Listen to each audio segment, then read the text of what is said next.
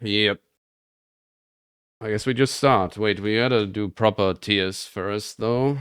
5 tiers is not enough. Uh...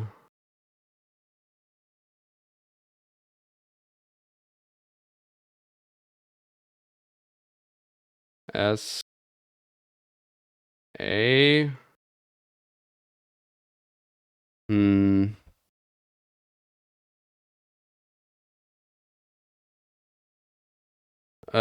Wait, no. Perfect. S... Oops. A...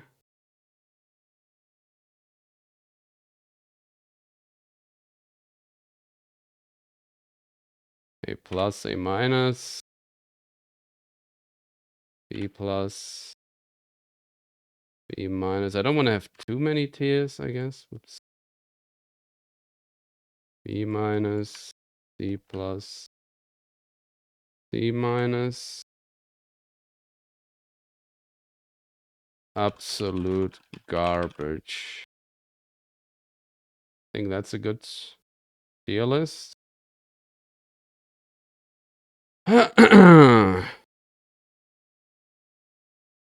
Okay, I can close this, close this, close this, close this. Okay.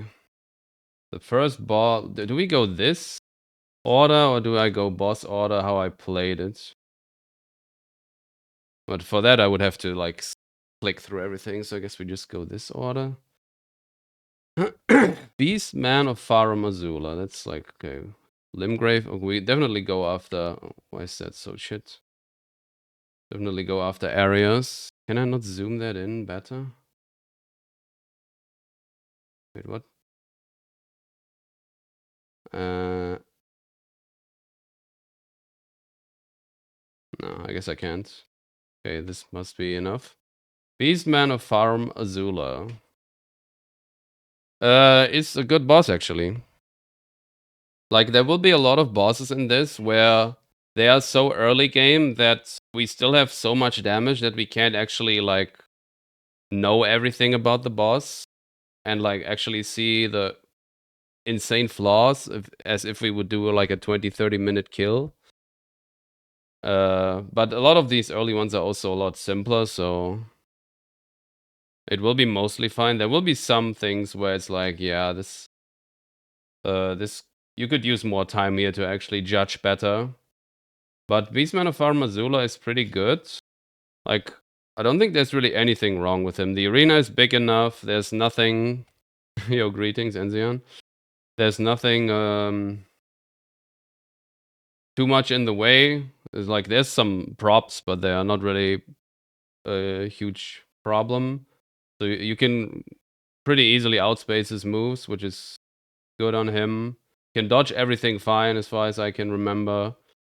He has very well telegraphed combos. It's just a good boss, honestly. Obviously not that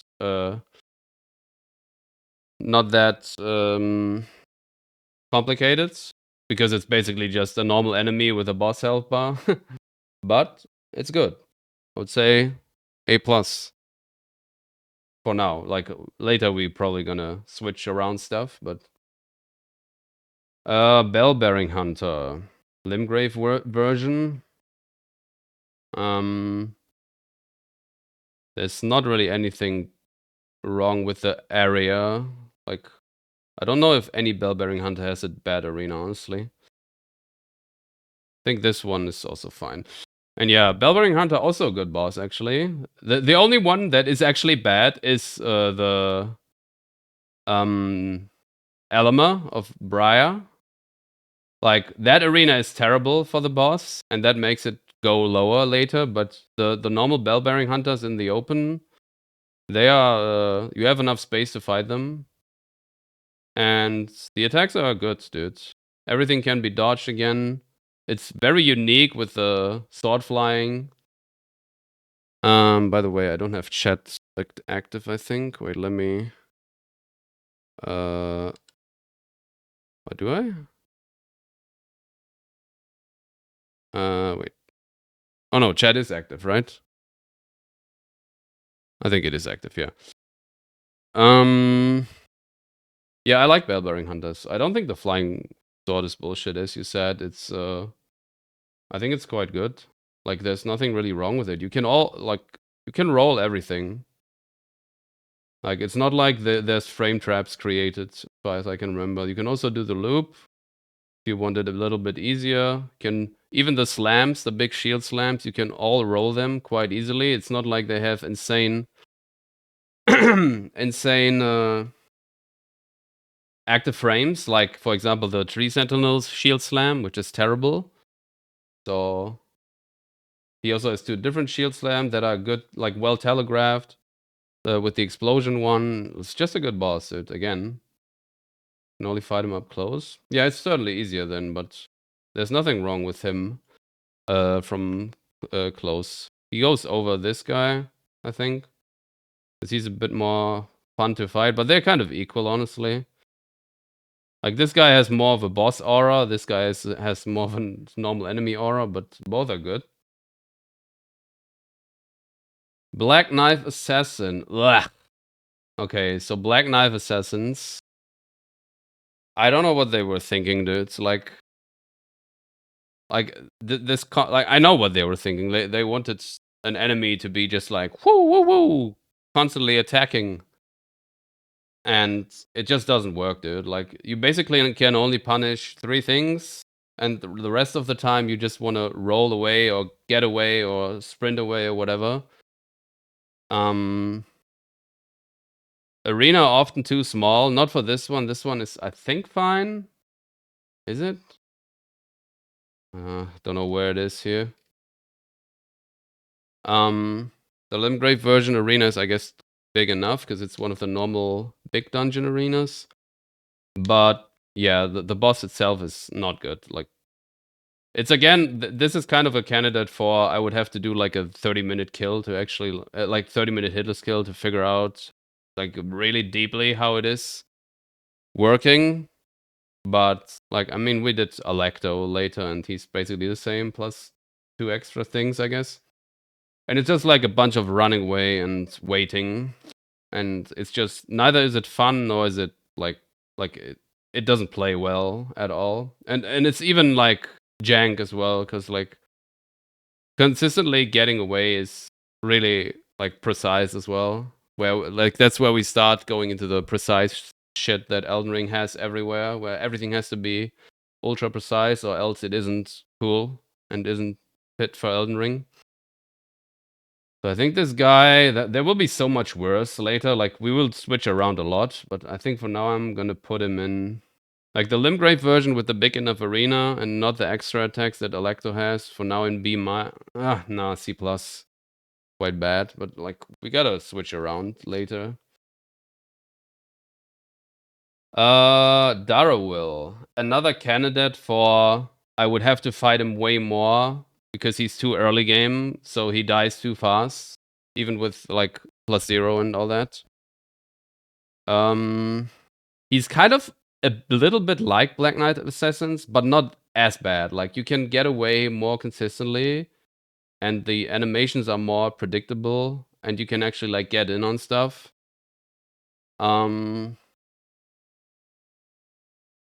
It's also a little bit of a waiting game here and there, but not nearly as bad as Black Knife Assassin, and it does feel more fair.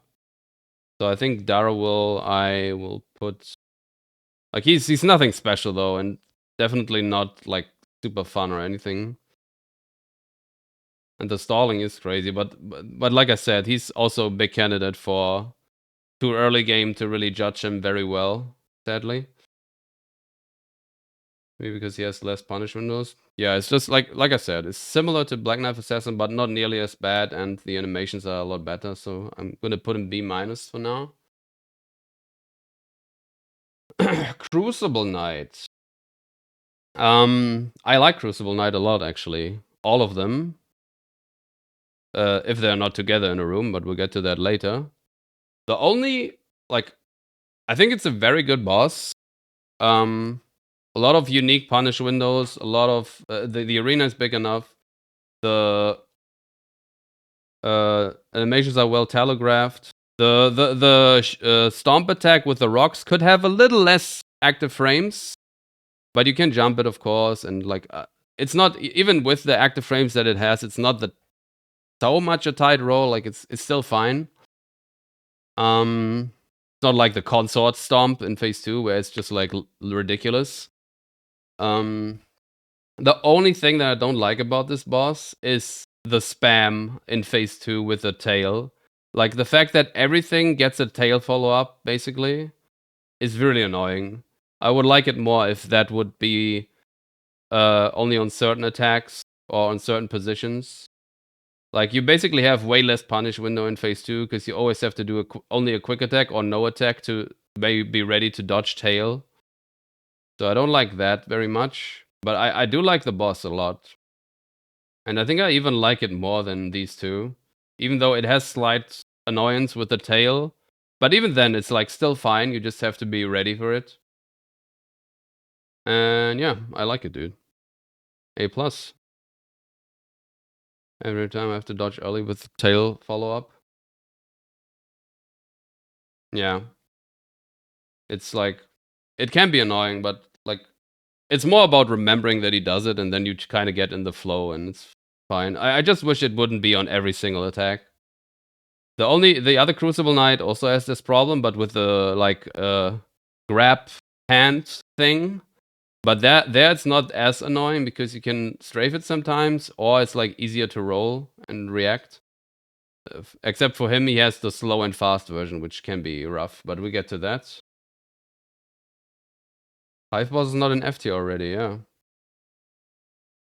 It's the early game, Tonso. It's the early game. Oh, now though. Deathbird. Our little brother of the absolute dog shit. Not a good boss. Definitely not a good boss. But obviously, when you know Death Right Birds, it's more than fine. The arenas. Where's the Limgrave version exactly again? Yeah, just on some ruin, and you have some grass there, right? So it's like, I guess the arena is big enough for this guy. It's really the arenas are really more of a problem for the right birds anyway. There's one cruiser with notable that has fire attacks. Pretty cool. You mean the one in the DLC? Like the horse guy? Or a different one? I'm not sure. Yeah. Deathbird. I'm not sure, like he has all the like normal melee attacks that the right bird has, which I mean they are kind of fine. But like obviously you want to hit the head, right? And it's really annoying to hit the head, especially with a short weapon. So you kind of forced to be under him all the time and hit him until he staggers and then get headshots on the stagger. But being under him all the time means you can't really see properly what he's doing, and you have to do like a run around thing where like kind of like a bopper spin, and then dodge by like seeing the hand move or whatever if he slams and shit like that. So I don't really like that. But it's like normal deathbirds are not completely terrible though. Like they're not fun to fight, and the camera is still janky. And a big problem with these guys, just like the right birds, is of course you can't be locked on. Like they jump around all the time, and your camera gets fucked, and you miss them all the time because the camera locks onto the head or the middle of the body, and there's a big problem with many Elden Ring bosses as well. So I think feel like there's so many bosses that will be way worse than this. So we have to maybe we need another tier later. We'll see. I think I'm gonna go B minus for now. Worse than Darrell. With R, you can only get it to him through a teleportation for Belfries. Oh, okay. I don't remember that anymore. Okay. Demi-human chief duo. Oh god. The funny thing is, this is probably one of the better duo fights in the game, simply because you can, even without like stealth mechanics, like gambit and all that shit, I think you can like isolate them and fight them. But obviously, it still has ads on top of that. Not only is it a duo fight, but it also has ads on top of it. Plus, this guy is like super aggressive, like running at you and shit. The kind of save and grace is that they get hit stunned very easily, which can make it work. But you still like, I think to not have the ads on you, you do need extra stealth, which is kind of shit. Or you need to like stealth, range kill them before the other guy gets to you, and then fight him in the corner. But like, there's some strategy here. But it's still like it's either a duo boss with ganks that is terrible, or it's a single boss in a small arena with a little bit of gank, which is also terrible. So this is like here. Not absolute garbage, because like the hit stun that you can do and that you can kill the other guys quite easily. But yeah, it's not amazing. I feel like we need 1 or 2 extra tiers later. I think I went to that fight right at the start of my first playthrough and got absolutely fucked over and just gave up. That was actually my first fight, apart from Godric, Rick, Soldier of God. That was my first fight in my first playthrough, or like my second boss, basically, after Rick. I also went there first. Oh yeah, we did this, this, this, this, this, this, this. Erdtree Burial Watchdog. I am not a fan of these Watchdog guys. This first version works, I guess. He does have the fire breath as well. Just kind of shit, but you can get behind. I it's just this I know the like I get the idea with the like holding the weapon and then boom insta attacking for Margit, like Margit style. But it's just not fun. But the first guy works, like, at least. It's not terrible as many of the other guys. Like, you can run behind the fire. You can outspace the things. It's only one guy. I don't know. The poise is not that low. But you can get charge at 2s off pretty good, yeah. And then you, like, that spin attack that he does, you can thankfully jump that. If you couldn't jump that, he would be much worse, because then it would be, like, almost undodgeable sometimes. But you can thankfully jump that spin attack. And yeah, the first one kind of works. Not as bad as Deathbird. I think I'm putting him here, B-. For now.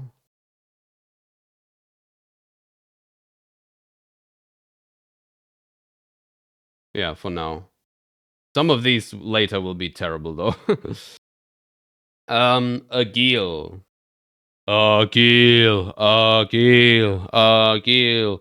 Agil is probably the second best overworld dragon. I think the best one is Smaragd in Liurnia, but Agil is like the second best one. Big arena. There is a lot of stuff where he gets stuck, though, and sometimes he even gets up on the hill still, even though it's such a big arena.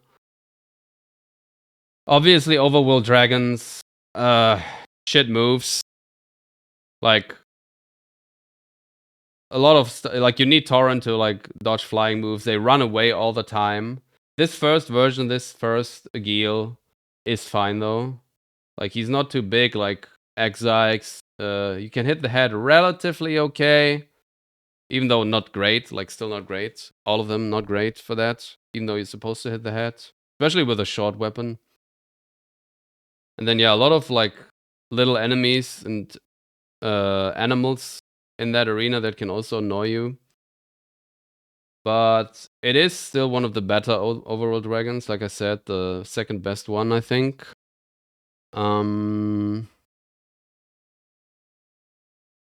He doesn't have any attack that is like terrible yet. Like that normal version, because he's just a simple dragon guy. So I think I'm putting him here. B- again. Nothing special and still very annoying and yeah, overworld dragons. For now here. And then we got Godric, the first remembrance. Godric is an odd one because his phase 1 in terms of his moves is perfect, I think. Nothing wrong with that, except the arena is really terrible. Like, if he was in a flat, big arena, like a Morgoth arena or something, it would work perfectly. But obviously the arena is really bad, and that puts him down like a good bit. And then phase 2, he obviously has those two fire moves that are really annoying. Like, also the wind attack that he shoots, like if you like too far, that can also get really buggy sometimes. But I think that is actually the arena's fault. So it's again arena bad. And then yeah, the fire attack with the fire deflection bullshit, of course, which is also something that can happen on a Gil, but like way less than some others. Not great. We do know that dodge now where you go into him and jump, but you have to be close enough at the start for it. It's just like if you're not, you have to like weirdly run away, and then there's gravestones in your way and block you, and then the fire deflects off that. Like that is really not great. I think he's one of the better remembrance bosses though. He's not like crazy crazy complicated or like precise to dodge stuff all the time. Very well readable. So I think he's pretty good. It's just the arena is really, really bad. Like, I think he would go like top of A if the arena would be good, but I think I'm putting him like, for now I'm putting him under Crucible Knight. Over Bell-Bearing Hunter, yeah, I think. I'm not sure. Obviously, he's like much more of a grander boss than this guy, but no, I think I'm putting him here actually under Bell-Bearing Hunter. But do I? Yeah, arena plus fire move. Like, there's two things wrong with this guy. Well, there's really nothing wrong with this guy, so. And both are quite fun, and yeah. A plus for now. I gotta drink something.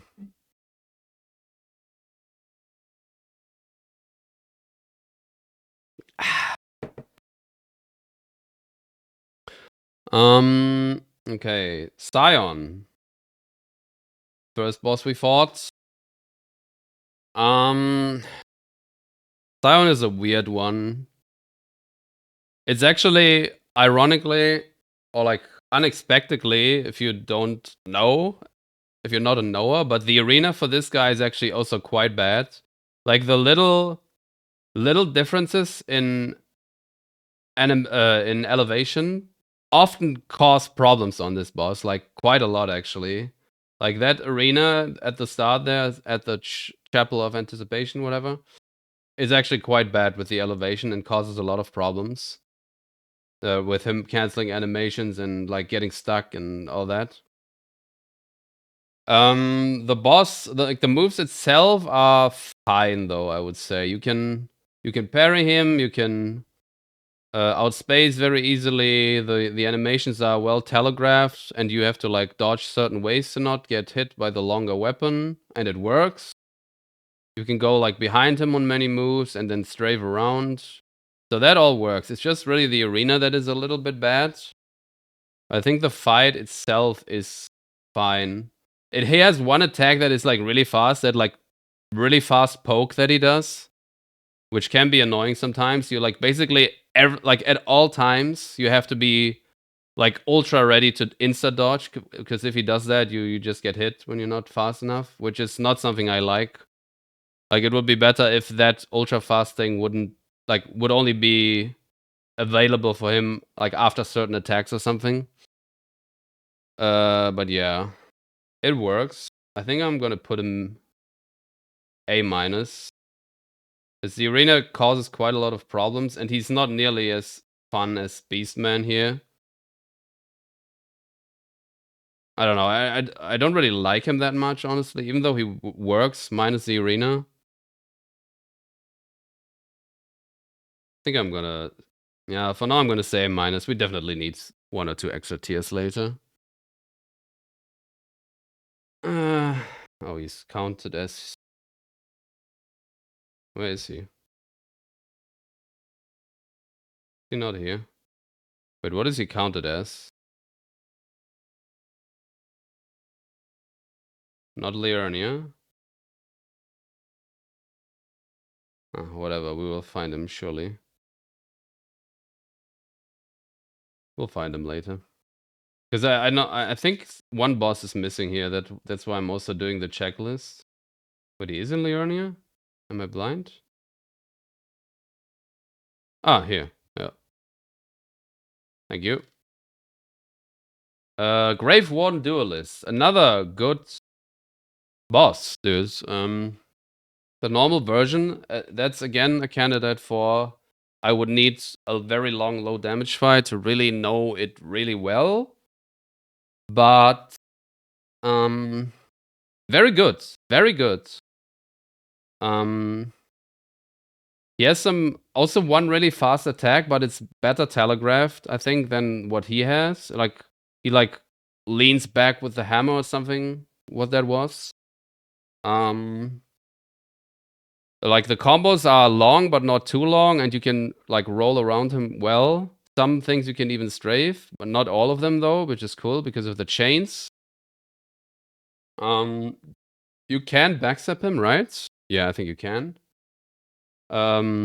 Which also makes it work pretty well. The arena is fine. The pillars can be annoying sometimes, but it's it's okay. Still okay. He's definitely up here. He's obviously not super... I think I'm actually putting him here. Not super complicated, but... Like, he's basically like Crucible Knight for me. Like, just a good boss that works and is fun. Except Crucible Knight has the tail thing that is a bit annoying. So I think I'm putting him here because of that. For now. Guardian Golem. Oh my god, dude. That is a weird enemy because it's like... I think even on New Game Plus 7... with a absolute shit weapon, you would still like destroy him with staggers and shit.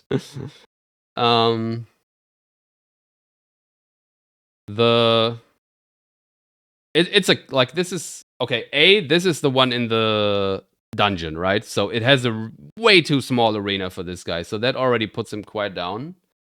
And then yeah, the camera, as you just said, this is like the first boss, and there will be a lot of those throughout this in Elden Ring, where FromSoft doesn't fucking get that for big enemies you should zoom out the camera more. Like, what is so hard to understand about that? You're standing under him.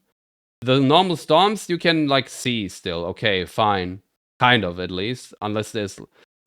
it's kind of hard already to see the normal storms versus the spam storm, though. And then he can also like put his weapon down and do the running move. And you have to weirdly put your camera up and shit. Which is just not good, you know? Obviously, this is more of a, like, you destroy this guy and move on kind of boss fight. Intentionally, like, you just stagger him and then repose and he's basically dead. Or he is dead. But it's still not a good fight, and the arena is way too small for a guy like this, so... Yeah. Barely a boss, honestly. It's just like a big guy that you kind of kill, but... not great. I think I'm putting him here. C+. For now. Not as bad or annoying as Black Knife Assassin. Like, you can still look up and deal with the stuff, but yeah, the arena being so small is, it's not great. Is this Mad Pumpkin Head? Also single version? Fine. Fine. Is yeah, again a candidate where like I'm not sure if I've even seen all his moves because he dies so fast. But like they kind of just slam and you dodge and then you punish and then you repeat, right? And then they have this added thing of taking less damage on the head, which is fine. Which weapon does he have? I forgot. I think when you do the double fight later, there's one guy that has a really annoying weapon. But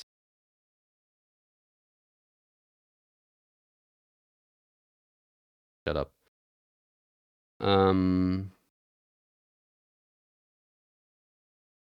Oh, we're already in Caelid here. Maze and a long hammer. Like I think one of them has like a swing attack, like where he swings around the thing in a circle or something. But I think you still have like good enough range. Like it's still easy to outspace, I think, or maybe even roll behind. So the arena is very small though. It's this like square room, this small square room that a lot of fights have. Which is like for this guy okay, but it's on the edge of being kind of shit. Yeah, this is kind of a whatever guy. I think we put him right in the middle here, honestly. One with the longer can spin indefinitely, yeah. Okay, yeah. This is the flay guy. Okay, yeah. Honestly, A minus works as well. Nothing really wrong with this guy. But just, it's like one of the... Maybe that might be the simplest boss on the whole tier list yet. Even simpler than Beastman. Margit! Oh god, Margit is a very special boss. Extremely hard early game or like almost tutorial boss. Like obviously the game really pushes you to Margit big time as a first time player. And holy shit, he's hard, man. Like that is like an insanely complicated boss with so many possibilities and versions of attacks based on range and position. It's like kind of insane. That is like this is the first like really Elden Ring style fight here. Let's talk about Arena first. Arena is shit.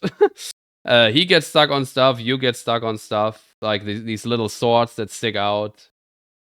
Being able to fall off is fine, honestly. Like that makes it like interesting, I guess. Here and there, but yeah, it would be better if you couldn't get stuck on all this shit, and he also not. And then, wow, there's so much to talk about here. I did do a like 15-minute hitless kill, but like years ago for this guy. How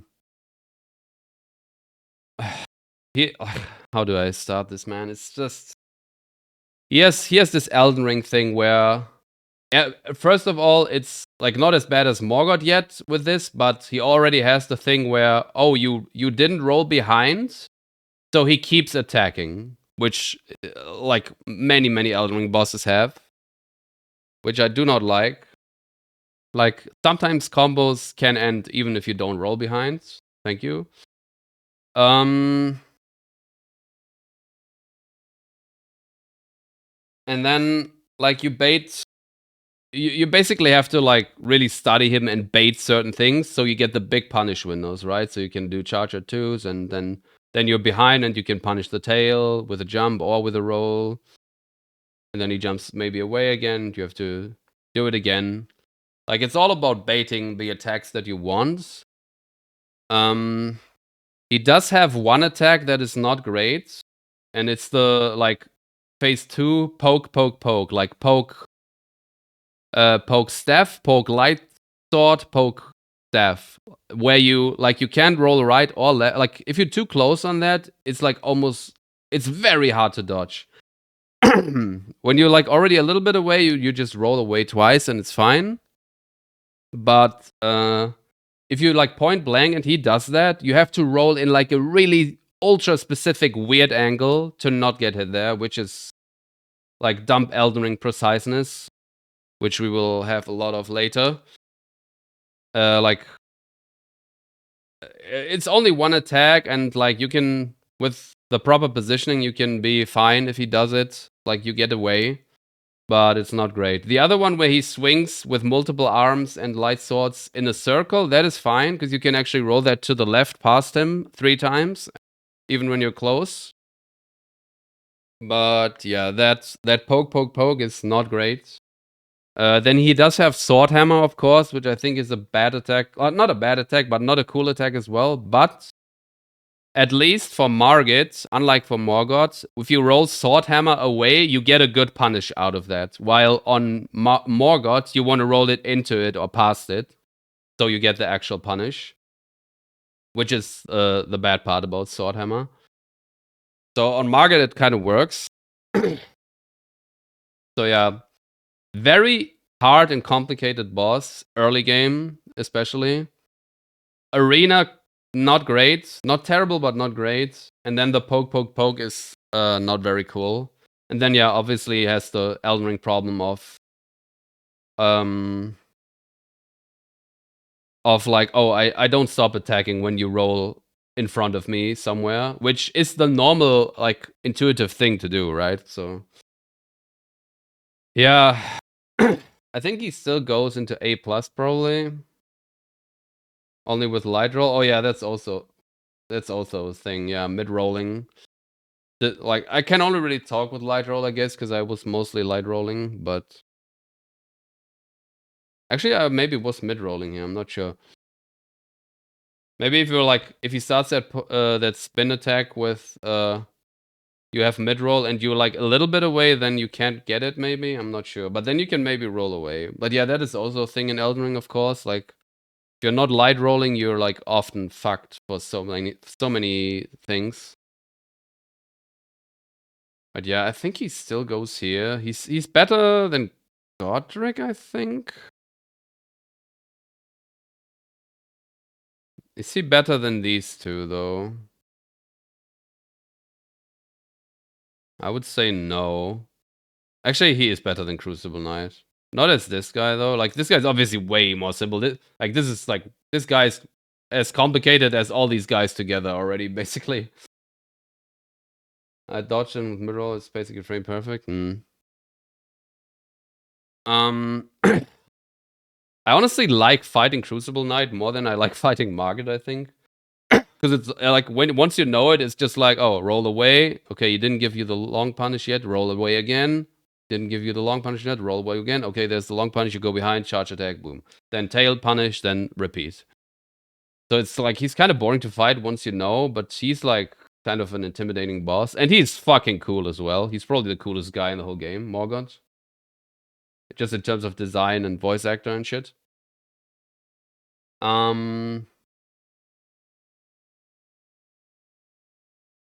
not sure about this yet. Margit or Crucible Knight. I feel like the... I think Margit is better. Like, it's unfair to put him there. And actually, I mean, I don't know this guy super well. Maybe this guy also has a small problem like Margit has with the poke, poke, poke. And I'm... Like, that's the problem with bosses being too weak in the start of the run. And then they are not reappearing in late game, and then I can't really judge them. Obviously this guy does reappear in late game, but even the late game versions, A, they have more attacks often, or different attacks, different weapons, and B, they still died fast, so... Even the consecrated snowfield guy died fast. I'm leaving it like this for now, I think. Oh god. Oh my god. Knights Cavalry, dude. I'm gonna drink again.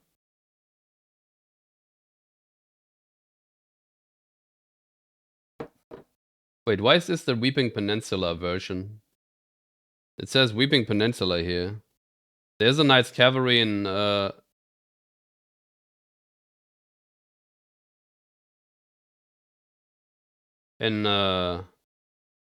Oh, is this the boss that is missing from here? Because I noticed this only this has 207 icons, but leather is here. So uh so one boss was missing. Maybe that's the one that is missing then. The Limgrave Knight's Calf. But I mean, it will be the same as this guy, honestly. We can just pretend it's both of them. Because, like, the Limgrave Knight's Calf you fight on the bridge. Well, this guy you fight on that, like, near the Grace in that open area. It's like, it's fine. Basically the same. They are all shit anyway. So, Knight's Calf. One is glaive, one is a flail. Doesn't matter. It works basically the same. Like, the weapon difference in them is like actually insignificant. They work just as bad. Like the one guy swings a flail and the one guy swings a glaive, but it doesn't really change anything. They still do the like weird run around and the push attack, like the shove. And yeah, I don't know what they were thinking with this with this AI. It's like, how do you make this AI in the game, like, they run around, get stuck at absolutely everything. They run up to you, then they think, oh no, you know what? I'm gonna turn around again and run away from you. And then I just run in circles for 10 minutes, and then I'm gonna push you real quick, and then I run away again. Then I get stuck. Then I get stuck completely, so you have to like bait me out. Then I jump down somewhere. It's like, ugh. And then also the punish windows are still very low as well because he keeps running away again. Or even if he does stay, you have like only like super slow punish windows unless you like do a strafe on certain attacks. It's like, oh god, this boss is so Elden Ring.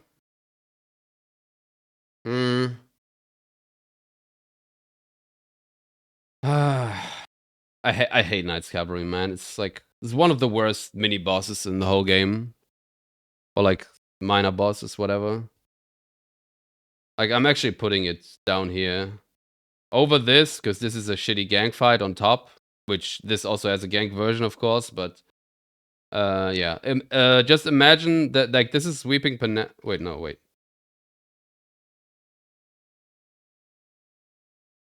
Oh wait, never mind. Oh, it was for the lower one. This was the lower icon. Okay, this is the Limgrave version, the bridge version. Okay. Yeah, the set like this guy also goes here later, but okay, we have the Limgrave version, so it's not missing. It's not the boss that's missing. Yeah, Knight's Cavalry just honestly terrible in every single way. Like, I don't know what they were thinking with this. And like, they will probably all go into the lowest tier except absolute garbage. Except like maybe the duo version goes in absolute garbage later. We'll see. Or I will make another tier. Like terrible, just terrible. No redeeming qualities for Knight's Cavalry. Like the main thing is the AI. Like, why is it the way it is, man? It's crazy. Patches. Patches, my guy. I mean, technically an NPC fight, but it's not like he does much. Like, you just outspace his spear and then you backstab in when he does the spit move. Yeah, tolerable and NPC. It's just like probably probably the most tolerable NPC in the game. Yeah, it's fine.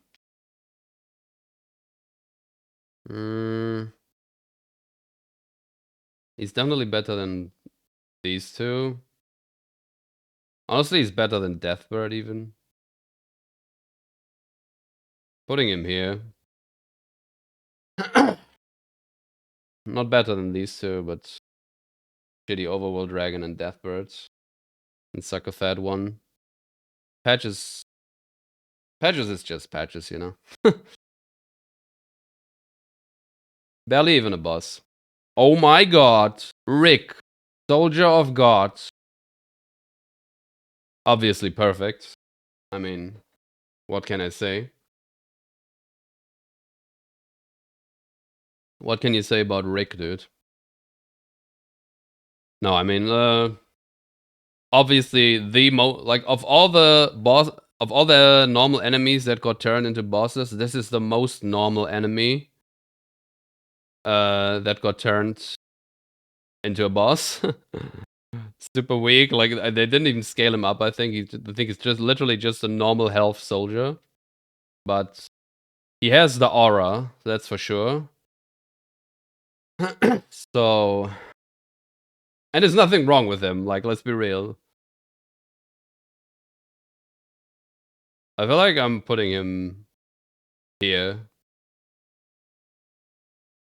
Like, obviously an absolute non-boss, but I mean, there's nothing wrong with him. You can even no roll, no sprint, no dodge, no quick step, fist only, and all things that you want on him. Yo, what's up, Galachi? Yeah, Soldier of Godric. He's more like he gets the funny bonus, you know. Oh, Stone Digger Troll. I'm not sure about this guy.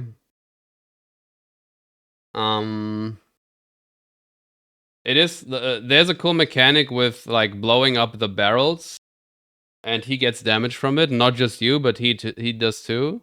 So that's cool. He's kind of has the same problems as this guy, where why is the camera not zoomed out, bro? Like especially when he does the big slam attack where he charges it, like holds it up for a long time, and then he slams down, and the whole arena blows up. Like you have to like unlock and weirdly put the camera up and maybe even run away to like see it better when it actually happens. Same for the slams and stuff. But he does still like he does work better than this guy, I think. They are basically like the same boss, but he does work better than this guy, and he's not as big. The arena is same shitty size. I think like he goes higher than him, but he still has all the same problems. I think I'm putting him over Deathbird though.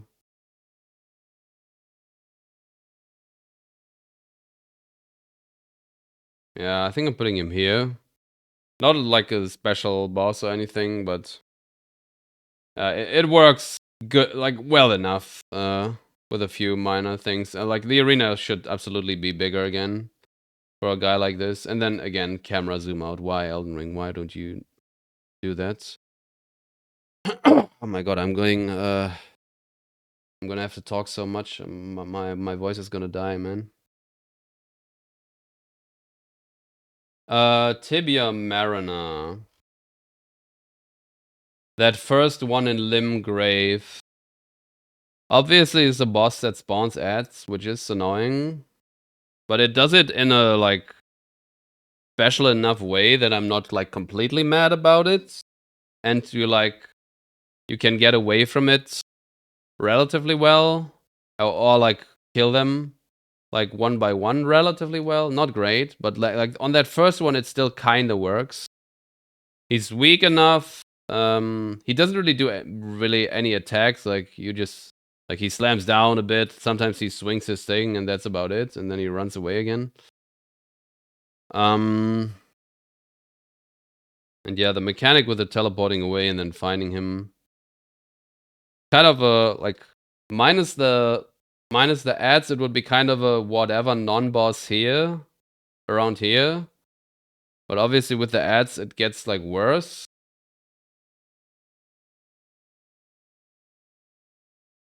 Yeah, it's like... Yeah. Better than Black Knife Assassin, but... Like, The ads are ads, dude. Like they are never good in Souls games. They never work. So yeah, even though this is the least bad version of this guy, it's still like not great.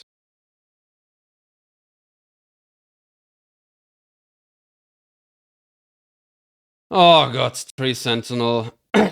If it would only be the first fight, I would be not as harsh to this guy, but since I fought this guy in the DLC as well, so I had to do it ultra low damage and almost without getting hits.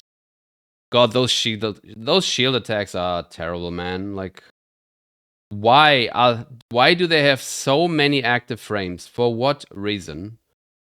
Like, and it's not even like uh visually like communicated to you. It's just like, oh, I put my shield in the ground and there's like not even a real shockwave, but it's like, oh, there was a shockwave after all. And then also like even the normal moveset, the torch guy like works better because he doesn't do the shove all the time, but the shield guy spams the shove like crazy, man. I don't know why. And and that causes you to have like way less punish windows than you could have, and just makes the fight super annoying. This first arena is also a bit questionable with like you fight him on that small hill, but there's not really much space to the left or right. There's the bushes and the rocks and stuff, which he can get stuck on and like be annoying and shit. And then you have to pull him out so you can see properly again.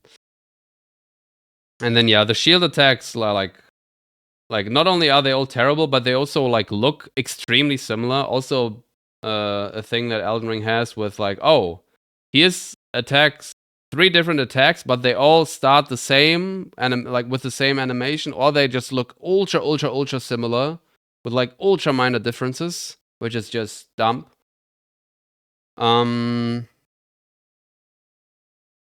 Yeah, I don't like him at all. Like the shop spamming is more of a like personal thing. I find it so annoying and like anti-fun. So that is not really something that is like bad on paper, but the shield attacks are bad on paper. Both the high active frames and the similarity of how they look. Like you have to weirdly log off and like run past them and then jump or whatever. And you have to do it really fast as well. And that is also again a problem for like casually. Obviously, you're gonna roll that, and you're gonna just get hit because it's an ultra tight roll. Because what casual is ever going like it's not intended to like lock off and walk past them and then jump. Like jumping okay, but like not locking off and strafing around and shit is like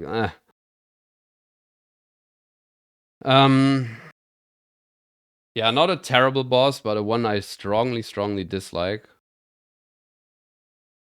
I think he actually goes here into B plus. Actually,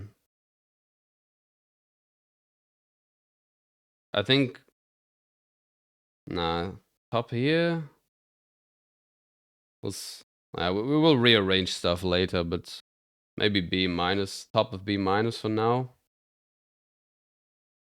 Feel like I could split that tier up from this to this. These guys are down here. These guys are here in B plus then. For now.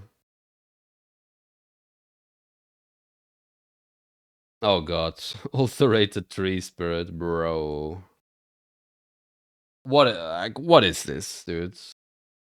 Again, gigantic boss that jumps around like crazy.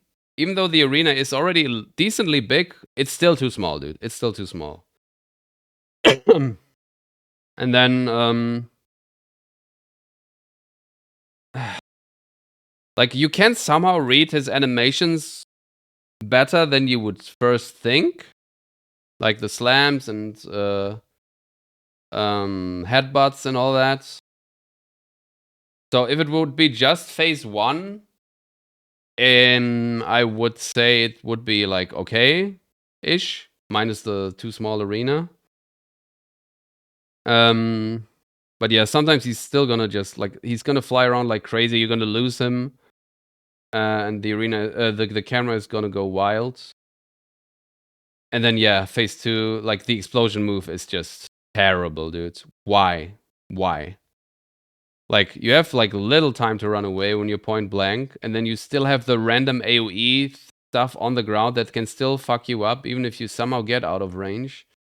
And why is the explosion range so big as well? Like, and in such a small arena. If he's like putting you into a corner and then he doesn't, you're like basically just dead. It's, and then yeah, just the whole style of that boss, like just a gigantic blob spinning around, jumping around, flying around like crazy, and it's like weird to just follow him with the camera. I would probably put him up here if he wouldn't have the explosion move. That first version, at least. But I'm gonna put him. I'm gonna put him here, actually, under Agil. Actually, even under Stone Digger Troll. That first one is like the arena is still decently big, I guess. I forgot if there's one that has an even smaller arena, but I think that's the like normal. That's the usual size arena that they have. Yeah.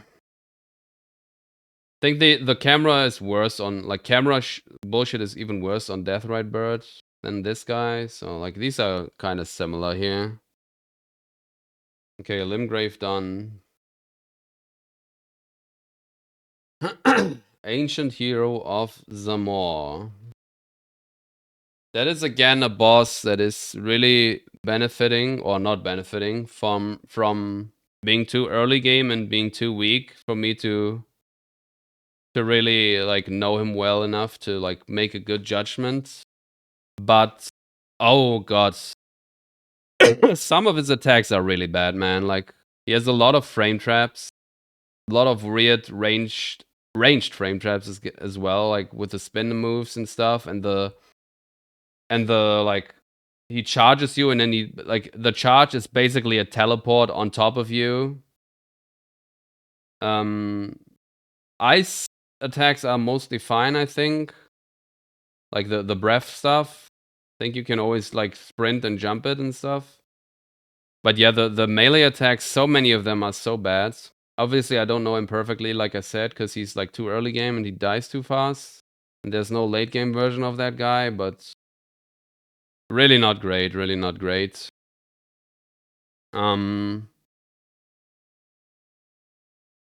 Definitely a B minus. I would even put him below these two, honestly. I think top of C plus for now. Like, I really don't think they are good bosses at all.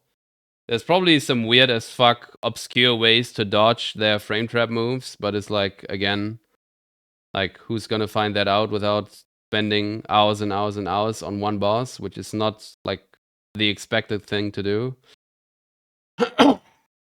You want to have something readable and reactable and like that you can learn while you play the game for the first time. It's just nah. Ancient Hero of Zamor is not great. Speaking of not great, Cemetery Shades. Does this boss have any redeeming quality? I would say no. Teleports onto you, does absolute spam bullshit attacks, has a weird grab that at least it can be blocked by the pillars, but I think this guy is kind of like it's kind of like the where is he? Forgot what he's called. The guy with the many hands. This is the no ads version, of course. So it's like the beta, in quotes, version. But even the base Cemetery Shade is a terrible, terrible enemy. Like, there's probably, like, again, he's too early game to really know, but there's probably a consistent way to, like, always get behind him and not get spammed and then maybe get backstabs or whatever, but still terrible, like, teleporting onto you way too much, running away from you way too much when you want to punish, and just, like, nah, terrible. Actually terrible. Worse than all of these, I think. I think even worse than Knight's Cavalry, yeah. I can't put it worse than this, because this is like a gank bullshit, but still. Terrible. Okay. Another Deathbird. Has basically the same arena as this guy, so I'm putting him here. We don't need to speak about that again. Pretty much the same. Actually, on this guy, can the archers shoot you while you fight this guy? No, right? I think he's up on the hill there. The archers don't shoot you. So I think it's like the same as this. Exact same thing.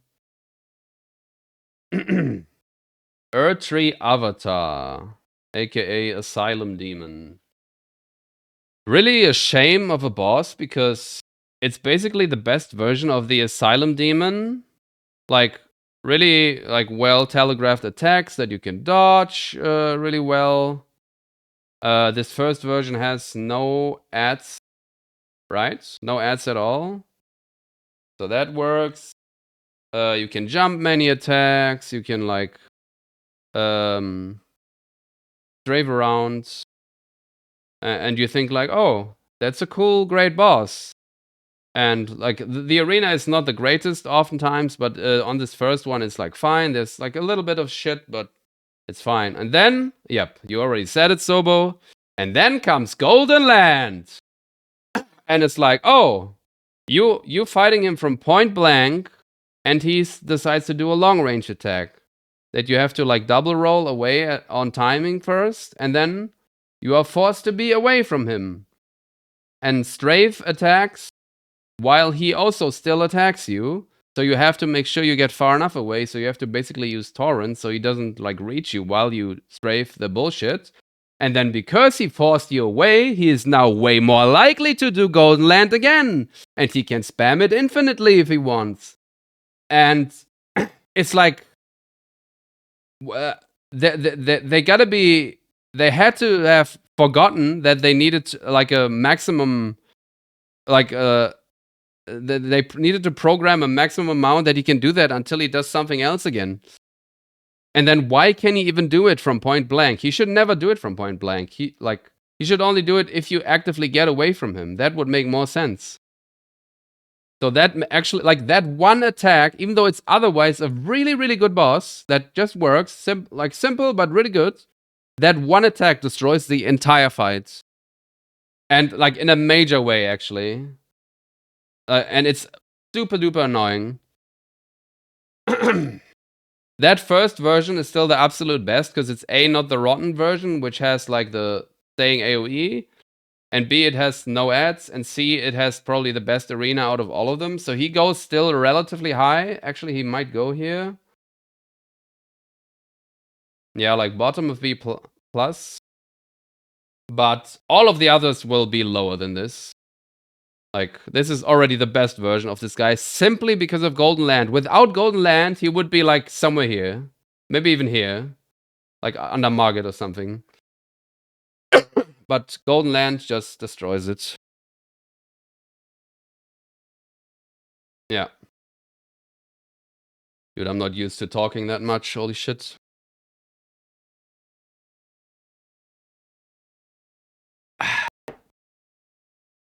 Erdtree Burial Watchdog again. Wait, is this the exact same as him? Wait, was this guy, can he not breathe fire or no? Wait, Weeping Peninsula. Erdtree Burial Watchdog. But, like, are they the exact same, or does this guy have... Black Knife Assassin. Does this guy have ads already? Yeah, exactly. I'm trying to figure out if this is the one with that already has ads. Am I in Peninsula here?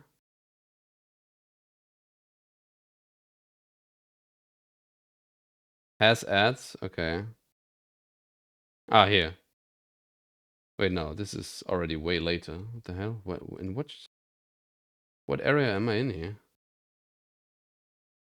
Don't even know. Is this the Weeping?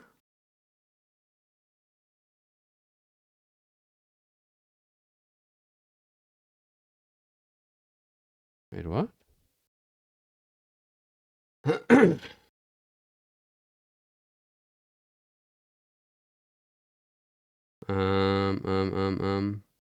Godric. Ah, here's Misbegotten. Deathbird.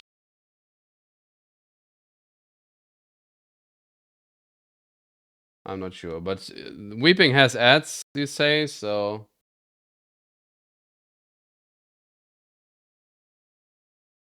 I wish I could find that more easily. Wait, I'm already in Liurnia here? What the hell? Okay, it's somewhere in the first VOD, but whatever. Can use the magic throw knives and it's kind of fun like that, but without them it's painful. You mean, oh, the ones that turn them into, like, your friends and attack them? Yeah, but I mean, that's... Okay, so you say 2 imps or something? Yeah, like, I mean... This guy is already not great, but obviously that automatically makes him go down here, because, like, it just doesn't work in Souls ad fights like that. And it is definitely worse than this guy, though, because, like I said, this guy actually has, like, a little bit of strategy with the stealth. 4 imps even! Oh god. A little bit of strategy with the stealth. So yeah. Actually, that is the first absolute garbage then, because, yeah. The boss is already not great, but then putting 4 ultra annoying enemies, like, that can like have long range attacks and charge at you and, like, are very agile and getting away from you and stuff, and don't even get hit stunned, and, like, yeah, that is the first absolute garbage.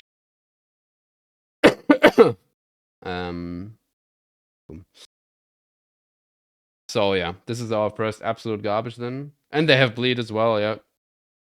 Terrible, terrible, terrible, terrible. Leonine Misbegotten. This is the boss that I talked about in like that Dino responded to me in this clip.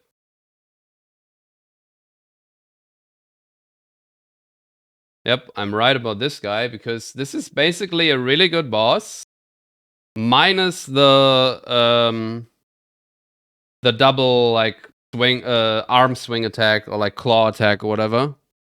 Like that is, like, kind of like similar to this guy, where it doesn't destroy the fight like Golden Land does this fight, but it does make it significantly worse, because you have to, just because of this one attack, you have to fight in a very, very specific annoying manner to not get hit by that.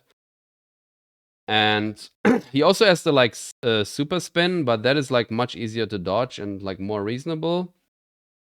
But yeah, that double claw move, like a frame trap in most scenarios, and it's really hard to escape if you don't, like, prematurely or preemptively like, play around not getting hit by that. So that kind of puts him down quite a bit. Without that, he would be up here again.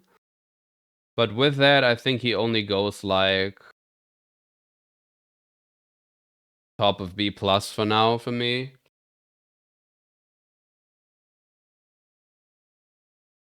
He might go higher later when we, like, rearrange stuff, but yeah. Like, he would even maybe be S if not for that one move, but... actually, I'm gonna put A-. He's still, like, pretty cool boss, but... And the arena is quite good as well, and yeah. But, like, Like, that puts him basically down 2 tiers, that one attack. Really annoying. He's also quite aggressive. He could be like a tiny bit less aggressive, maybe. Yeah. Boom, boom. Miranda. Yeah, this is one of the most whatever bosses ever. It's just a flower. Obviously the arena is very small, but it's like you don't really need much space. If she does the lasers, you just go to the side and you dodge them. If she does poison, you just get poisoned, but you kill her anyway. You can stagger her with fire. It's like whatever boss, like just like these. Let's put her like here. Better than all these fuckers.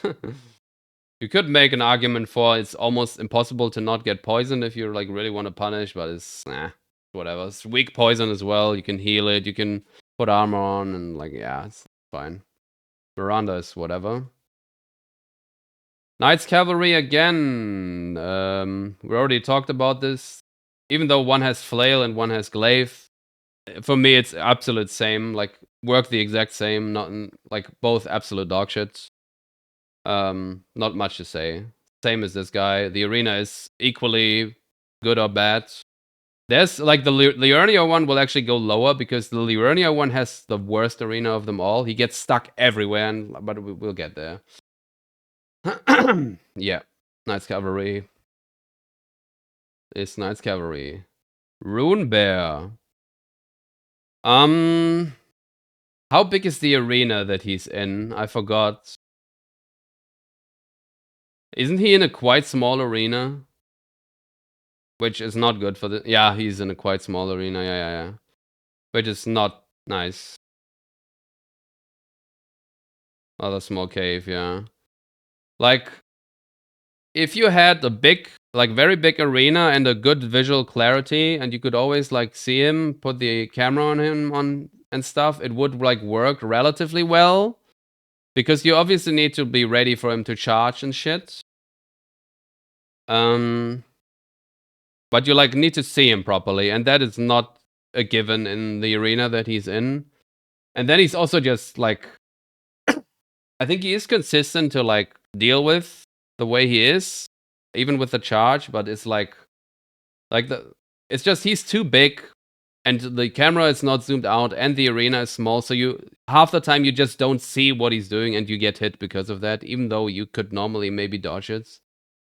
So he's just like too big, camera not too close, and arena too small, and all these 3 things together just make it not a good fight. It's like, nah. It should be like the Red Bear, dude, where it's like you have a big open space. And Red Bear is like one of the best bosses, but we'll get to that. Like it because I fight it in the overworld. Yeah, in the overworld it would work way better, like I just said. But like in that small cave, we're talking about the boss version. That is just not very good. So,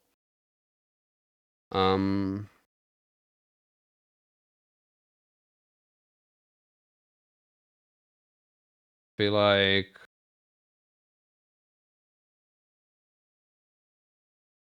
this has ads. Feel like here, C plus or under Ancient Hero.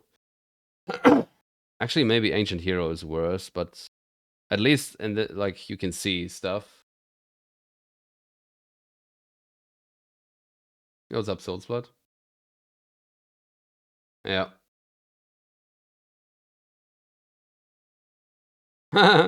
Scaly Misbegotten. I don't know why this is a boss, dude. It's Mr. Delay. Yeah, he's also lol tier, basically, kind of like Miranda. I can't really say anything about this guy because I don't know any of his attacks.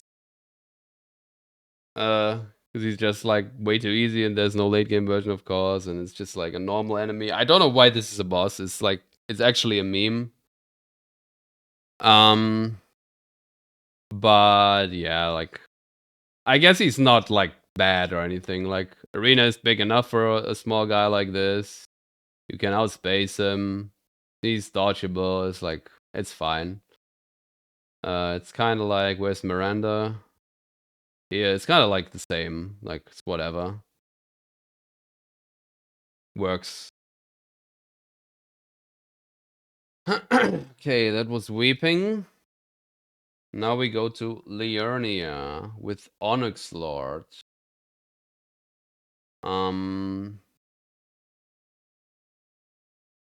I am not sure about these guys. They have like surprisingly like they get hit stun by almost everything. Which is like kind of weird for an enemy like that, but I guess it's like needed. It's again the problem with I would have needed an ultra low damage late game version to really judge him well. But I think they work. Like, I'm not knowledgeable enough to really judge them well based on their attacks because I don't really remember much. Because like you kind of just hit stun them and they die. But like some of these gravity attacks, like I didn't feel like they were unfair to dodge. They all worked, and the melees, I think as well. Like there might be some ancient hero stuff in here where you also get frame trap or something, but I didn't really see or remember any of that. So I think it's like fine. And the hit stun is like very fair and makes it better. So I think it does go somewhere here. I think about here. Not really much wrong with this guy. Formerly Alabaster Lord. Wait, they renamed this boss? That's funny. Okay. Red Wolf of Radagon. Oh boy, here we go. Controversial time. This boss sucks.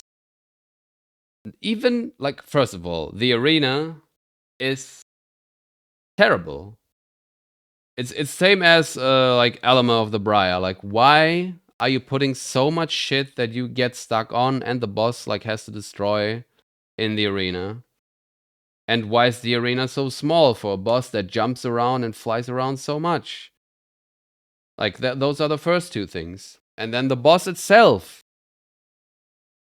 What is this glint blade bullshit where you can get frame trapped by him just doing the glint blades and then like jumping at you with the bite, or you getting stuck on the benches and shit, and or you don't have space to dodge it. Like, this is terrible. And then also yes, like some ultra, like the bite attack is so ultra fast that you're basically forced to like always stay a little bit away so you can like barely react to it. The normal like sword attacks I think are fine, like with the dodges and some of the jump punishes and stuff. But then like the arena plus the glint blade plus the ultra fast bites just destroy it. Like completely. The Red Wolf of the Champion works better because you have more space to work with and nothing to break. But the Red Wolf of Radagon version, the Academy version, is like really bad, dude. It's like worse than all of these. Even worse than this. Even worse than Deathbirds. I think it actually goes here. Yeah, about here. Because this is also a guy that is like frame trap city here and there. And like without that it would be fine. But this is basically the same. But it's better in open space. Do you like him? Nah. I mean, many people like this guy. That's why I said controversial. But nah, this guy sucks. He really sucks, dude. Yeah. It's not super much to say about him. He doesn't even have that many attacks. It's just like, he just doesn't work. He does not work. Unfair. Just an unfair fight. Rodonala. Don't know why that is in such a weird order, but sure. Ranala. So phase 1, Deacon style. Fine. Like, for what it is. Obviously can be a bit annoying for no hit, but that's not really like a concern here. I think phase 1 is just fine as it is. Like you have stuff to hide behind the. You have stuff to hide behind for the books and some of the fire attacks and whatnot. So phase 1 is like, for the gimmick that it is, I think it is fine. Phase 2 though is such a debate, man. You go into phase 2, you see this sick arena and this cool looking sorceress, and it's like, wow, now now I get a really cool fight against a master sorceress that is gonna put spells on me and blah blah blah blah. And then it's like, oh, here, I'm gonna summon shitty enemies at you and make it a shitty gang fight. Why? Why did they do that, man? Like, what was the thought process? And that, again, destroys the entire fight. Like, obviously she needed a few more attacks if she didn't have the summons. But, like they could have made her so cool, but they just didn't. They just gave her a bunch of shitty summons, dude. And not even just, like little stuff. It's like the dragon and the Stone Digger Troll and Darwil and and the wolves that run at you. 5 wolves. Terrible. Terrible, dude. Like, no redeeming quality. Again, like, destroys the entire fight. You just have to run away all the time. Hope that she's like done with the ads. It doesn't even, it isn't even worth fighting the ads because they will probably disappear before you even kill them again. Or she resummons. And summon also staggers you, which is like a weird choice as well. Yeah, terrible. Like honestly, down here. Honestly, yeah, right next to Red Wolf. I think I dislike her even more than Red Wolf, dude. You think Ranlana is fine? That's crazy. Better Ranlana is not by the buffer and at her torso both at the same time. I don't even remember that. But yeah, like her attacks don't even matter because it's just like you have to ignore everything anyway because of the summon spam. And she like actually spams it as well. Like she doesn't even fucking stop. So yeah, terrible boss. Just a terrible boss, dude. Loretta, Ghost Loretta. Oh gosh. Ah. How about we take the bat from the tree sentinel and put it here as well? Like, it's like, okay, she doesn't have the shield bullshit, but now she has shitty glint blades that just make it ultra annoying.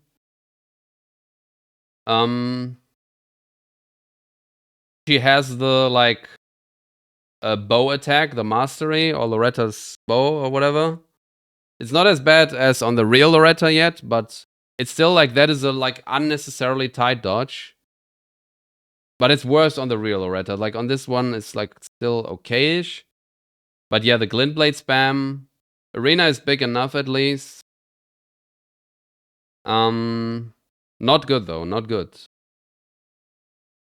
Like, I think without the glint blades, I would put her somewhere here in B, probably right next to the tree sentinel. But the like, does she also do the double glint blades in phase 2? Yes, right? Or is it only single glint blades? And only the real version does double glint blades? I don't remember that actually. Also double? Okay. So yeah, then it's like even more terrible. Also very unenjoyable boss. Like, it's like, and it's really only the glint blades that cause this, because you're like forced to like run and go away all the time. Like, it would be way more fun if you could just play close around her all the time and do cool strays and shit, yada yada, which you can do to a degree, but then it's like, oh, glint blades again, and it's time to like run and like do shitty strats. It's like, Again, a boss that is basically destroyed by one move. Glintblade's also terrible, by the way, in general in Elden Ring. I don't know why they made Soul Mass in Souls, in Dark Souls 3 especially. They had it was a big dirt. I'm not a big fan of Elden Ring bosses, man. Like they had Soul Mass figured out in Souls. Like especially in Dark Souls 3. It like they only fire when you are in front of them. They have not like they don't have enough like they don't have insane tracking. And then in Elden Ring they were like, "Oh, how about Glintblades fire in any direction at all times, so you can't even be behind? And they also fly slower, but with more tracking, so that it's like way more annoying to strafe them. And they are also a longer hitbox than the Soul Mass, so they are even more annoying to strafe and dodge. Like they made everything about that mechanic worse, way worse, for no reason at all. Why? Why did they do that? Like, absolutely terrible decision, and it just does not work. And then yeah, the way she just spams, like if she would only do it like every minute once or something, then it would be one thing. But no, she just spams it all the time as well. So terrible. Yeah, what's up, Cringefest? Mm. Uh definitely somewhere down here.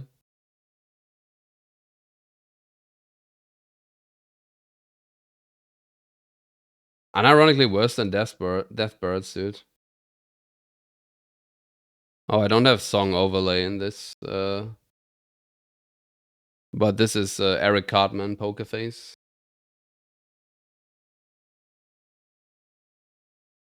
I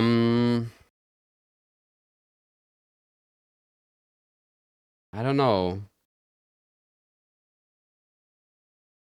I think I'm putting her here. Like real Loretta goes even lower, but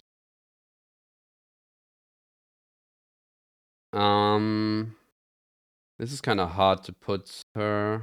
I think this works though. Really bad and annoying fight. Where's she? Here. Aiden, Thief of Fire. AKA, apart from Patches, probably the best NPC in the whole game. Like, Patches is barely a fight, of course, but this is like an actual NPC fight, and it's probably the best in the whole game. Like, he's like not running at you like crazy with a crazy speed and spamming at you. He does the like fireballs, and you can like dodge them well. You can like punish him there, get away again because he's not that fast. You have a big enough arena, no gank, and it just works, honestly. It's like not terrible. Not great either, because it's still an NPC fight. He's gonna roll stuff, he's gonna be weird with the AI. But I think it's gonna go somewhere here. Patches is better, of course, because Patches is even more simple and works, but I think I'm gonna put him here. I played DS3 after Scum Souls genre 2 months ago with Elden Ring. I think DS3 is awesome. I also really like ER. Yeah, casually they are fun, but I don't really like the bosses very much at this point. Wait, who was that? Aiden here. Alecto. Oh, we just do the Moonlight Altar right away. Okay, so Alecto. Where is my Black Knife Assassin? Oh, right here. Already put him right. Alecto basically even a worse. Actually, is it maybe a better Black Knife Assassin? Because his new attack, like his like fire, black flame or like flame of death attacks or whatever it is, like they open one extra punish window, I think, right? So maybe Alecto is actually better, like almost just as bad, but like because of that one extra punish, you get a little more action, and the arena is also big enough. So I think I'm putting her over the Limgrave Assassin. Like Sekiro 2, I could never beat Ishin. Yeah, Ishin is hard. So is Princess. I like Sekiro. Yeah, Alecto. Basically, like, they are all basically the same. It's really more about arena. It's just that Alecto has 2 extra moves. I think it's 2. So like death moves, and that causes you to have 1 more punish window, and that's why it goes 1 above. Is that here? Yes. Bell-bearing Hunter Liurnia, that is in the church where the Turtle Pope is, and that is a good enough arena, so it basically the same. Not much to say. This is like, I think all of the Bell-bearing Hunters have okay arenas, so they will probably all go here. The only one that is really bad is the actual main boss version, the Alama one. So Bell-bearing Hunter. Black Knife Assassin. Okay, this one is obviously the same same terrible fight as this, but on top of it, it's also an even smaller arena. It's the small one with the benches. Like this guy has the circle arena. This is like a bit bigger, and this guy has the small like square arena. And yeah, that's terrible. In fact, I think that makes it even go down here. Actually, even below Knight's Calf. Because at least here you can like, even though it's very annoying, you can still like outspace mostly. But on this, it's like dealing with the cramped room that is way too small. Like the boss is all about, oh, you have to get away until you get the actual punish window. Except you put them in an arena where you can't get away. So yeah, terrible. That's why it goes down there. Oh, there's another Daryl. Yeah, true. But I mean, it's basically the same. I think even the arena is almost the same size. This guy has this guy is a perfect circle arena. This guy is a bit, I think a bit bigger, but not perfectly circly. But I think they have the exact same attacks, right? I don't think there's any difference between these, so they go in the same spot.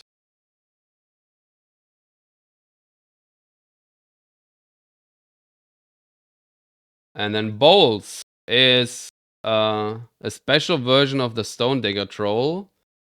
I'm just trying to think if I like it more or less than the Stone Digger Troll. A plus is that... Actually, no, the arena is actually the same size, almost. Maybe this guy has a like, slightly bigger arena, but if he does, then not much. Oh, yes, true. He has the glint blades or great blades. Actually, yeah, that makes him significantly worse. Good that you said that. I didn't remember that for a moment there. I think he can also do the same type of slam, just with the sword. And then he has some extra sword attacks, I think, even with like a charge. But like they're all fine to deal with. Except like it's the same problems as this guy has with the camera and like being under him, and then like you having to look up weirdly, and then getting away from him so to properly see. And then yeah, with the glint blades on top, he's gonna get worse. But I think not significantly worse. I think on this guy, the glint blades or great blades are not that much of a problem. So I'm putting him basically in the same spot, but definitely below the normal version because of the glint blades. The same as Sword Trolls, but he's got glint blades, yeah. Okay, bolts. Cemetery Shade. Oh, I see it on the picture. This guy has skeletons, so this is absolute garbage. This was already a terrible boss. But now you have ultra terrible, like ultra fast teleporting on you, teleporting away bullshit boss, plus a bunch of skeletons that run onto you. So yeah, there's not much to say here. Absolute garbage. Probably even worse than this guy, yeah. So this is the worst one we have so far.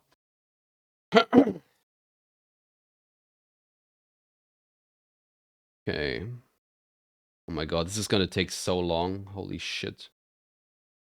Look how many bosses we still have left. Like all the doubles will go fast though. Clean Rod Knight. Another candidate for I don't know him well enough because he's too early and too weak. This is the single version though. This is the single version. And I think the enemy in and of itself is fine. You can backstab him. He has that mechanic with the blocking and then the counter attack, which you can easily dodge.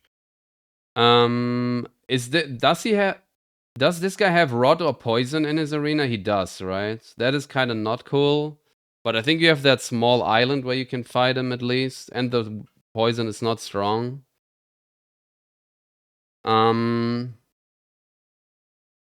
Yeah, I think the enemy in and of itself is fine. Arena is not great with the poison, but a clean rod knight alone is fine, I think. I'm gonna put him here. Oh yeah, the scythe guy with the halo scythe, yeah, true. But yeah, this spear guy is fine. Not much save area to stay, yeah, but at least the poison is also weak and like since he's also so weak, it's like okay-ish.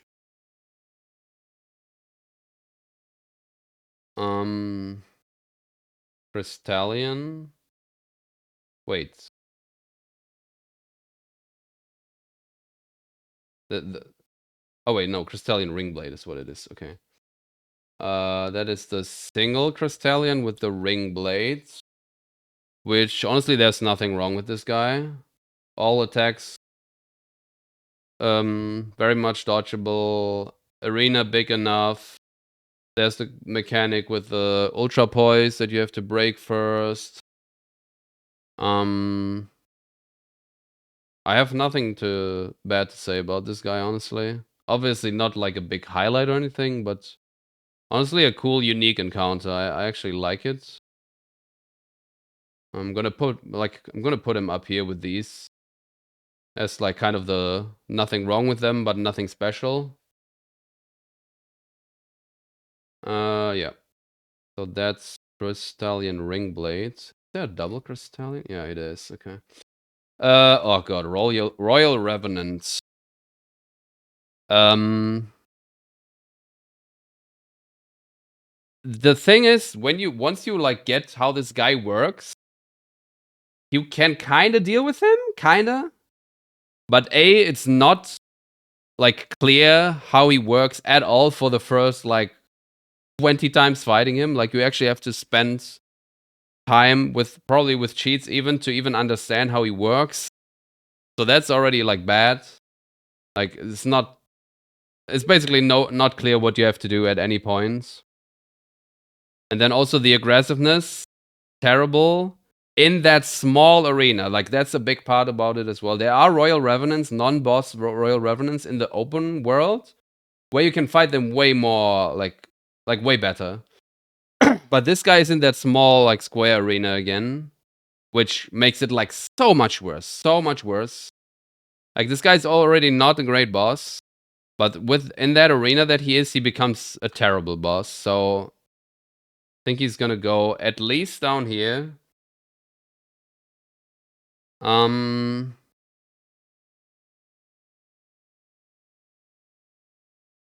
Maybe even here, honestly. Actually, he's worse than Knight's Cavalry, maybe even. Yeah, he's kind of like the Black Knight Assassin in the small arena as well. That's kind of the same what he is. I think I'm putting him above that guy, though. Not like me tell, but also spit poison, yeah. Okay.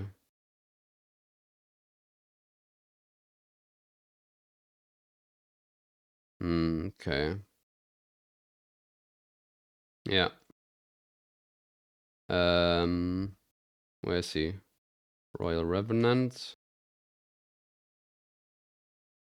Spirit Caller Snail. Is this the one that spawns Crucible Knights? Yes, right? So I do like the idea with the Spirit Caller Snail where you have to find the snail and like dodge an enemy, like a cool enemy, while you find the snail and hit it, and then you she teleports and fight again. Like I do like that idea. Apparently, which I didn't know, but I saw Basil say that, or someone in the Twitch chat lately. This Spirit Caller Snail, if you get it to low health and then let it summon again, it actually spawns Crucible Duo. It can actually spawn 2 Crucible Knights. Obviously, that's probably never gonna happen to anyone because it dies so fast. But it can actually spawn Crucible Duo, dude, which is kind of crazy. And that obviously makes it terrible then. But yeah, I like it. Like that will probably almost never happen. And yeah, I like the idea and it works. The arena is big enough. The Crucible Knight that it spawns, the Zaluria one, like is a good enemy as well. It's fine to dodge. So I like it honestly. A minus, I think. Leonine, yeah, definitely bottom though. Like, even though this Crucible Knight is cool, this is like you don't really fight it. Yo, what's up, Julian? Spirit Caller Snail. Tibia Mariner. Okay, now you have to help me. What kind of summons is this Tibia Mariner spawning? I think all Tibia Mariners have to be worse than the Limgrave version, because the Limgrave version is the best version of them. Same as the first one? Okay. The arena is also basically the same. It's a little bit darker, more trees. But, yeah. Okay, basically the same. Yeah, okay, then I'm just gonna put it here. Thank you.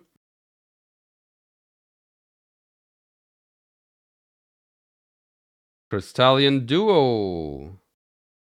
Spear and staff. So the thing is,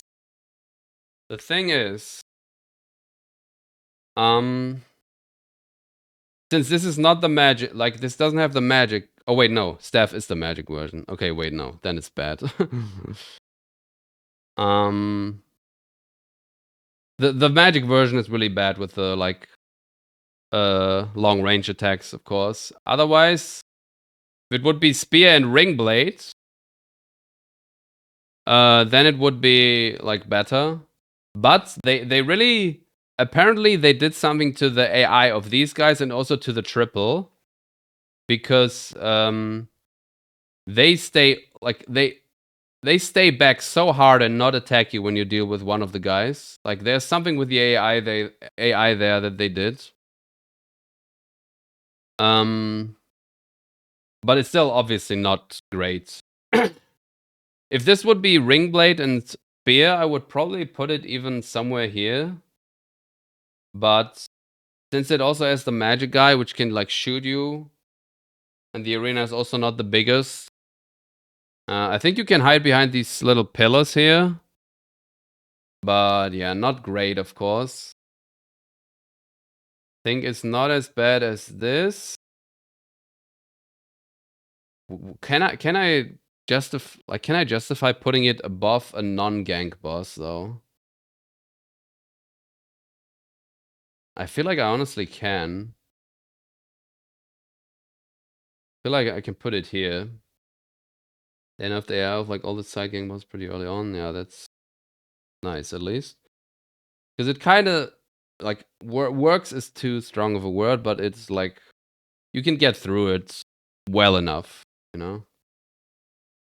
I'm gonna put it here. It's the highest dual boss yet, I think. It's this. Oh god. Oh god. Death Ride Birds, ladies and gentlemen. Oh god, we fought this guy many times and with ultra low damage since there's also a DLC version and holy shit, this is an absolute garbage. We can put it here right away. We can't justify putting it under the gank here, but absolute garbage. This is the first non-gank absolute garbage boss. The Liurnia version has like not a great arena, but also not the worst. But oh man, like all the like the spamming, the camera shaking, the jumping around, the fire that goes on many attacks. He puts fire on the ground that crawls up to you or crawls randomly on the ground. That also does ice build up to you. You get staggered by it. You can't get away. Then the Black Flame Ritual, where it's like you you get like 1 or 2 shot by that, even on like non-DLC, because it like ticks you for like 80% of your health, and you don't know where it goes, and get stuck everywhere. It's like, and you and the same problems as the Deathbirds, where you have to like go close and try to stagger him instead of fighting the head, because he jumps around even more. It's like, and it staggers you off torrent as well. Yeah, like the fire. And especially that crawling fire that he puts with staff attacks on the ground is so fucked up, man. It just like if he would just have the Black Flame Ritual, okay, but like not okay, but terrible, but all right. At least one attack that I have to like dodge, like deal with, that is really bad. But no, like so many of these slams spawn that shitty fire on the ground that crawls around for like 10 seconds. And you can just, you cannot even dodge towards them or anything. You just always have to run away. Otherwise, that fire ticks you. And it's like, oh my god, an absolute terrible fight in every way, man. It's like the jumping around, the camera shaking, the getting stuck, the AoE on the ground, the weird delays on top, the having to be under him and therefore not seeing what he does with the different type of slams, the Black Flame Ritual, and it's like, all terrible, all terrible. Like actual absolute garbage, man. Horrible, horrible, horrible. Absolute in the bin, dude. In the bin. Deathrite birds. Fuck those guys, man. Then Deathbirds. Honestly, same as these. This is the RTSR guy. You have space there. This is honestly same as this. So, not much to say about that. Okay, now... Oh, fuck, you have to help me again now. The Liurnia avatars. They probably have ads, right?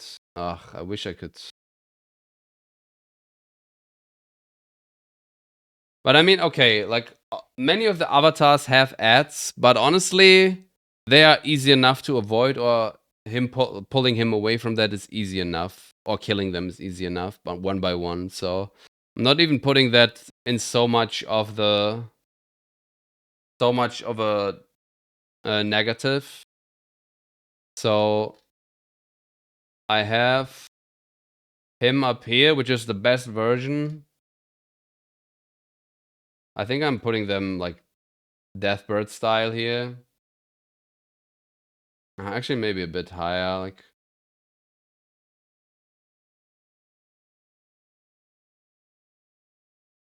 Actually, the ads are not that big of a deal here. The only one that goes really significantly lower will the rod versions and also the clone version that splits up. So I guess this is fine here. Both of the avatars. Watchdog again, but this time magic version. I don't know how easy the like weapon art is to dodge here. Like ways like when you have the weapon, like you can do that too, where you stomp on the ground and there's like magic projectiles coming out and going after you. I think it's fine to dodge. And the rest is kind of the same with the slams and the spins and shit. I don't know if he can do a breath attack. I don't think he can. Only the ice and fire versions can do that, I think. So I think it goes pretty much the same as the other guy. Honestly, maybe even above the other guy, because the breath attack, while it's like okay to avoid with running behind, it's still not great, and it can like spread out really annoyingly. So I guess I put that guy above here. Adula. Okay, that is the ultra one, in the Moonlight Altar. Terrible. As I said earlier, this guy, the Smaragd, is the best version of the overworld dragons. This is one of the worst. Okay, actually no, there's worse ones. But the sword attack is actually kind of cool, even though it's hard to dodge. Actually, it's not. You can run under, but it's like kind of cool. But the arena is so bad. The spot he's in, he goes to the left there of the church and gets stuck in the trees and on the big rocks that are there all the time. And then the breath deflects off of these things as well, and like it's basically just it has the sword attack on top, but other than that, it's just a terrible version of Agil, which is where's Agil? Here. And it actually makes it so much worse with the arena. So I'm gonna put him here. Yeah, better than Loretta is fine. But yeah, the arena makes this one so bad. Even though it's mostly just a normal... Oh, no, wait. I forgot something. Oh, no. I forgot one attack. Oh, wait. He has that magic ball that splits into projectiles and go after you. Right? Oh, wait. Ah, fuck. Where's Moonlight Altar?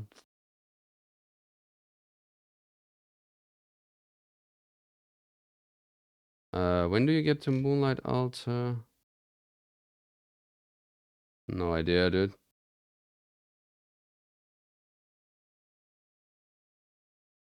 Oh! Lol! Lucky. LOL! Okay, wait. I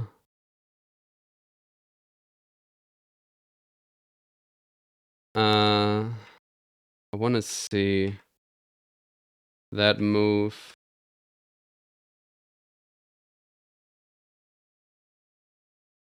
Okay, bullshit. Normal dragon bullshit. Do I kill him here? Okay, wait, no. Oh, look at this. See there? He got stuck on this shitty rock. And now he's back there and he can't get out. Look at this. Okay, that's the sword move. Oh yeah, that sword move. See what I meant with hard to dodge? Like, if you can't get under him, like, and he does it from far away, he has that ice AoE on top, which is also makes it bad. So you have to get past him, basically. Okay, there's the attack. That's the one that I meant. Yeah, okay, that is... now I remember. That's also a terrible move. That right here. Okay, actually, that makes him go even lower. Terrible, actually. So the sword attack is, like, really not great, but, like, still, like, kind of okay to a degree, but this magic thing, terrible. Absolutely terrible. It's kind of like the Deathrite Bird multi-projectile attack that also like slowly go after you, where you also almost can't dodge them consistently. Except this one is ultra fast.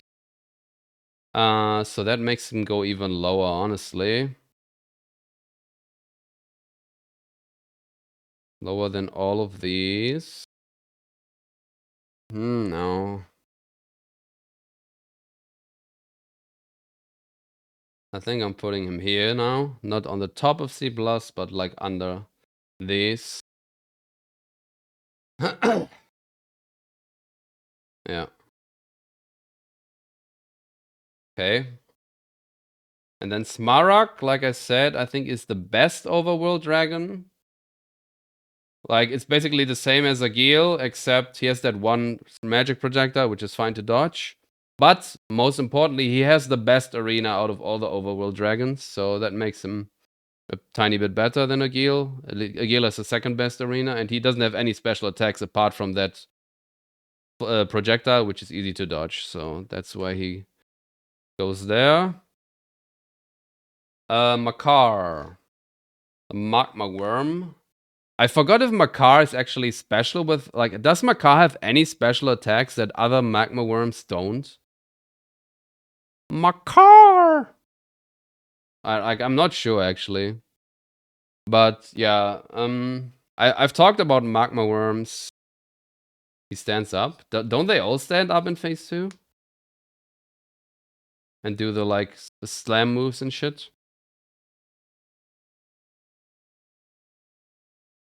Not all of them? Okay. Okay. Anyway, I know these moves, of course. Some of them don't phase, okay. Yeah, I've talked about magma worms in the past a few times, or like while we did the playthrough. I would really like them a good amount. Well, I do like them a good amount, honestly. Even though Makar doesn't have the greatest arena, but like the attacks are like, since they are big enemies, but they are at least like flat, so we can see better what they're actually doing. Unless they like stand up and you're under them, especially like Theodorix does it. Very annoying, but then you have to like get away, or you can actually see when he slams based on when he does like a mini turn while you're under him, so that's fine. Even though it's annoying.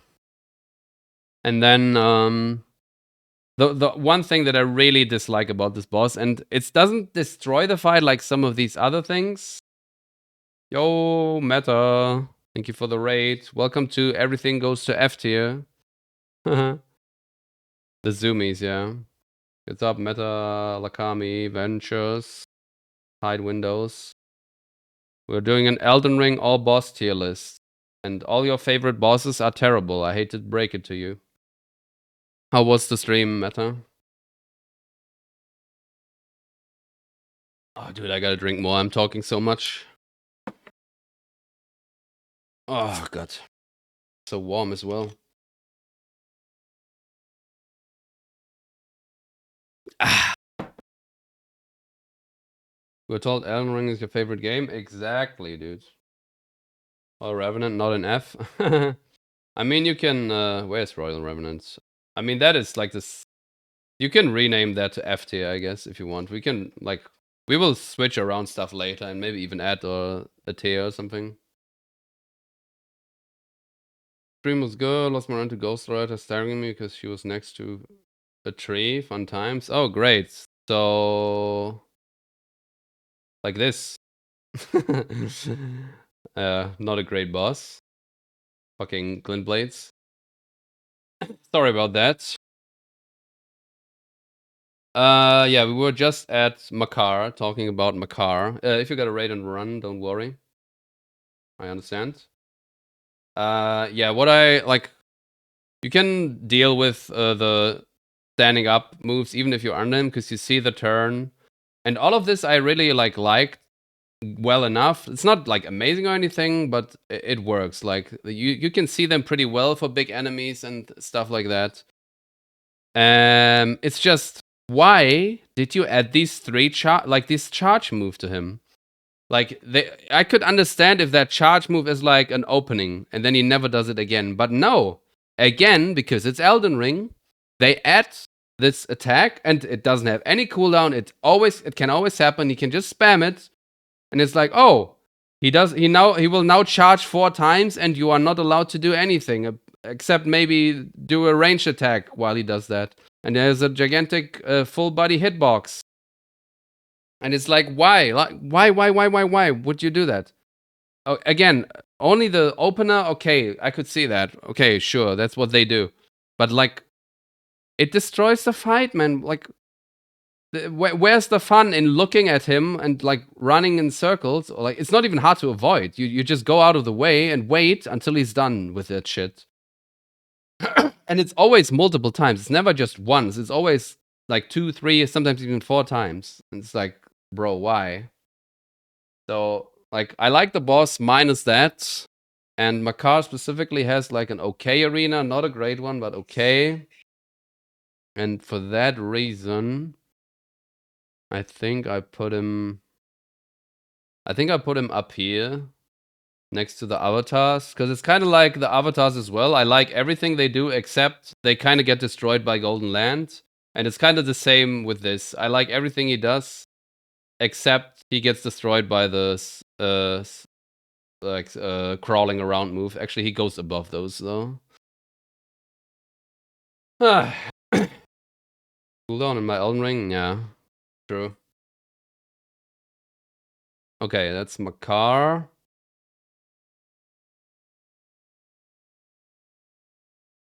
Knights Cavalry. Okay, wait. Which one is the one next to Liurnia? Where like when you so which one is the one highway or bridge that is when you go from Academy through that teleporter and then you are like towards Altus? Which one is that? Is that highway or bridge? I think it's highway, right? Because that one is the one with the worst arena. Which that means bridge is the same as the others, basically. And then highway is significantly worse. Like, not significantly, they are all terrible, but okay, I'm not putting him below Crystallion Duo, but this is then this one is the worst version of them, except the duo later, but yeah. I just wanted to make that clear. Because the one that goes from Academy towards Altus, that one gets, like, all of the bad things about this boss are multiplied by 10 there, because he gets, like, stuck fucking everywhere, man. Yo, what's up, Nuke? Okay. So that's that. These two. Omen Killer. AKA, Capra Demon. Which I honestly like. The enemy I like is, like, fine to dodge. You can do some cool strafes. The fire is not the greatest, but he does like a backstab and you can get away okay. There's probably deflection memes there, but yeah. But again, this guy has 3 dogs around him. And you have to like either kill the dogs or use stealth to weirdly pull him away and shit. Which is not like normal, reasonable thing. And yeah. And because of all that, normally he would be like here or even honestly even here somewhere. Next to like Darrowell. Somewhere here. But he has dog ads and that puts him down here. On the top of this, I think. You can kind of outplay them, like, but like hitting the dogs is really hard. Like you would have to really have a strategy to like kill them effectively without getting blasted by him. And I just don't know why they always do that, man. Like, I guess it was like an extra reference since this is basically Capra Demon. And in DS1 he also has dogs in the arena. They wanted to put dogs here again. Okay, cool. Ha ha ha. Sure. So fun.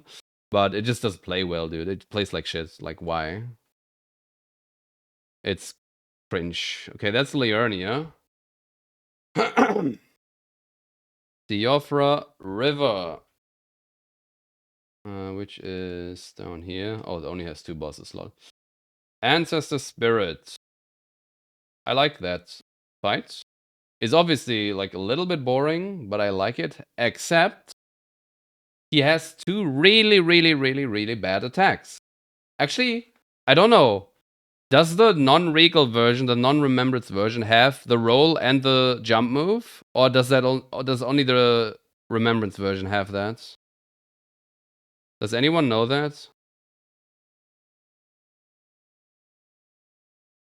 I actually don't know this for sure. I feel like they have all the same moves, except regal version has like the heal on top. But I actually don't remember for sure. Because if he wouldn't have the roll and the jump, he would be better, because those are the like really shit attacks. But I think he does have it. I think the only difference is the heal, right?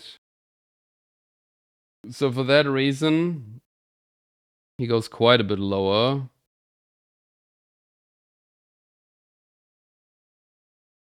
Like, he's kind of like these guys where he gets a bit more or less destroyed, but, like, not destroyed. These guys get destroyed by Golden Land, but this guy is like... he doesn't get destroyed by the rolling or jumping move, but it is quite bad.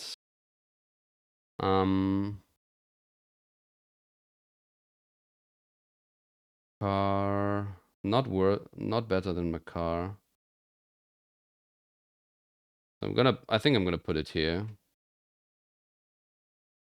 And then yeah. Then honestly, where's the Regal version? It's here. We put that below, because he has, like... He's basically the same, except he can heal on top, so... I mean, you could also argue that the healing is cool, but it kind of makes a boring fight even more boring, since he's, like, really simple. So put him here as well. So that's that, and... that. Then the Dragonkin soldier in Siofra. Dragonkin soldiers are again a little bit weird for me, because I never really had to learn them, because they kind of just die. But of all the Dragonkins, this is probably the best one, because you have like a really big space and good visual clarity to really like fight him properly. He doesn't phase, yeah. And like you can see, like you don't have to be weirdly under him and shit. Which honestly is good for this guy to fight him like this, like being under and on the side and like getting pushed to the side and punished all the time, but like you want to see what's going on in a normal scenario, right? So I think this is probably the best one of the Dragonkins. Also because he doesn't phase, because the phase 2 attacks are kind of go a little crazy. I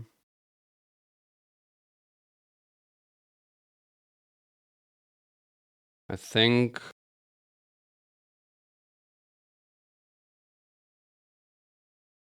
about here. Like, even though he's really a big boss, and like that would be a big problem in many cases, but you have so much space there, and like there's no ceiling, so that actually helps with dealing with him a lot. Okay. Oh god, Cemetery Shade. Oh, we are in Caelid now. So this probably also has ads, right? This one had the skeletons. Which one? What is the Caelid Cemetery Shade? Caelid Cemetery Shade.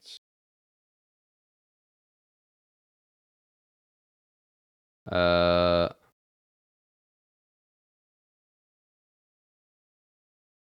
it have ads?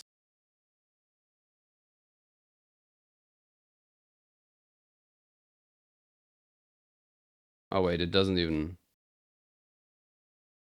Does anyone know if this one has ads?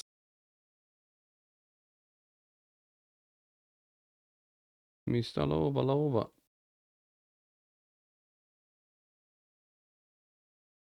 And remember... I mean, almost... Oh wait, there it is, I think.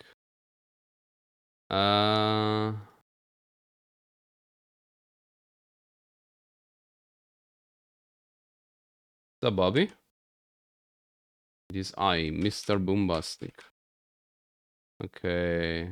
It does not have ads, actually. Okay, and it's the exact same arena as... Exact same arena as the other one, so that means it goes next to you. Basically the same. Or is it the exact same? Where's Caelid? Here. Commander O'Neill. Again, a really shame of a boss, because the normal moveset is fun. Not very hard, but fun. But obviously, he spawns... At the start, he spawns a bunch of ads, and then at half health, he spawns a bunch of ads again. Which is just dumb and bad, and that's why he would normally go... Honestly, an A- at least here. Maybe even A+ at the bottom. If it would just be him. But like the ads, put him down here.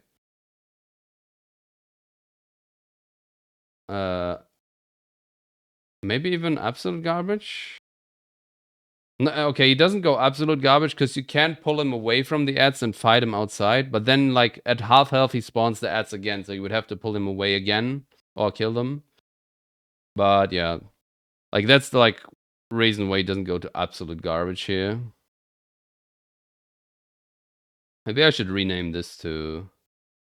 Wait, what if I A B B C D yeah, EF, I guess. Yeah, I guess that sounds better if the F is down here, I guess. So this is F then. Yep. Yeah, a shame because the enemy itself is fun and cool, and it gets destroyed by ads because that's what Miyazaki loves these days, I guess.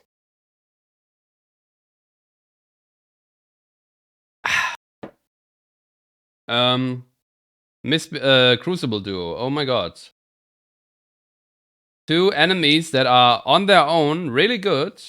Like both of them are really good enemies. Like we have them here and here. Quite high up, right? And then you put them together in a room and it's bullshit. Absolute garbage. How garbage though? Hard to tell, honestly. I guess better than these two, because these have multiple ads that like go crazy on you, but yeah. Terrible. Absolutely terrible. Not much to say about that. Boom. It just doesn't work to put two two actual bosses that are working on their own just into a room and expect it to work. It just doesn't work, bro. Deathrite Bird. Ultra garbage, of course, but this is on top also the worst version of the Deathrite Birds.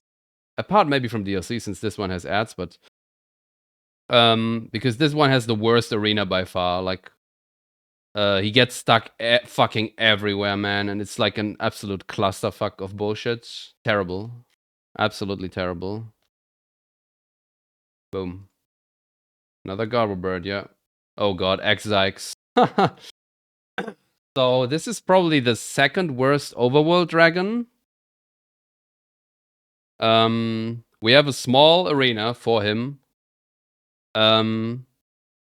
He's way bigger than other dragons, so he's ultra hard to hit, especially the headshot, which is like super annoying. And you're kind of supposed to hit them in the head because that's where you get the extra poise damage and get stagger him and get the percentage repose damage. No, Borealis is worse than X-X.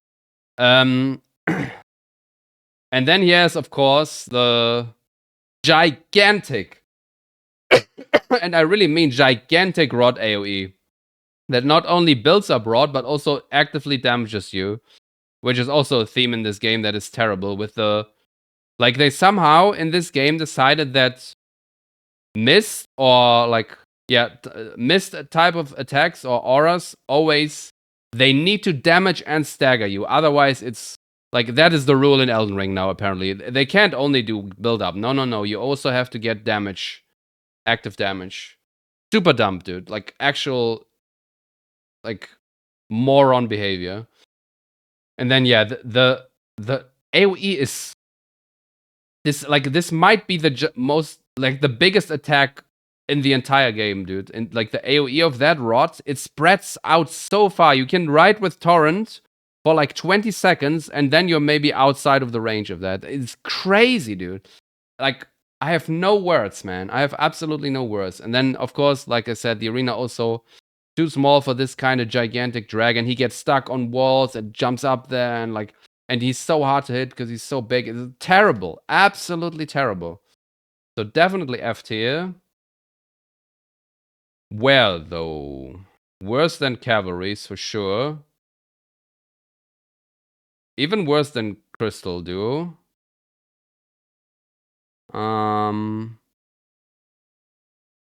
Honestly, Worse than this.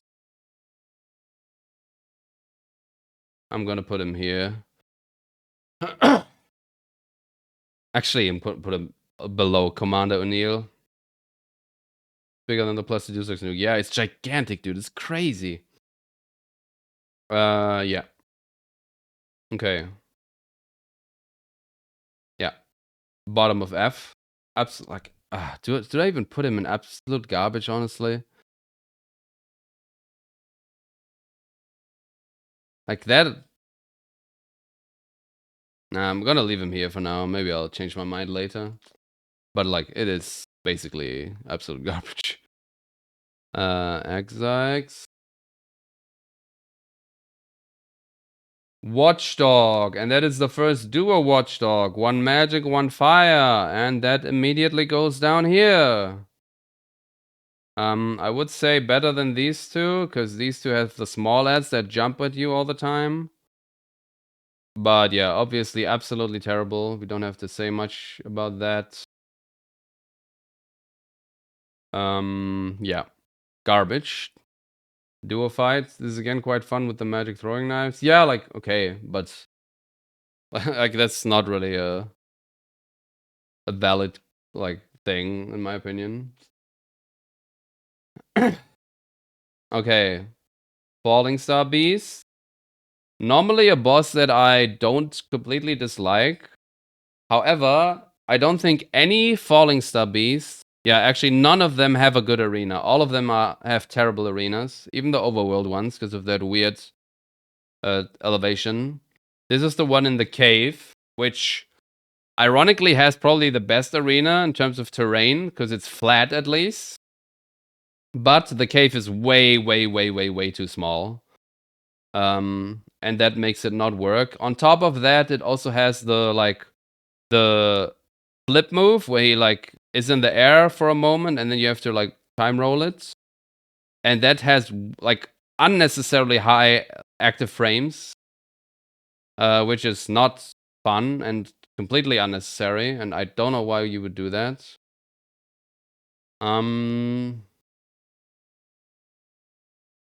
Anything else? Yeah, some of the normal melee attacks and with the rock throwing can also be annoying, but like that is also like all kind of fine. Except in this arena, it's much worse, like because it's so small. It's just way too small for this boss. Oh yeah, also the charge. This has obviously also the where is it? Here, Makar, the magma worm style charge. Except it's even more annoying because it's like like on the magma worms, it's at least easy to avoid, but here you have to like sprint, jump to the side, and in this small arena, it's sometimes way too like tight, and you have to be like you can't be fast enough. Rolling is basically impossible, and again, just like the magma worms, and just like in all of Elden Ring, it isn't just an opening move. No, no, no, he can do it all the time and will do it all the time to also bleed his poise away and be just way more annoying than it would be normally. And then, yeah, this version has obviously the tiny arena, so this makes it go quite a bit lower. Not below Black Knives, not below Tibias, but down here, I would say. Better than this. Like this, okay. This is probably like, yeah, this is the worst version of them because, like, while the other arenas are also bad because of elevation, because it's in these craters, like at least you have like proper space. While in this, you have flat ground, okay, but it's like way too small, just especially with the charge. So this is the worst version of them. Where is it? Here. Frenzy Duelist. Again, he kind of dies too fast for me to really know him well, but just like the Grave Warden Duelist, I don't remember there being like a terrible thing here. So I'm gonna put him up here again. This is subject to like being a little bit uninformed, because like I said, these guys just they die way too fast. But from what I could tell in my playthrough, like the duelists, all of the duelists are pretty much fine. So pretty good.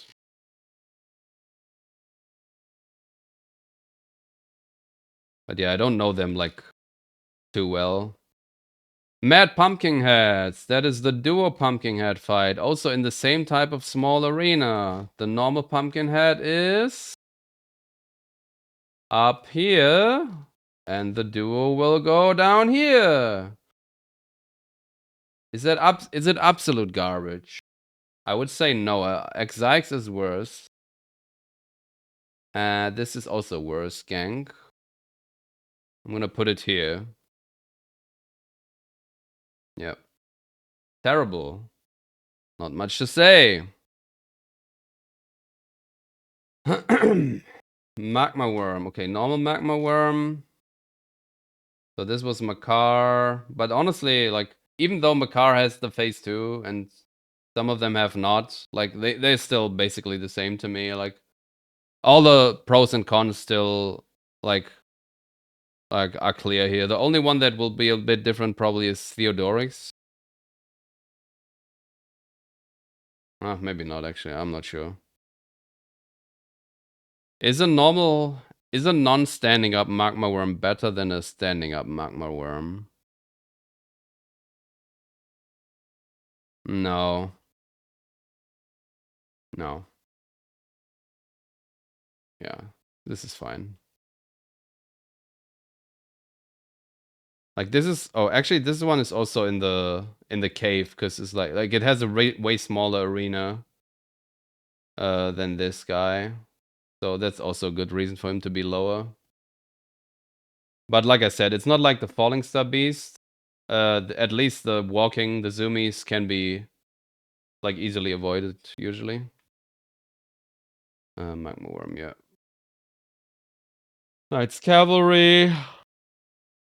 Same as all the others. Except this one has to be last because this is the worst arena for them. So that. Oh, Nox Duo. Really weird boss. And not great. Because obviously it's a duo enemy fight. They kinda are cool though. Like the enemies themselves, I find them cool. But yeah, obviously they don't work together. If there would be a single boss with one of these, it would probably be somewhere here or here. Like maybe even here or something. But together, in a relatively small arena again, you guessed it, goes down here. And that probably goes even to old, like, absolute garbage, because... Does it? Actually, no, it's kind of like Mad Pumpkin Heads. Put it here. Bad, though. Very bad.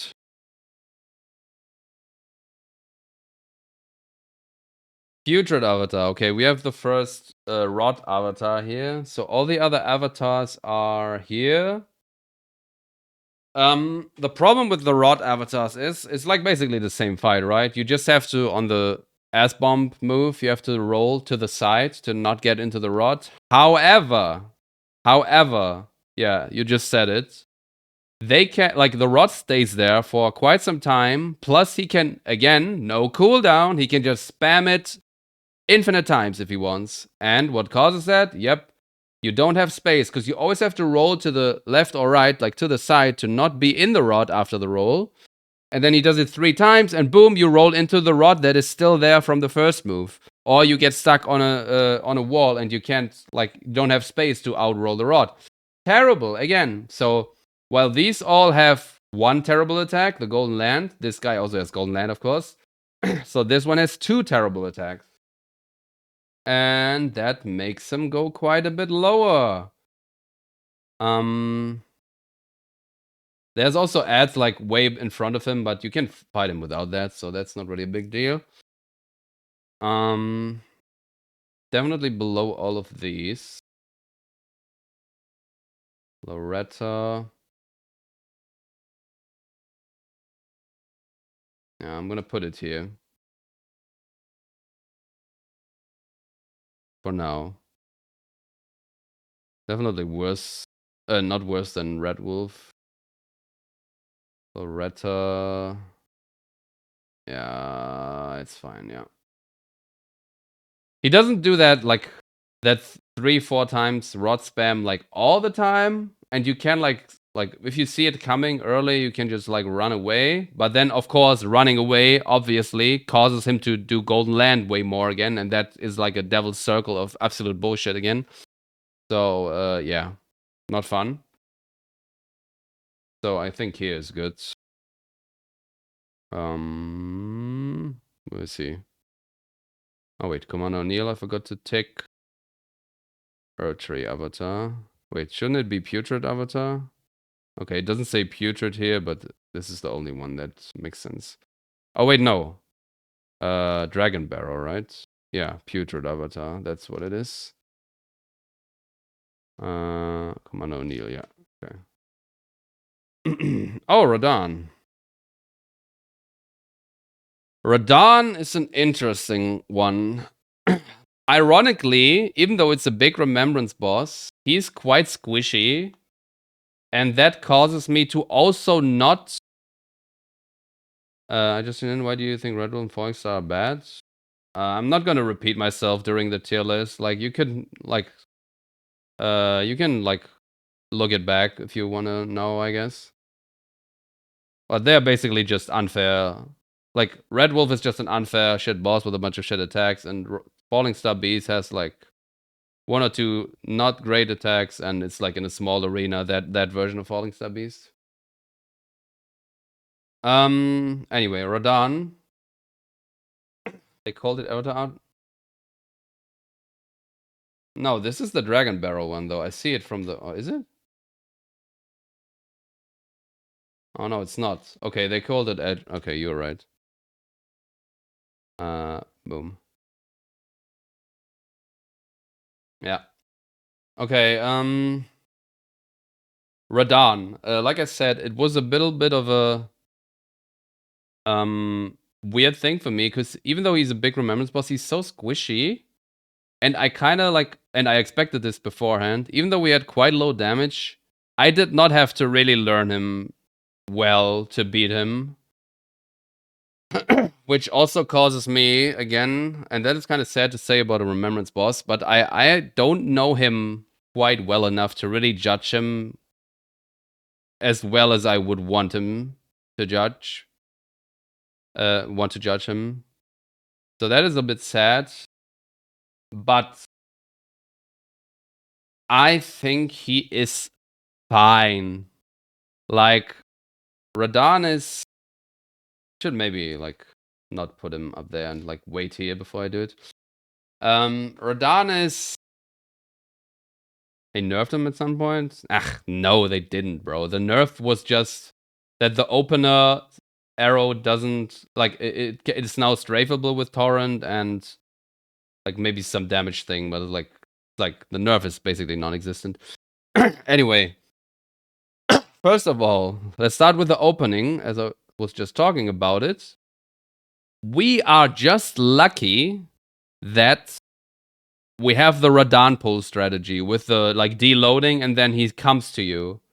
Like, I don't think that is valid to ignore how bad the opening is. Like, walking up to him, getting into close range is so terrible, man. Even after the nerf, where, like, the arrow is now strafable, but he obviously does the, like, arrow rain, which is an absolute garbage attack. The worst that he has, honestly. And, like, that also has... That already gives him minus points. Like people... Like, we obviously... We don't think about the approach the whole time, because we have the Radahn pull strategy, but... Like, you have to, like... You have to take it into account in a tier list like this. And then, even once you're close... So phase 1... You have, obviously, the problem that FromSoft is stupid again, just like on many other bosses, like here, Stone Digger Troll and shit. where like, why would you not zoom out the camera more for a big boss like this? Like, why, FromSoft? I would love to see what the boss is doing well, but nope. You're just on his feet and you have to like look weirdly up or see it from his feet movement what he's doing, which is just not good. But he still kind of works. Like his insta slams with both weapons down can be really annoying.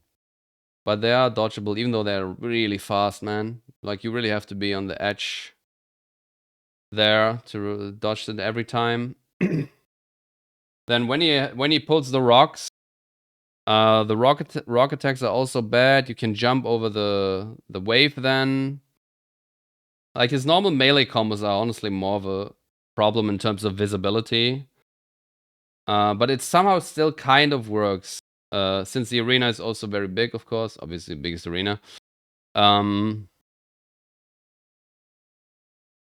Like, for a boss that you don't see him, that you don't see very well because he's too big and you're under him, it somehow still is readable enough, the attacks. So that kind of works, even though it's not easy. And there's some cool like strategies with strafe that you can do there and like redirecting him, and then you don't have to dodge and shit. And then when he pulls the rocks, it's just a wave attack, I think. Or can he already do the like gravity move then? Or is that only phase 3? Let's say it's phase 3, it doesn't really matter. So phase 3, like the meteor is obviously very cool. It's easy to avoid, it's all fine. Very cool. And then he has 2 moves that are not that great in phase 3. And that is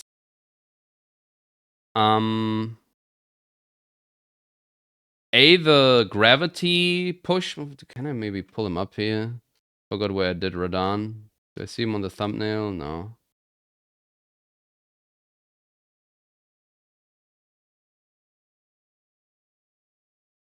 Altus. Didn't I have him in one of the VODs earlier? Nah, I'm not gonna find him that quick. Like, he has that gravity, like, projectile move, which is, like, really odd to dodge. It's like where he, like, I don't know, I think he slams the ground and then a bunch of, like, gravity balls spawn and they, like, fly at you at a really high speed. Like, that is not great to dodge, but it's, like, okay-ish still. It's not very fun. Not very good attack, but it's okay-ish. But then he also has the one where you basically need Torrent to dodge it. The one where he goes into the air and like does like a drill move through the air 2 times. And like, I guess it's fine. Like if once you can read the attack immediately, you can get Torrent and either strafe it or you dodge it with Torrent mount and dismount. But I feel like for a normal player, that is like not really like a reasonable thing to do, obviously. And I don't really like it that much. But it's like, it's still like not like a deal breaker or anything. So the only actual deal breaker attack that he has is the approach. The arrow rain is that is terrible and that gives him minus points for sure. But Radahn is one of the better remembrances, I would say. For that reason, is he better than Godric? I feel like he is, because while the arrow rain is terrible, actually, is he? No, the arrow rain is too bad, man. I think I'm gonna put him below Godric here. Like, obviously, like, it's kind of weird having Beastman next to Radahn, but like, because Radahn is such a like big, grandiose boss and shit. But yeah, that's just how it is. But the arrow rain is so bad. Without the arrow rain, he would probably be like here above Margit. So you could imagine if you count in the Radahn pool, he would be here, but I do not count in the Radahn pool, so I'm putting him here.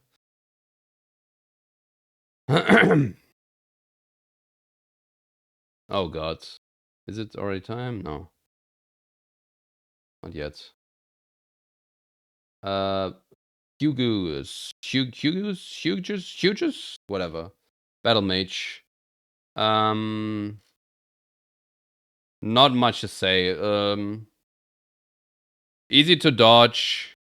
Cool strafes possible. Arena is big enough.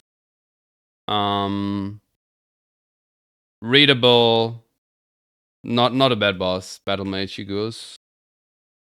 So I think it kind of goes honestly up here.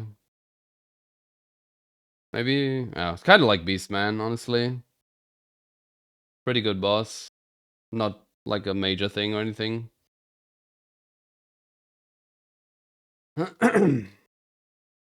Beast. Oh, Beastman duo. As we were just talking about this guy being good, this is probably the worst duo in the entire game, dude. Absolute fucking garbage. Holy fuck, this is terrible.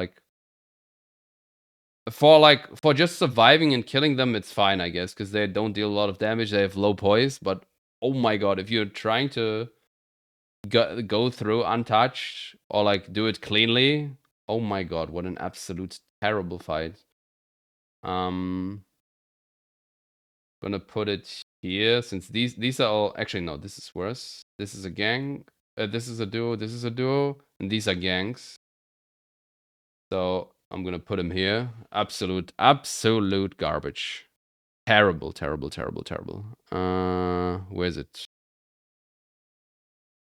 Boom.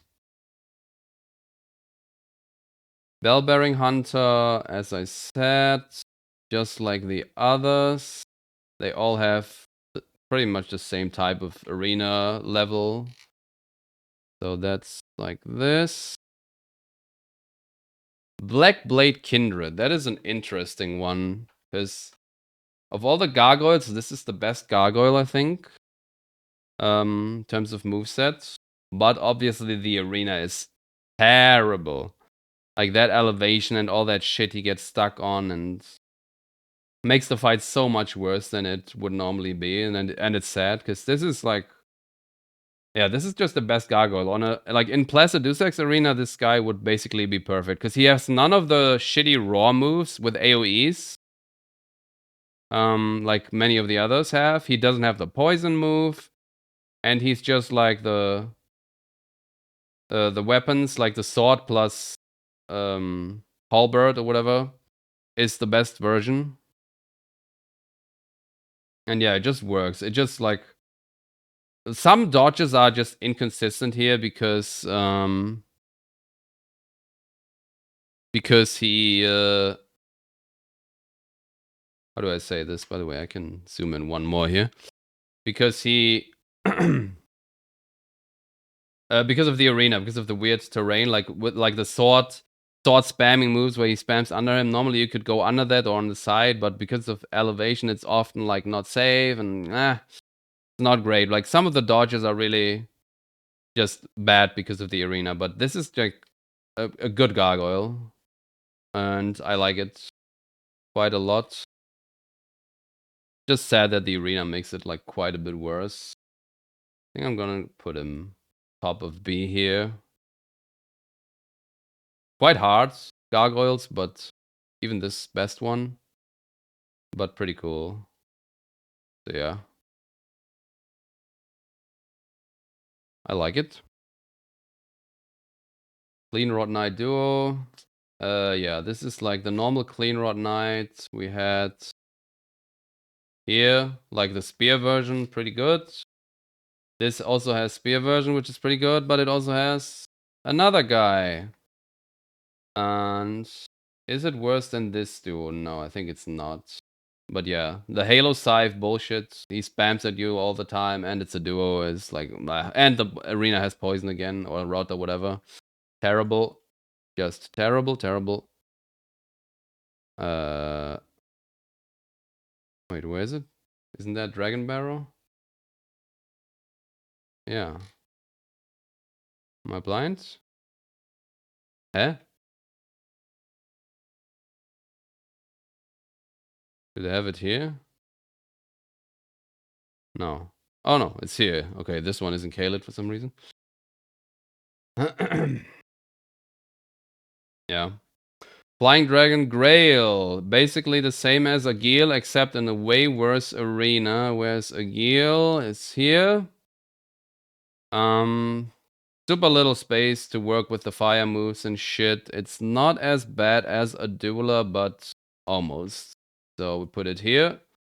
Not much to say. Doesn't have any new attacks, I think. Oh my god. Here it comes. Wait, I'm gonna go pee. I'm gonna take a short break, actually. Wait. I'm gonna eat a banana or something. I'm gonna do a short BRB before we continue here. Be right back. Double Canyon is skill based.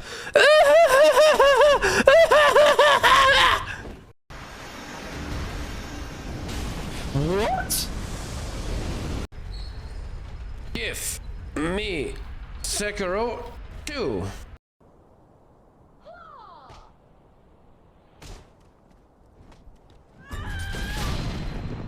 What? What? Excuse me?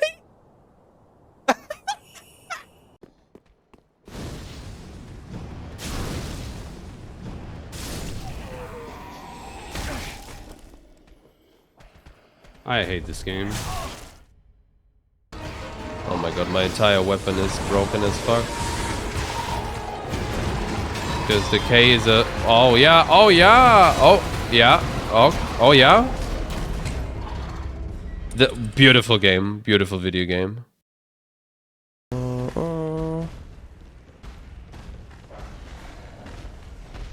What the hell is this game? What the fuck? No! What is this? Did you see that? Fuck the...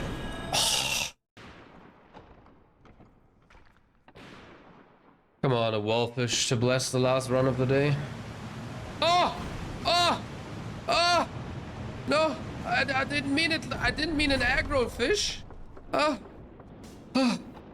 Don't! Don't! Don't! Oh, okay. Oh!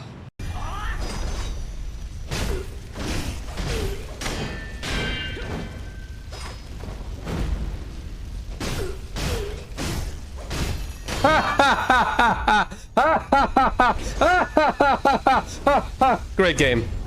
Kill me. What? He sees you? If you don't hack the wall? Okay. Good to know. Come here.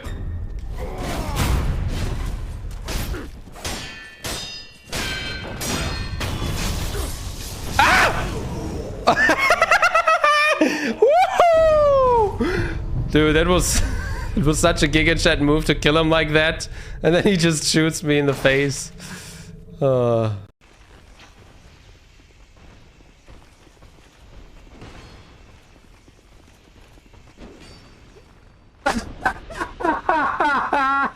Okay. Okay, that's deserved for this unfocused run. Okay. At the very scary part, no.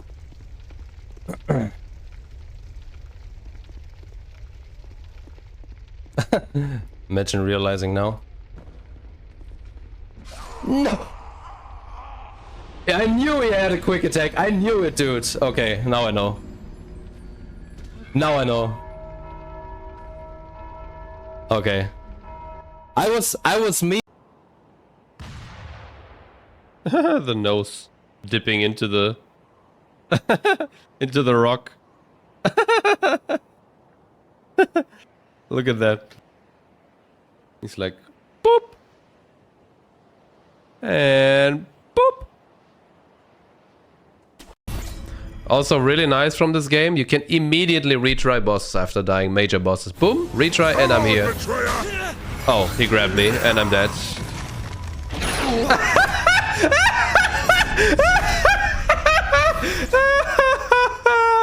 Let's go, dude.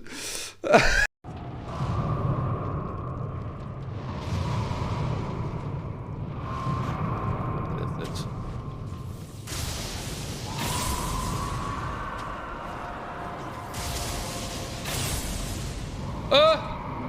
What is this miss? Okay, explain this, please. Scam! Scam! Excuse me?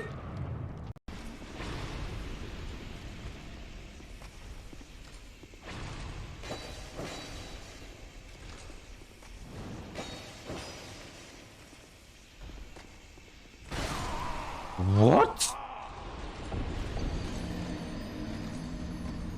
Why is that even possible, dude? And why is it happening now and not all the other times I was standing like this? Well...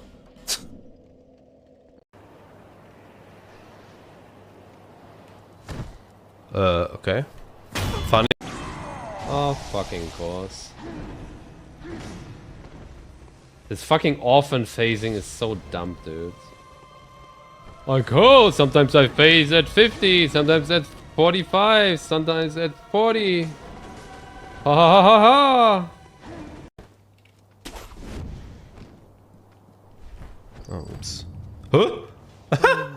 That was a wicked flip, dude. What the fuck?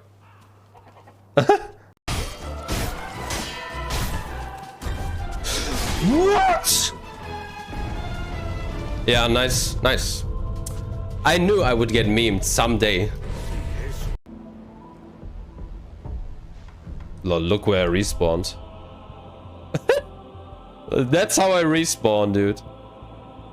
Game of the year, by the way.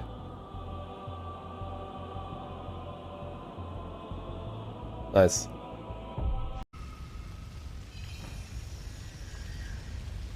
Yeah, I mean, there's... Oh!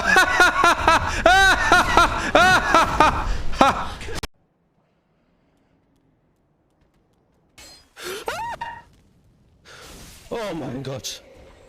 Oh. Heart attack. Diese scheiß Wand. Ah, not yet saved. Gunfort is still scary in general. In late game. Ah! Ah! Never mind. Never mind. Ah! Wait, I'm supposed to stagger him, I just realized. When he's phasing, which is about now.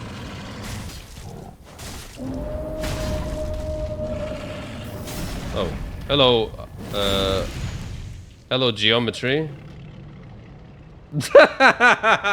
DS3 has no memes. DS3 has no memes, guys.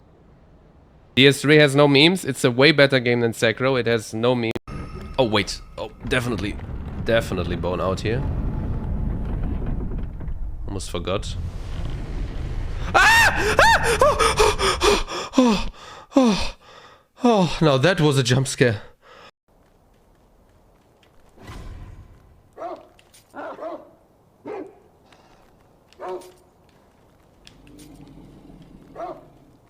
Bro? I think his AI is dead because he's too far from his... Ah! More dogs! Ah! Okay, whatever. Oh, well. I mean, that was calculated. I meant to... Fuck!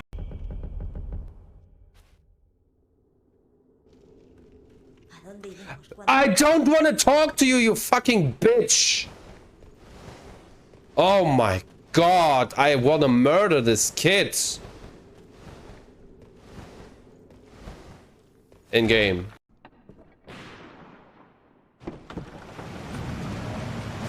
Oh, wallfish!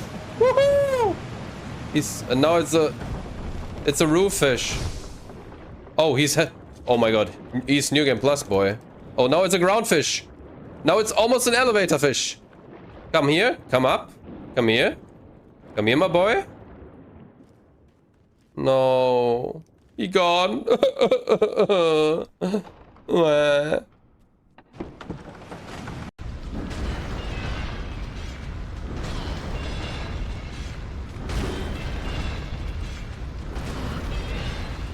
Did I just get staggered by her? I think I did. What is bro doing today, man? What, like... Do you want to buy that house or what? Hello?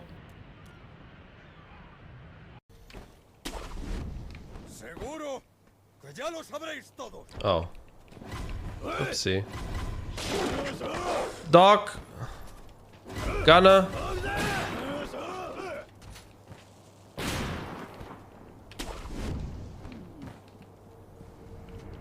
Intended.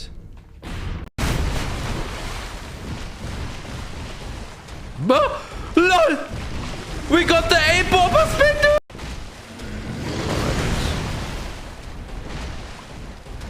Hello? No, that was technically a new bopper spin from Guardian A Phase 1. Pretty fucking long. Like long.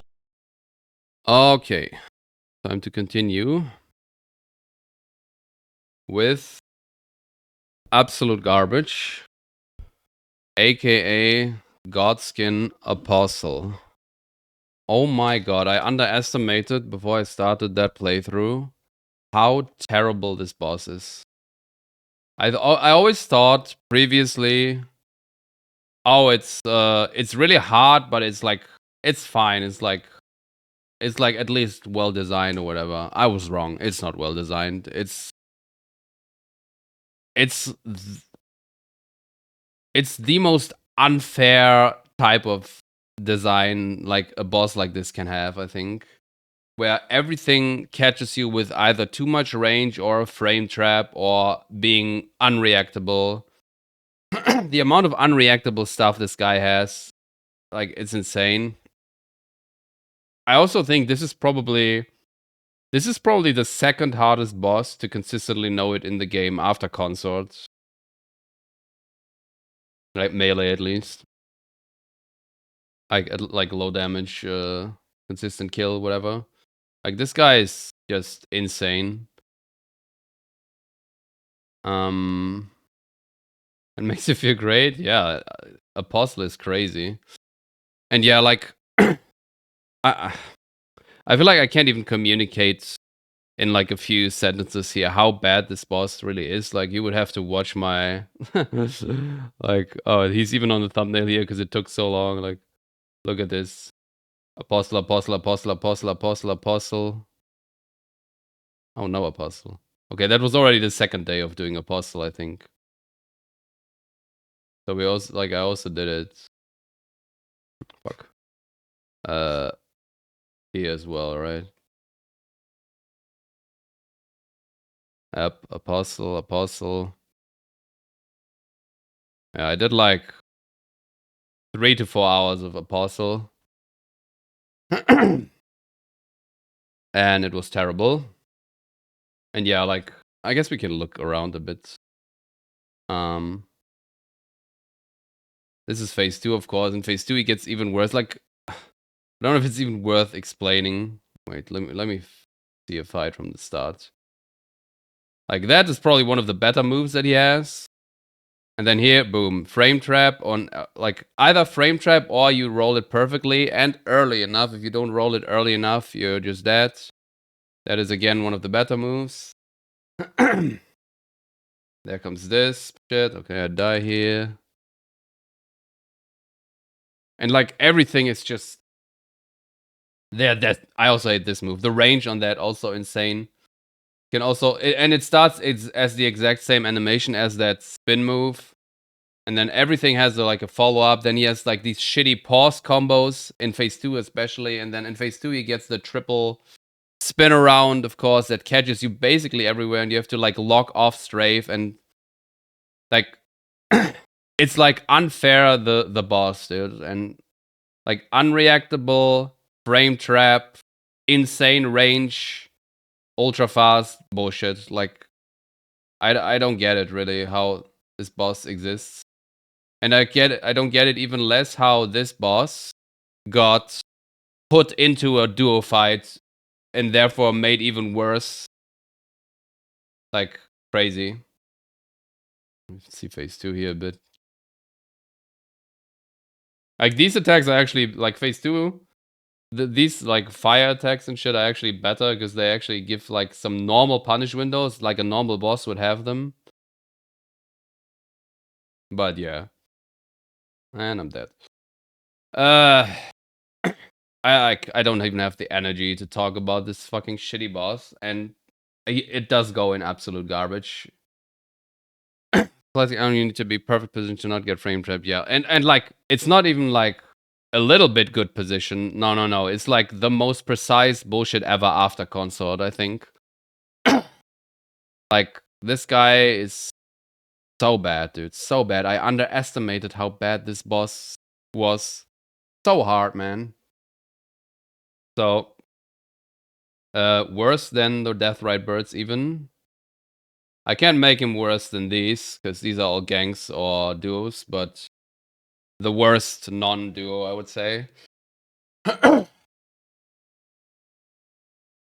Terrible. Just absolutely terrible. Horrible boss. Pause the PTSD for real, yeah. Knight's Calf again, the same, except the Liurnia one needs to be lost.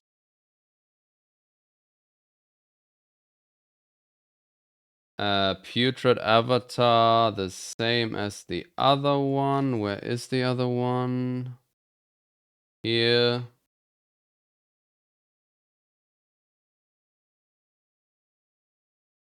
And Putrid Tree Spirit. Ulcerated is here. What is different about Putrid? It's just that the breath and shit gives you, and the explosion does rot, right? But it's not, he doesn't have any new attacks, right? Is that right? I think. Just rot added to the existing moves, yeah, okay. Okay, then I'm putting him, I think the arena is also the exact same, so putting him here as well for the same reasons. Already talked about it. Okay, and then Putrid Crystalline Trio. I don't think I have much to say about this. Whoa, sorry. Again, as I said on these guys, if it would be Ring Blade plus Spear, it would be like more. Thank you for blessing. It would be like more okay. And here, of course, you have Magic plus 2 other guys, so it becomes even worse. I do think it's still better than Beastman Duo, but it's obviously terrible. They do have the insane AI, like nerf or whatever, that they often don't attack, even though you're right next to them when you blast someone else. But yeah, there's obviously, this has no redeeming quality and doesn't belong in a Souls game, which is not made for 2-on-1 or even 3-on-1 combat. It's like terrible. So yeah, garbage. Kind of funny how like an early game we were up here, and the further we go into the game, the more we go down here.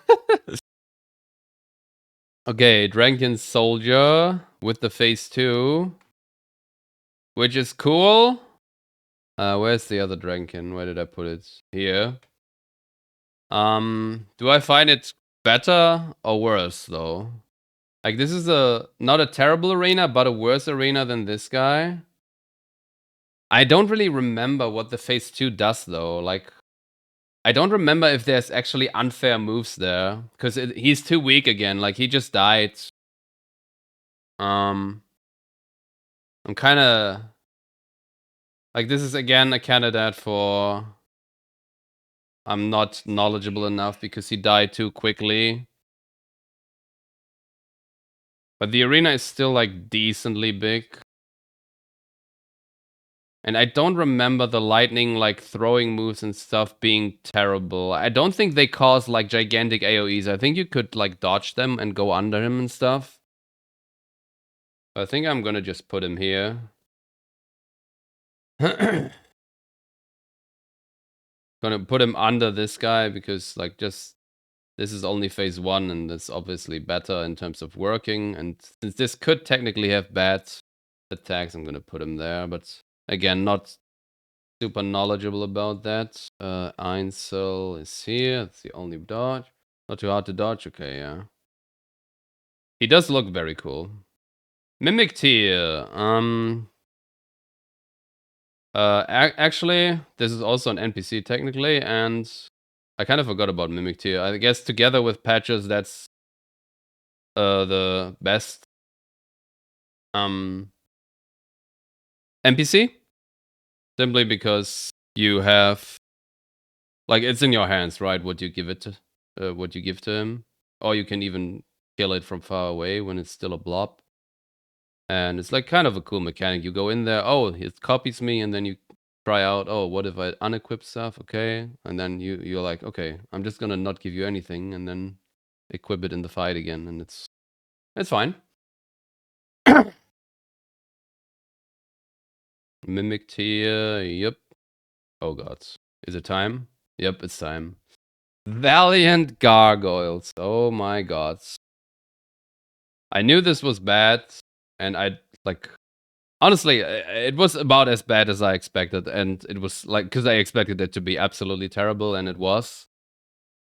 I do not know what caused them to like not only add this poison move, but also make it be that big of a like AoE and damage and stagger you again. Like what I was saying earlier, with everything, every mist in Elden Ring has to damage you, and it does insane damage and insane stagger, and it's like a a big line in front of them that spreads out like super far. Like once he does it, you have to like run 90 degrees to one side and be ultra fast and maybe even jump to not get hit by that. And obviously, that's only against one against one of the guys. And, and there's another guy. So then they both spam the shit at you, and they are both gigantic like gargoyles with insanely difficult and fast movesets with big positional attacks that like only like even fighting one of them consistently is already difficult. And oh gosh, man, like even fighting one of them with the poison move is already really bad. Like that would already make the gargoyle itself so much worse. But then they make it a duo fight that like it's crazy, man. Like do they playtest these games? Like do they not playtest them anymore? Like there's no way they were okay with this. Like did they just think, oh, spirit summon for one guy and you do the other guy or some shit? Like I don't know, man. And like yeah, the gargoyles itself, of course, as well. Like the halberd slash glaive version, like halberd slash sword version, again the better one, like the Blackblade Kindred.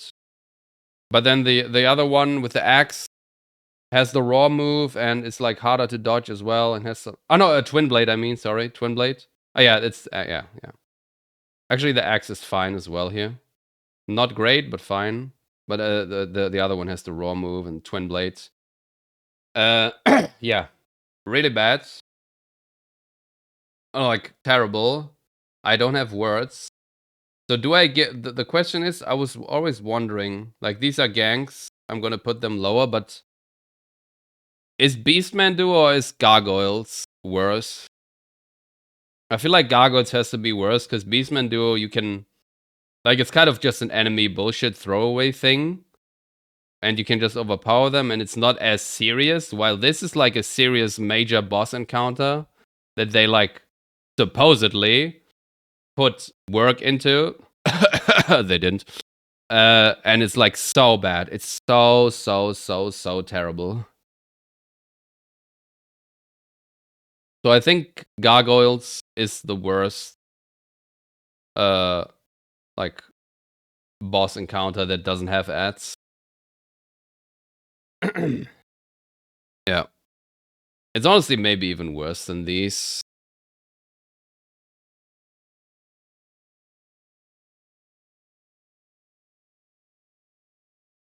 Ah, sorry, I had to blow my nose. No, I'm leaving these below, but still, just absolutely terrible. I don't even have to say much about stuff like this, but yeah. You would say it's worse?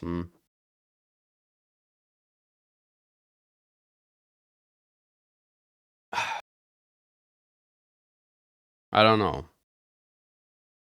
Yeah, honestly, for the same reason why this, like this is a throwaway whatever fight. These are also throwaway whatever fights. While this is, like I said, a big boss encounter. So I guess for that reason it goes even lower because it's like, yeah.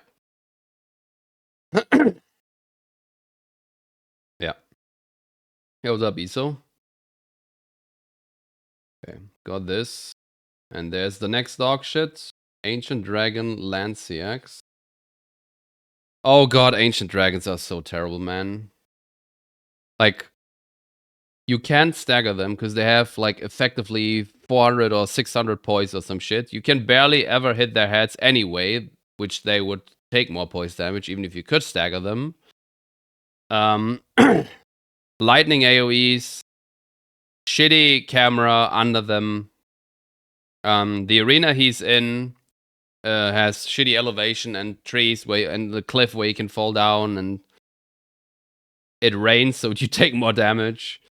Ancient Dragons are so bad, man. Like the main thing is really the camera.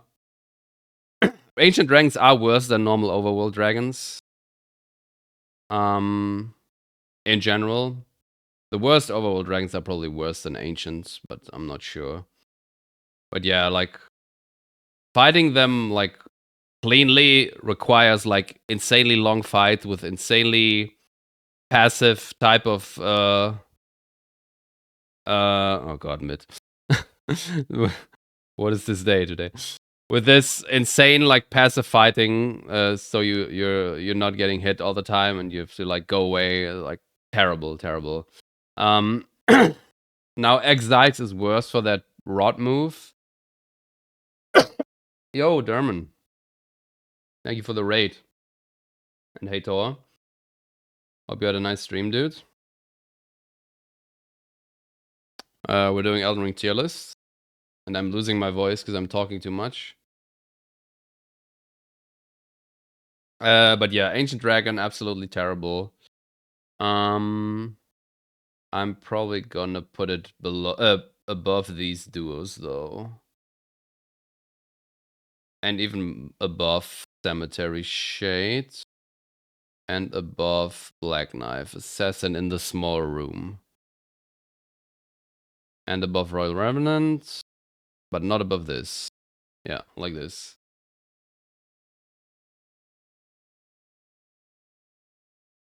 Absolute garbage is full already. Yeah. I mean, we have some things in A. Hope you had a nice stream, dude.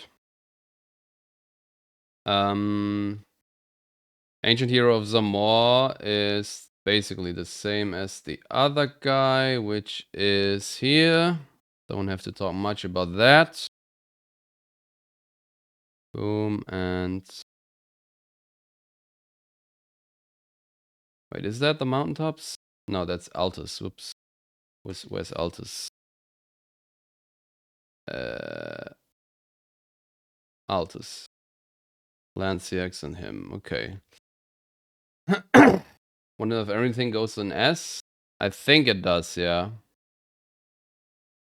Black Knife. Wait, you guys... Is this the invisible? Which is the invisible Black Knife? Is it in Altus or is it somewhere else? Anyway, this is... Sage's Cave, but which area is that? Is that Altus? So this is the same as this guy. This is the one in front of the things. Okay, this is the invisible guy then. Which means it would be definitely the worst of these. Because it's really unlikely that you have the item here. It is kind of cool with the steps, but the boss is still terrible. At least the arena is a little bit bigger though. I'm still putting it lower though. Below the knight's calves. Like here. Like that. Yeah, Sage's Cave here, yeah. And then we have... Ah! Spear and ring. See, that's what I mean. What I meant earlier. Better than this. Actually better than this then as well. Yeah, I'm gonna put it here. Like this. Like the magic guy is the worst of these three, of the three dudes, so... That's good. Gillica. Very weird boss. Gillica is... As a boss, it's kind of fine. Like, it works well enough. He's kind of going absolutely crazy, but you can read it well enough. She doesn't have many attacks. You can dodge under her. You have to react very fast, very often. But it works. Also with the charge. However, she's in such a shitty small arena. Like, obviously she's very weak, and you can often kill her before it gets worse, but... it's bad, like, in this arena. And since she's going so crazy, it's like, even though she has simple attacks, then she just goes like around like a maniac in that small arena, makes it so much worse. As low as she's there, yeah, surely. So Gillica, not very good. Not as bad as these. Not as bad as Putrid. Is she worse than Deathbirds? In that small arena, no. He's definitely around here. No, I think she's worse than Deathbirds.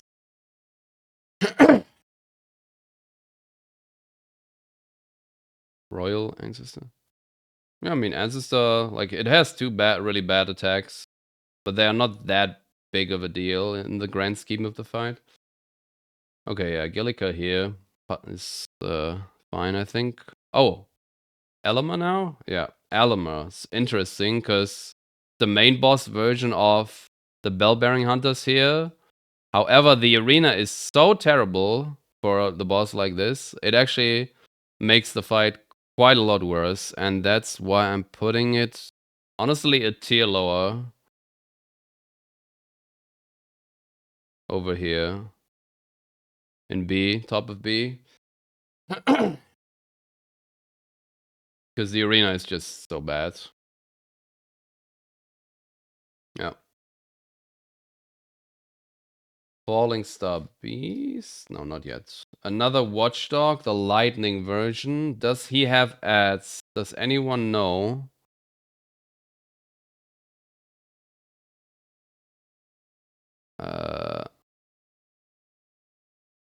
Wait, why is he not here?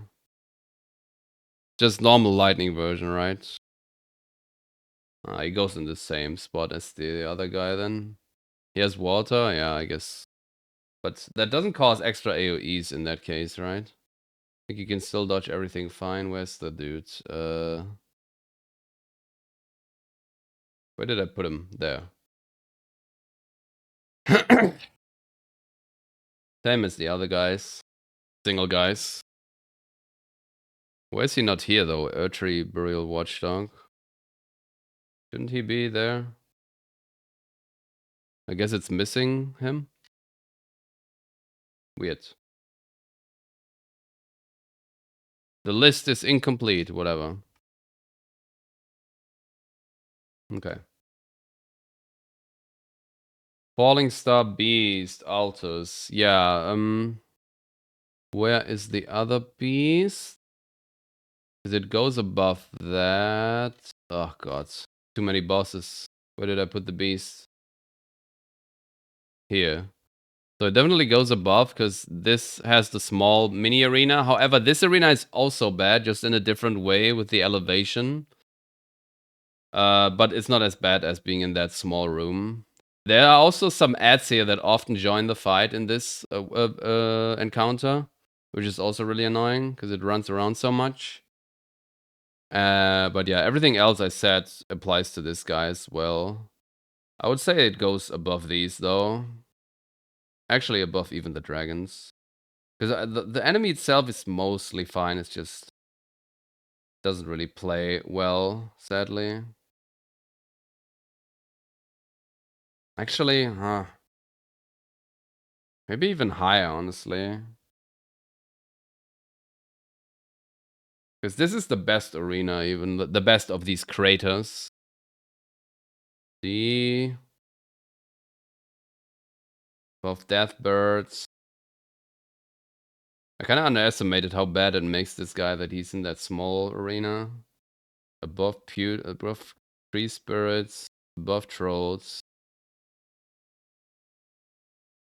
above overworld dragons, above Aiden. Kind of here, I guess. Yeah. It's okay. Falling Star Beast. Godefroy. Actually above Godric. Because he doesn't have the phase 2. Which means he doesn't have the shitty fire move, which makes Godric bad. And the arena is also better. Honestly, he goes here. Actually better than Godric. Godefroy the goat. Because it's just phase 1 in a better arena.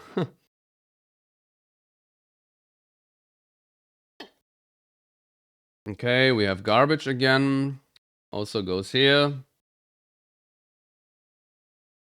Arena is whatever, it's big enough for both. Then we have ultra garbage as well. A boss with 3 snake ads or snail ads that he respawns as well, and that just gank you and roll into you. And the NPC itself is also terrible and spawns these death spells at you, is like absolutely terrible.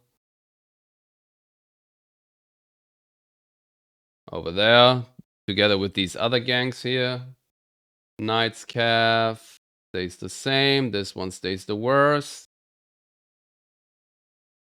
Omen Killer and Miranda. This is an interesting one, because this is one of the better duo fights in Elden Ring. Like, in quotes, at least. Because obviously the Miranda is stationary and can only do these 2 attacks. The poison and the, like, light from the sky. And I guess she can headbutt as well, but that's kind of whatever if you stay away. And then you just fight the Omen Killer. And this time you can actually fight the Omen Killer properly. Because there's no dogs this time, unlike on the normal Omen Killer encounter. So it actually is pretty decent. So like, this is like the mid-tier bosses here. Definitely somewhere here, a bit lower. Like around here, I think. Actually, is this the best duo fight I have so far? Highest duo fight? Or do I have a higher one? No, I think it's the highest duo fight I have. Yep. It is. Hey, what's up, Midnight? More than 2 was higher than C? Crazy, right?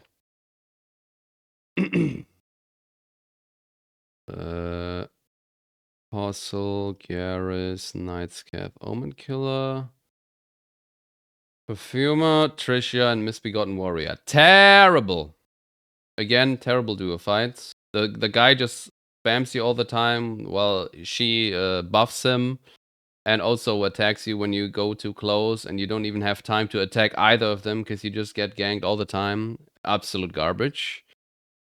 Here. Actually, Beastman is worse, but yeah. And Trios are also worse, I guess. No, actually, no. Not that, like, it's kind of funny to even swap something around here, because this is all absolute garbage. Sanguine Noble. I kind of like this guy.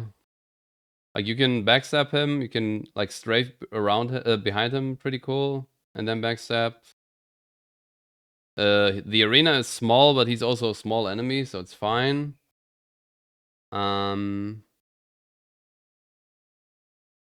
Yeah, I think I just like him, dude.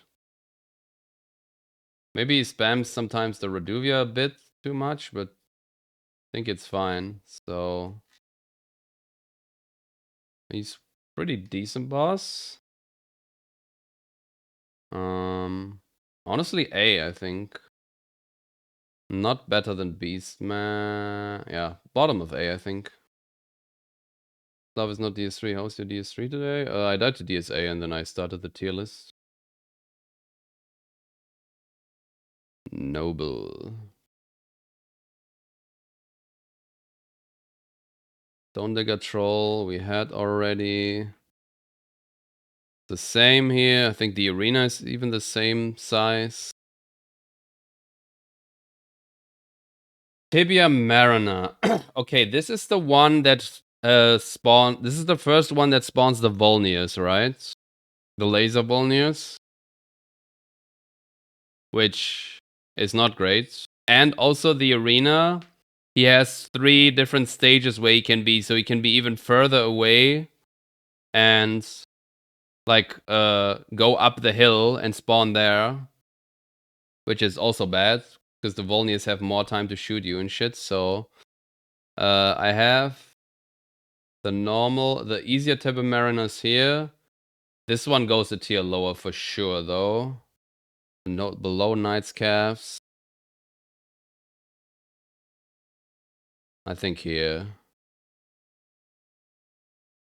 I might underestimate how bad this is right now, but I think you can kind of strafe the Volnir's attacks. Kind of, so. Or hide behind a house or whatever, like a wall. So I think here is fine. Still F tier, of course. Okay, Tree Sentinel Duo is kind of not a real duo because you can pull them one by one extremely easily. Which is kind of weird to rank this now because one is the shield guy, which I hate, which is like here. Still C, but I kind of hate this guy. The other guy is the torch guy, which I really like, actually. Like the torch guy is much better than the shield guy. Not just because no shield attacks, but also because he does the shove way less. And I think that will be our new top duo fight now, because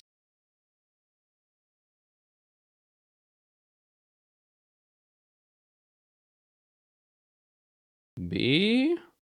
Like, this is kind of fake though. Like, this is not really a duo fight, of course. Like I said, I'm ranking this as fighting them one by one because like that's kind of what everyone does. Even in first playthrough, it's very clearly something that people will try and that I tried, so that's why I'm putting it here.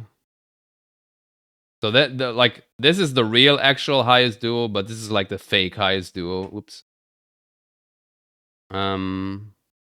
Yeah, and then it has one fight that I like, the shield guy I dislike, but the torch guy is much better. Like torch guy would be here, shield guy is here, and then I put a T and B. Yeah.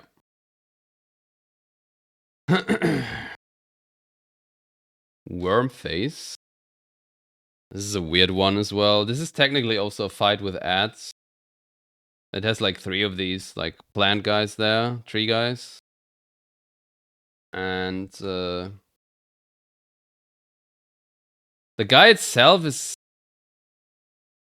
Nah, it's bad. Bad. Because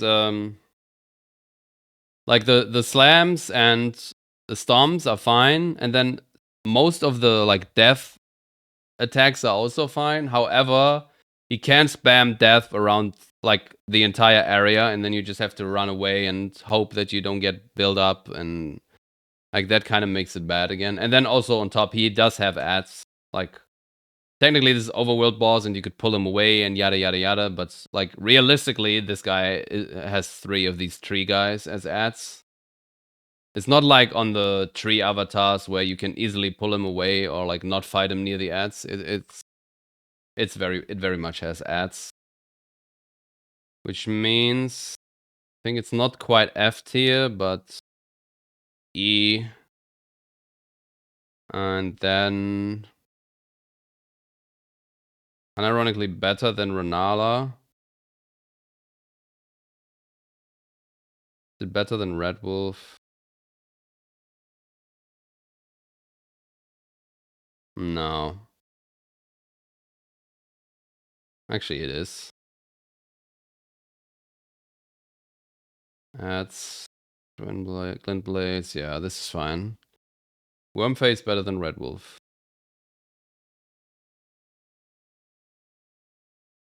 Gelmius next. That's here. Okay.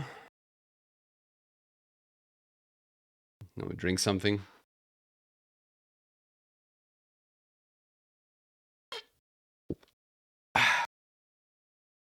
Oh, Dark Souls Enjoy. What's up?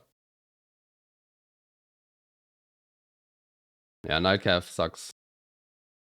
Abductor Virgins. Duo fights. Automatically absolute garbage.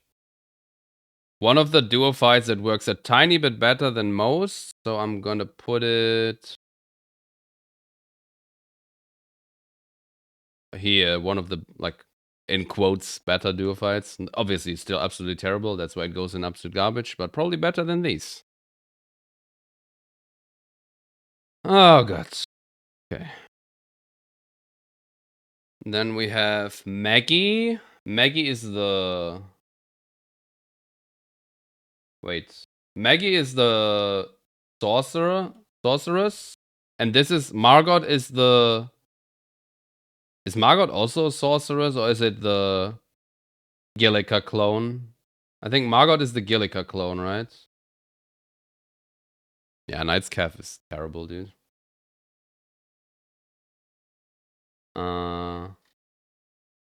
Anyway, I think they're like, even though they have slightly different movesets, like Gillica I put here. I think Margot is the clone I put there as well. And then Maggie is worse than these because it has the ads. You have to pull them away or kill them, which is fine to do with the range and stuff. But also she will like, and she and the ads will spam magic at you. But once you're close, it's just basically the same as this, except even more simple because she only has like 3 attacks then. I will put her a tier lower though, below these. Like this. The ads are not really a problem here though, like you kind of either pull her or kill them pretty easily. Weak ads as well. So that's fine. Oh, that's the queens.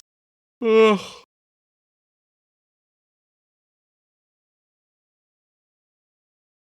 Only hit the horse, yeah. Oh, that's also something I didn't say about Knight's Calf today, is that like you can kill the horse, and then they could have made it that like they have the animations and shit, and it works that the guy fights on his own, but then he just immediately summons the horse again. Like, why wouldn't they just leave it like that and have it be cool that you then fight the guy itself? Like, super weird choice.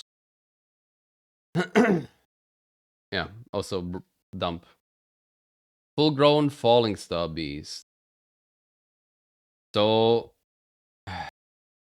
worst arena of the outside falling star beast. Yo, what's up, Basil? Worst arena of the outside falling star beast because it has the highest elevation difference and it causes so many shitty problems. Do I like the moveset more, like the extra attacks? Do I like that more than the normal falling star beast, though?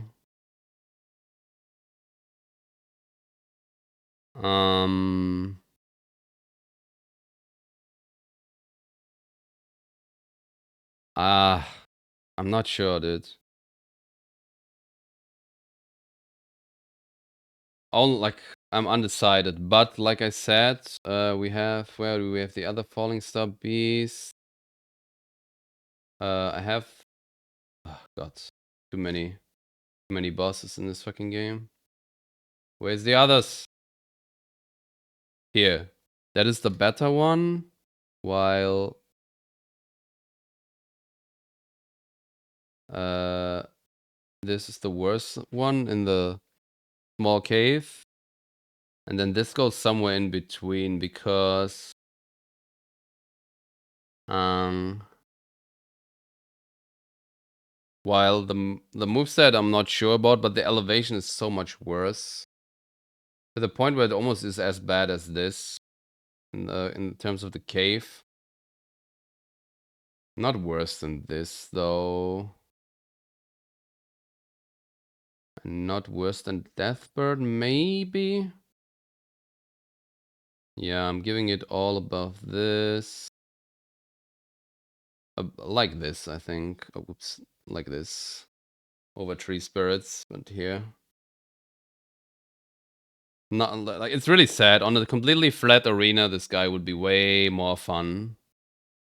Way more fun.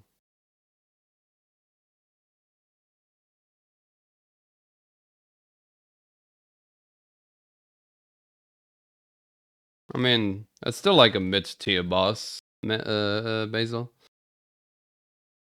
Yeah. Oops. Boom. Oh, wait, is this the old Atri Burial Watchdog that they were missing? I think it was. Oh, okay, they have the Altus Watchdog here for some reason. Take that, boss. Yeah, I like Falling Star Beast as well. It's just that they don't have any good arenas ever, and like 1 or 2 shitty attacks. Rykard. Rykard is an interesting one, because he obviously has a lot of really shit attacks, but he's also a really cool gimmick fight. But like, phase 1 Earthquake is just not okay. It's simply a dump attack. Like, clearly they should have made it that you can jump that attack, but they somehow forgot to program that in or something. I don't know.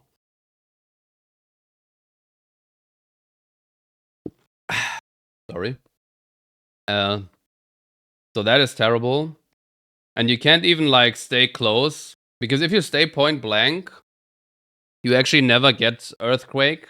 However, you do get Poison, and on Poison, it forces you to run away, like you can't dodge it to the side consistently, so you have to get away a bit, and then you can immediately cue Earthquake after that, and before you can even get close again. So Earthquake is actually unavoidable with positioning, even if you try to stay close for that reason. So that is terrible. The arena is also not great with how much bullshit there is that blocks you and all that. But like, that's the bad thing about phase 1. Everything else I like in phase 1, honestly. Okay, the lava is maybe not that cool as well. Like, it kind of fits the boss, but it doesn't play very well. I feel like it would be cooler if you could get closer, but okay, that is fine. You have the range with the Serpent Hunter, so. And then phase 2. Again, I think I like all the normal attacks, melee attacks.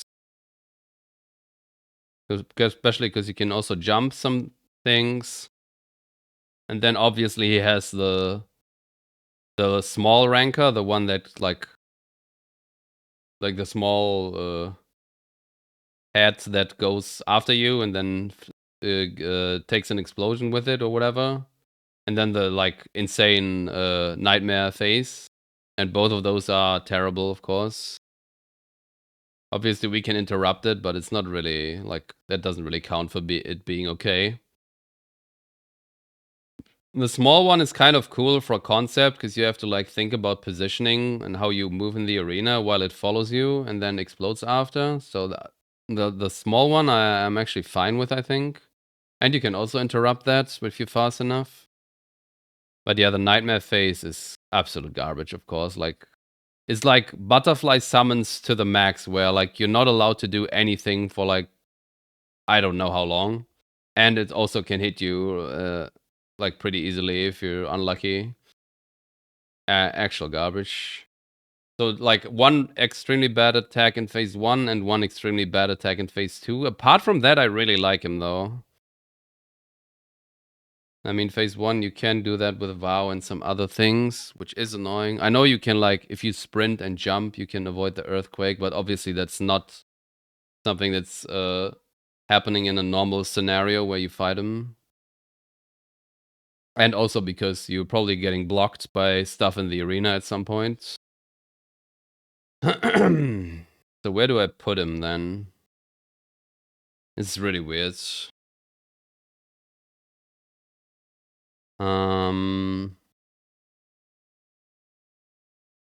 Definitely a bit higher though. Like, even though he has these two big problems, I still kinda like Rykard.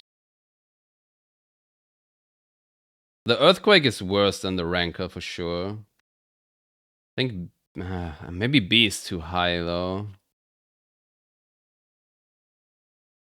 Maybe top of C. Kinda good. Yeah. I think top of C I like.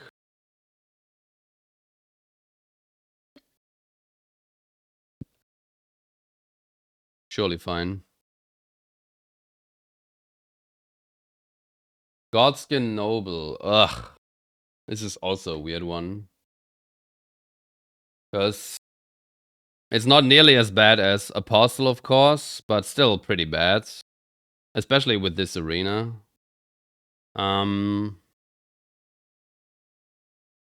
Like, the normal melee attacks, I like, actually, because even though they are, like, really spammy and shit, if you, like, really learn them, you can, like, stay close and do cool strays and shit and, like, punish with a fast weapon. So I like that. Even though there are some frame traps there, but you can, like, relatively easily avoid them by doing it well. But then he obviously... he obviously has phase 2. Oh my god, what is with these raids today? What the fuck? Domenico, thank you for the raid. What's up, Raiders? Welcome to Elden Ring Garbage Tier List. Hope you had a nice stream, dudes. Welcome back, Vinicius. Yeah, Godskin Noble, phase 2. First of all, the rolling move, of course, is like, why are the active frames so high for that? And why is the hitbox so big? Like, and also why the lag as well. When he rolls through you, the game lags, or like often lags, and makes it that the dodge can be fucked up. Like, how is that possible, dude? How did that, like, huh? Anyway, ultra hard to roll, unnecessarily precise, like really dumb. And then also he does it way too often. Then we have what's it called? The ultra fast attack. What is the name again? The Black Flame ultra fast attack. Forgot what it's called. The belly one. Yeah. I forgot, dude. Anyway, you know what I mean. Why do I not remember it? The ultra fast belly attack in phase 2. Which is like nearly unreactable. And you can only really consistently, in quotes, react to it if you like once you know that he's often doing it after like certain attacks, or after like he's done with a combo. And then you can mostly react to it, hopefully. I can't, but some people can. Why do I not remember the spell name, dude? It's crazy.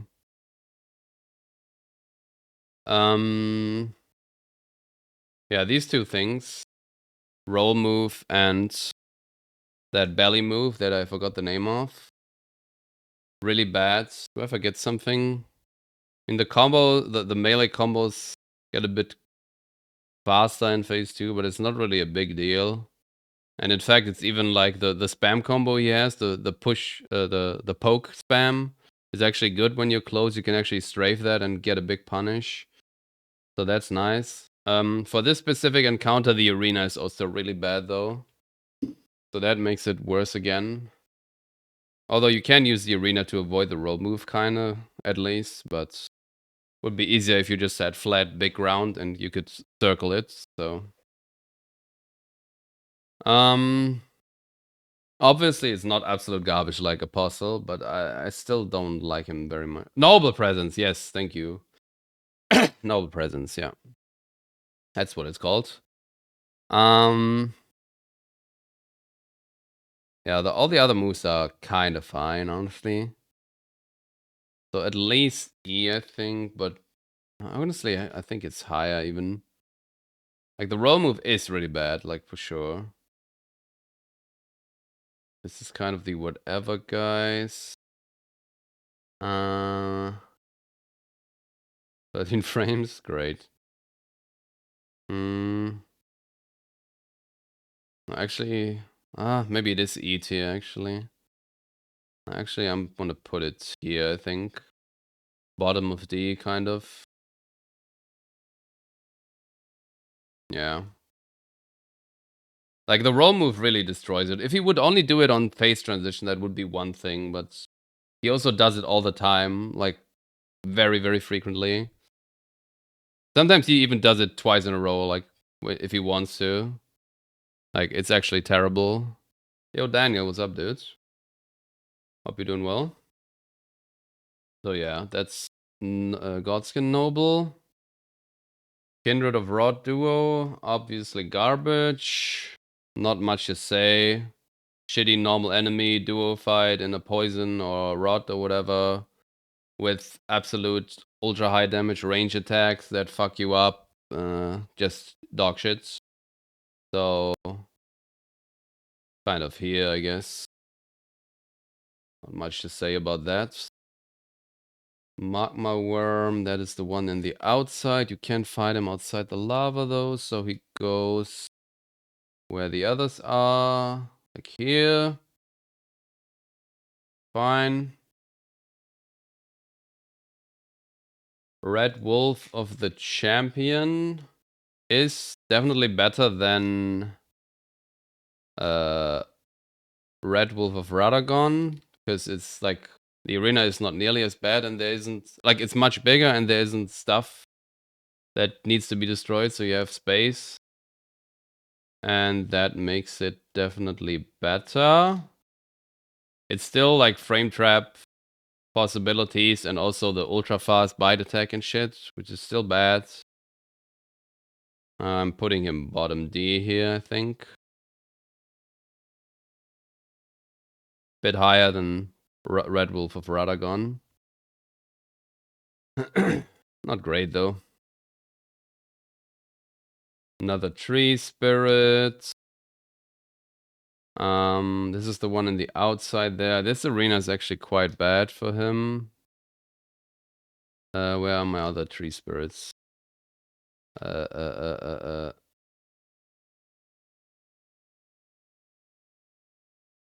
my god, there's too many bosses in this fucking game. Where did I put my tree spirits? Ah, here.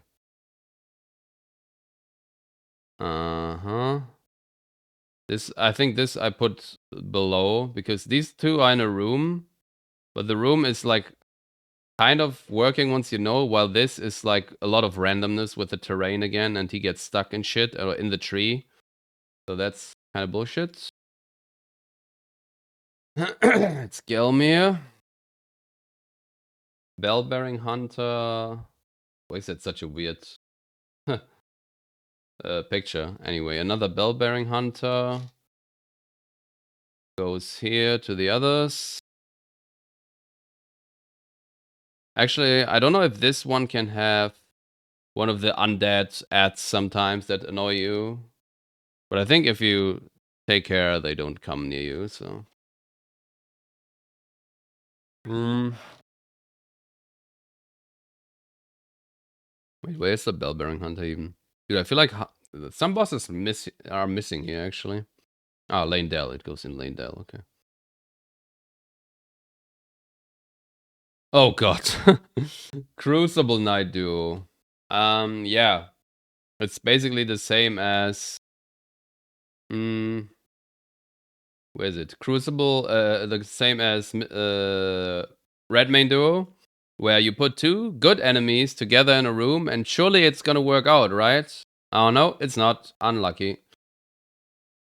It does work better than most of these, I'll give it that.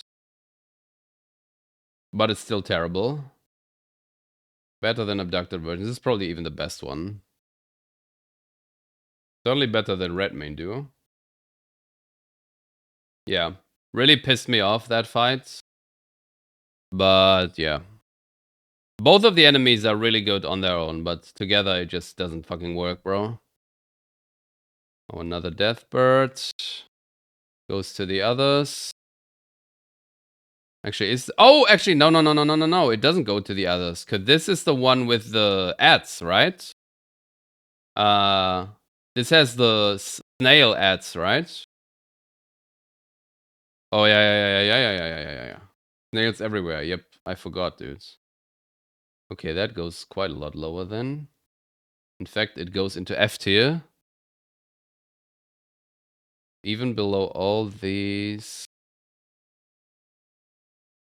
Even below the Volnir tibia. Even below this. I think here. No, actually, no. Below this even. Can't tell. Call them ads just because they exist. Can tell unrelated to the boss. I mean, no. They are inside the way you fight. Like, they are where you fight the boss, and it's like pretty much impossible to not trigger them. So this goes here.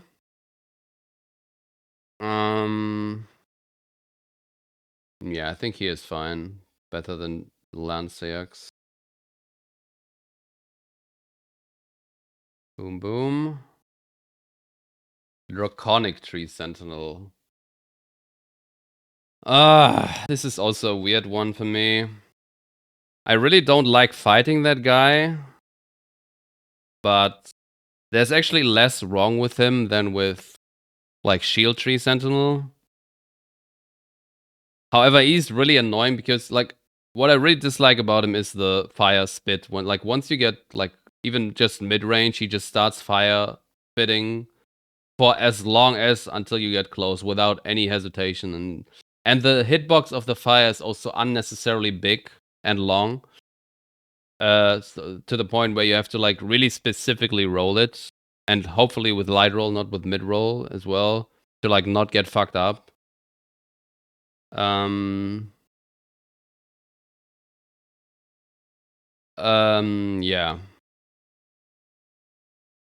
I'm not sure, dude. Like, he's also just.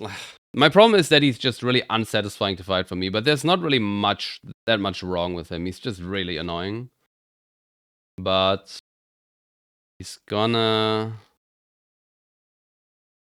So he's basically kind of like the Torch Tree Sentinel. The Shield guy's kind of ass, but he's kind of like the Torch Tree Sentinel, except less fun. That one bad attack that he has, or like another bad attack that he has, apart from the fire, which is also the single lightning on top of you, which is also unnecessarily high active frames. Just really dumb. Like, why would you make it so hard to roll for no reason? Dump.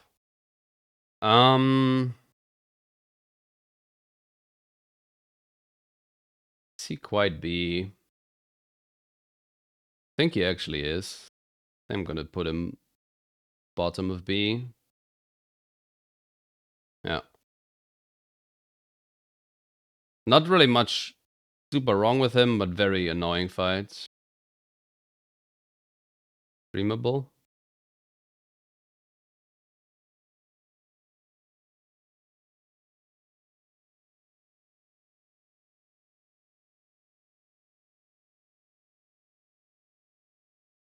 I mean, yeah, you can maybe pull it, but it's like still very clearly an encounter with the snails in mind, and like any casual player will just fight it there, obviously.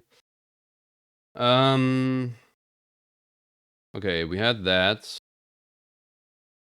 God, there's so many bosses, man. What the fuck? Fell Twins. This is a weird one as well, because this is also one of the better duo fights, actually. I could really feel the AI. Yeah, I'm almost talking for 4 hours already, dude. I could really feel the AI there being, like, trying to, like, not have both come close at me. So I did appreciate that a bit.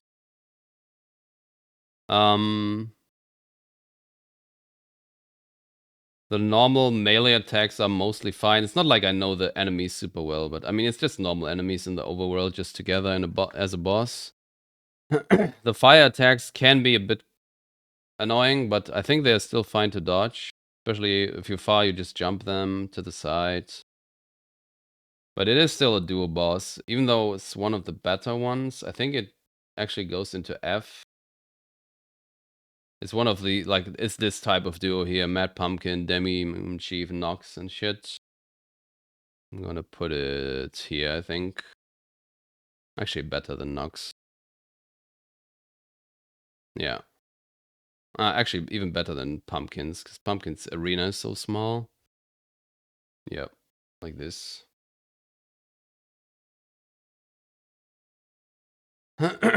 Grave Warden Duelist. Oh, this is kind of sad, because this is the one with the ads again. Because this is actually my best boss right now. Or these two. But obviously with pot ads, that is not the case anymore. And we put it all the way here. Top of absolute garbage. Because Souls Combat is not made for this. Another Onyx Lord. I don't know if he's any different than the other, but if he is, then probably not much. Where's the other guy? I have him somewhere here. Oh, there.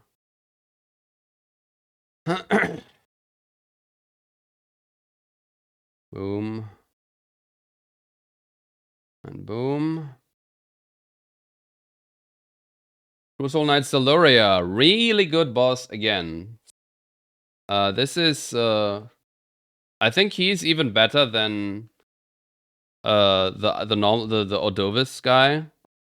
Because, like, I like both of them very much, but the Ordovis guy has the, like, tail spam, which is quite annoying. Like, this guy also has the phase 2 spam add-on, but for him it is that grab, and that is, like, way less annoying in my opinion. So I think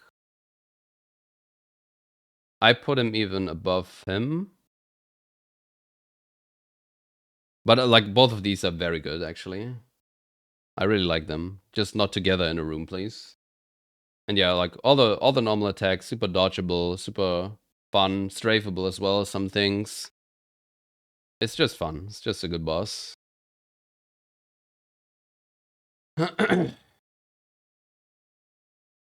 Wait, why is Siluria here all of a sudden even?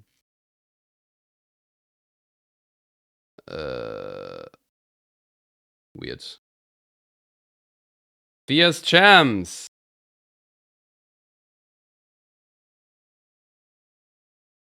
Perfect. Absolute perfect fight. Literally nothing wrong with it. Peak of From Software. Okay. Yeah. Is this the worst gank? It's actually not the worst gank. I'm putting it here. Like, these are all worse, actually, I think. Still absolute garbage. I don't think I have much to say. 2 NPC encounters after another, and then a triple NPC encounter. Like, what is there to say? This is like, ugh. Blah. Blah. Fortisax. Terrible.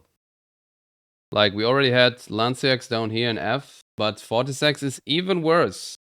Even harder to headshot. The death aura everywhere sometimes. I think the roots can also block you here and there. Then the the walking lightning on you, or the glue lightning, whatever you want to call it. which is just crazy.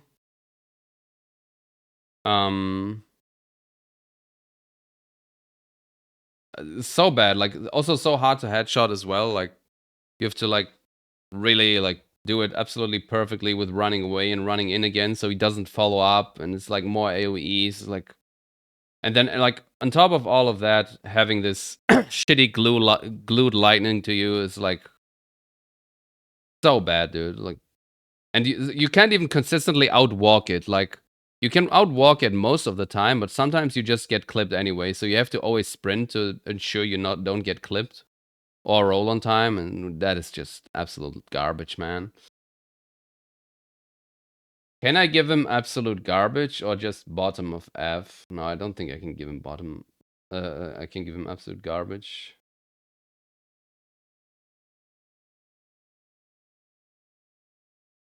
Oh, can I? No, I can't. I have to put him here, I guess. Like here. It's like significantly worse than Lanciax, but not worse than these two. Actually, it is worse than this duo, but not as these. Actually, it is, man. It is. No, I can't do that. I can't do that. It's terrible, though. Terrible fight. Here. Astel and the easier Astel, which has the big arena, which is good. Astel is also a weird one again, because the only like really bad attack that he has is the meteor, of course, but he's obviously a very annoying boss. Like it's just such a stall miser, and it's really unfun. But there's like not really that much wrong with him, and on the big arena, it's fine. Like, the meteor is obviously bad. What also bad is the attack where he like raises you into the air, the aura where he's like up and down. And if you're too close, you have to time roll that, and I don't really like finding a tell for that. But other than that, it's like fine. So it's only really terrible the meteors. And it is the big arena, it's the easier Astel.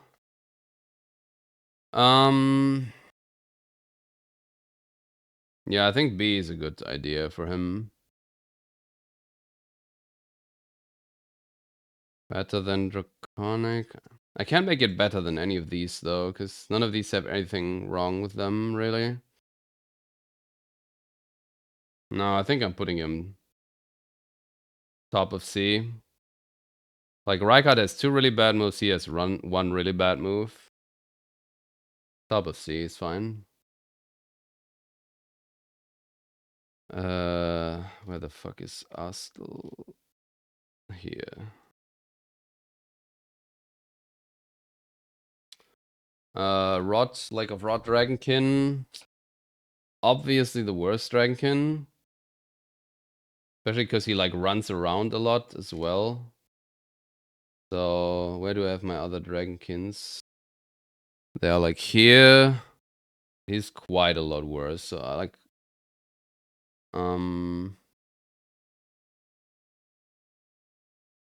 definitely worse than all of these.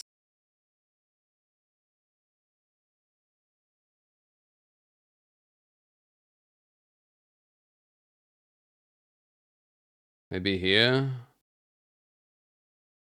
Nah, even here.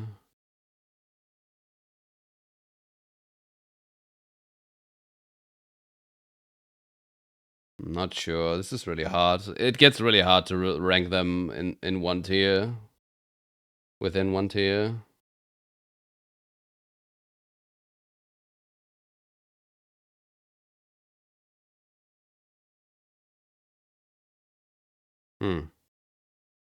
No, I think he is fine. Bottom of D. Yeah. Terrible arena. Unfortunately. I get the idea for the encounter though. Esker. Did Esker have ads as well? I kind of forgot this.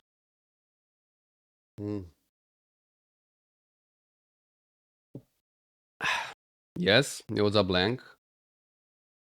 What guys did he have? I kind of forgot. Oh, the two bleed. Oh, it's the two bleed dogs guy. Yeah. Okay, now I remember. Yeah, not much to say here about this, I guess. This will be... What is worse, Asker or Garrus? I feel like Asker is worse. Yeah. Oops. Bleed dogs, yeah. That's Asker. Boom. Dude, we have so much garbage so far. Holy shit. Okay, gold free. Is just a good fight. In fact, one of the best in the game. Obviously, the arena is not great and can sometimes cause annoying problems, but it's very easy to reposition him, so that's fine. In fact, I think he is the best guy so far. Yeah, I think he is. Quite simple, of course, but fine. Do I even put him in S? There's not really anything wrong with him. Like I said, the arena is a little bit annoying, but it's like super free to reposition him at any point, so... Yeah, I think I'm putting him in S tier.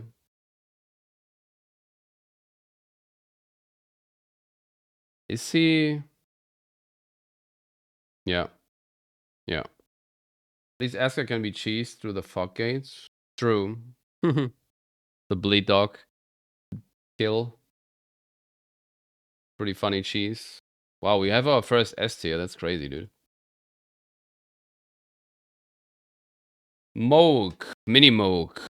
Not a fan. Not a fan. The arena is bad. Not as bad as main Moke arena, but quite bad still. Then all the bleeds throw stuff is just not fun, especially in a small arena like this. And then obviously we can't count carrion retaliation into this. So he's also gonna spam it onto top of him, so you can't even attack him unless you have range.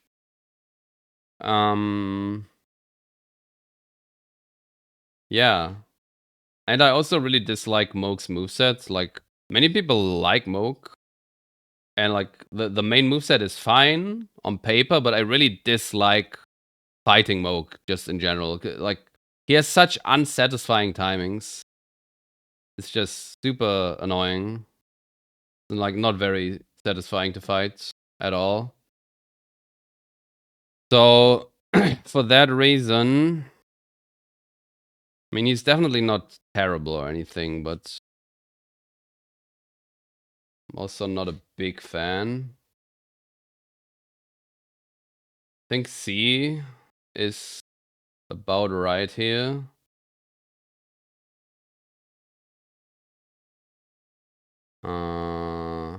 Above the watchdogs, maybe. Yeah. Mini Moke C, think is fine. Not really a special boss, just... Yeah, I don't know why they gave him so much AoE blood bullshit. Like, I understand it in the main version, but well, like even the mini version having that, and just in that small arena with the benches and like, not great, not great.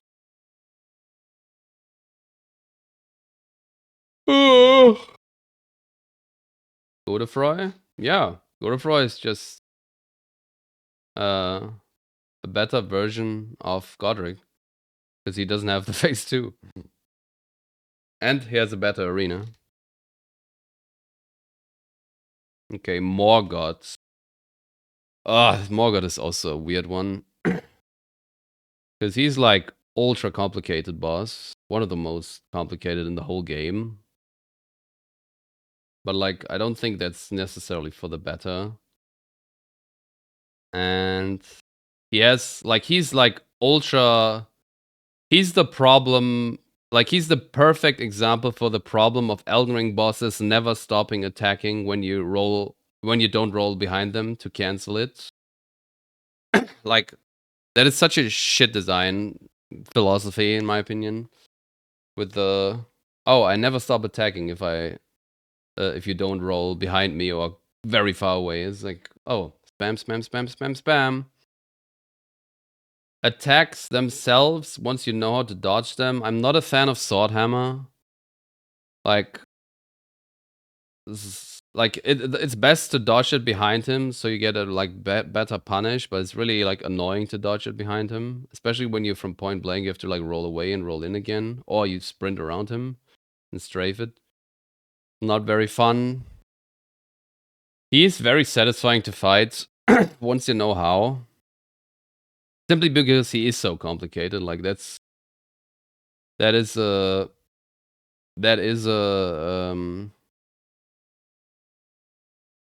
like, that's the thing, right? Like, Millennia is also a shit boss, but it is fun getting good at her because she's just hard. And it's kind of the same with Morgoth, except he's like more complicated than her.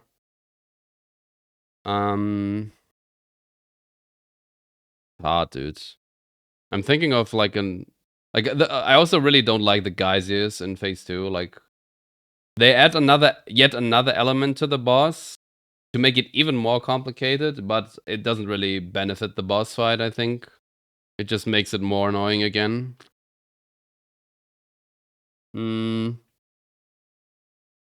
Helicopter is a very weird attack as well. Again, that is an attack that like a casual will just not like really deal with. Will just get hit. And it's kind of like this is like I said, this is like the mega example for we must do it as complicated as possible, and people can spend 100 hours on the boss and still don't know everything. And yeah, I do like fighting him to a degree when once you know him, but it's like I'm not a big fan casually. However, he's ultra cool, dude. He's the coolest character in the game for me, but that doesn't count here. Like all the pools of shit that come out of his weapons wings. Yeah, the big guys, yes, yeah. Benefits it heavily, and the moves I changed to accommodate the change. Yeah, sure, bro. Once I learn him, I start to enjoy him, but maybe I also need to consider your first time encountering him. Yeah, what's up, Aotos?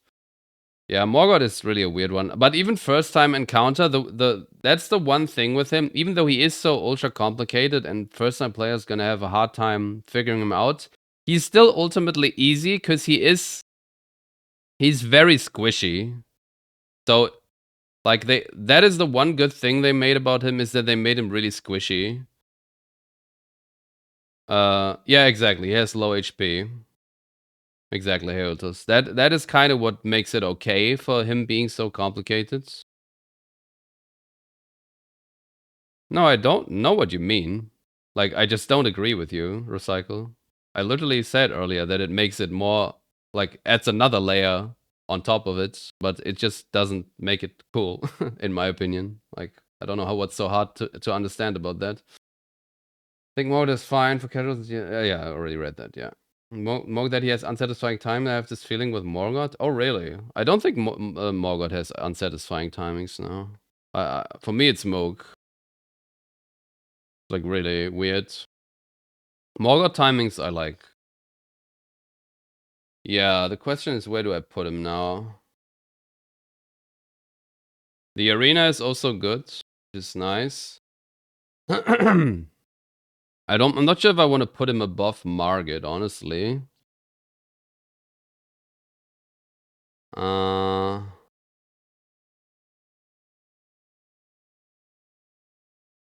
Because like all the bad stuff that Margit has is multiplied in Morgoth. But also Morgoth is like so much cooler, right? Like, and a lot more complicated. Like Margit is already really complicated and hard boss, but Morgoth is crazy. Move that changes to support the channel and ends up being good instead of overwhelming. No, I just don't agree with you, dude. What is so hard to understand? I know what you meant. That the moves that the geysers make him behave differently or whatever, but like it doesn't play well still, in my opinion. That's all I'm saying. Much better arena, yes. No, I think I'm putting him above Margit. And then the Duelists. I mean, they are so simple. Like I can't give it to them the top of A because they are like they are so simple versus him probably being the most complicated boss in the whole game. Like I think I'm gonna put him top of A here. I just really don't like the design of, oh, I'm never gonna stop attacking when I'm in front of you. But he's very cool. And he's fun fighting once you figure it out, even though it takes quite a while. Snail and S. Snail is cool. Okay, that's Morgoth. Definitely one of the cooler bosses. Okay, Twin Blades. Forbidden Lands, Black Blade, Kindred. That is actually a much worse gargoyle than the other Black Blade Kindreds. The arena is also just as bad, but also the Twin Blade / Axe version has the like death AoE bullshit, which is like nearly unavoidable, or sometimes based on position even completely unavoidable. I think, which is really fucking shit. And yeah, while I still enjoy gargoyle, like all the gargoyles really, even the Twin Blade ones, for like just how they play and they're fun. If the arena would be good, this one has like the AOE's that he has on certain moves are bad, and also the when he does the axe slam, especially on the face, like on the weapon transition, that AOE there comes out too fast and with too high active hitbox. So like the strat is more of going under him and trying to avoid it completely and like not touching it, but that is not always working because the arena is so shit. And yeah, like this gargoyle has a lot of problems actually, sadly. So while like Black Blade Kindred, the other one I have here, up here in B. I think this guy goes more like here. Stone Digger Troll, like around here. Actually more here even. Deathbird's better. Yeah. I think next to Godskin Noble here.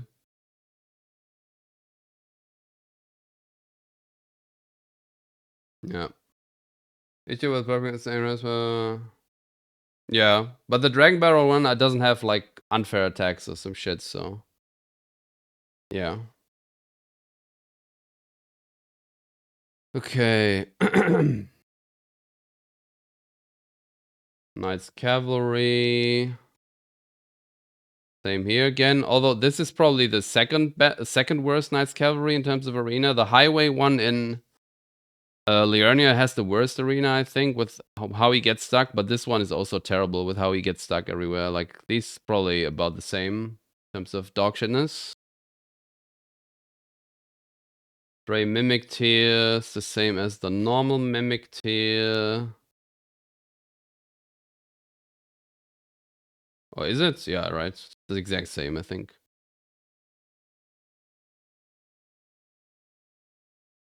Ancient Hero of Zamor again. Same as here.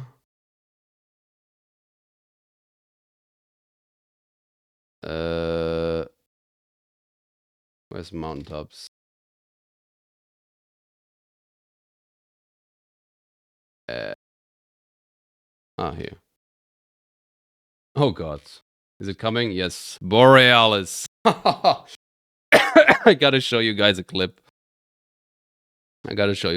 To show you how amazing Borealis is.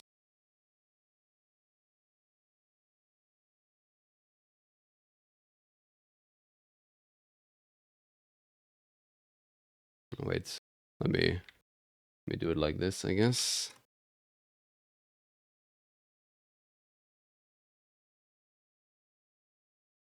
Borealis, my beloved. So Look, right?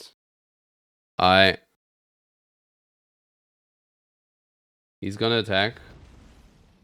I'm going on torrent. I go the right way. I'm out of the range, way out of the range, and boom, ice deflection, and boom, ice deflection, dead.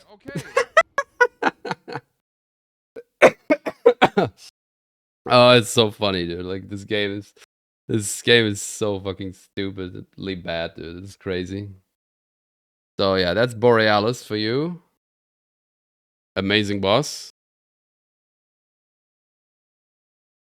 And then, yeah, I was just gonna say the scream as well. The AoE scream is so bad as well. Like, this is by far the worst overworld dragon, Borealis. Much worse. Like, Exarch is, like, not even close to being as bad as Borealis. Like, Ice Deflection is the craziest on him out of all the fights. Or, like, Breath Deflection, whatever.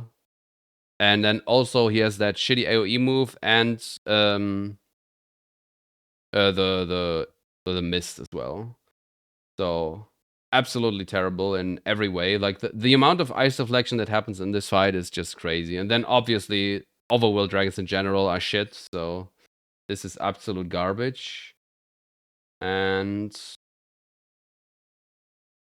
even worse. Is it worse than Godskin Apostle? Yeah, it is. Simply because of the jank. Like it's more in your face than this, I guess. Even this is better. Nah, it's not. I'm gonna take it like this. Absolute garbage. Ranking inside of absolute garbage is not really a thing, honestly. Commander Nile is kind of the same as O'Neill again. The moveset itself is fun, mostly. Minus one thing on Nile, which we'll get to, but yeah, why add two shitty ads to it again, dude? Like, what is the reason for this? Why make the fight like that? That makes it automatically absolute garbage here, basically. Like, at least he doesn't attack you during it, so it is kind of okay to deal with them, like much more than on O'Neill with the shitty like spam summons, like way more of them. But it's still like terrible. Like, why? Why? And then once you did that, you can fight him like normal and it's fun. However, he has that Ice Stomp move, which has insanely high active frames. It's probably one of the tightest rolls in the whole game. And it's so dumb, dude. And that's why you have to play him so passively and always get away after a punish because he can do that. It's so bad, dude. Like, why? Actually terrible. So where do I have O'Neill? I can't have him very high. Oh, he's right here, yeah. So like, feel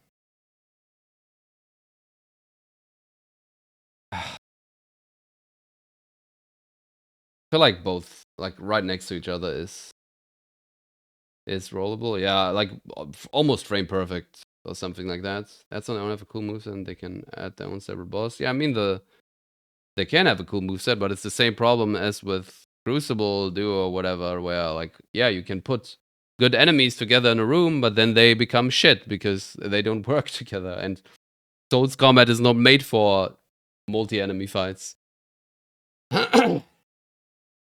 So yeah, Commander Nile really bad.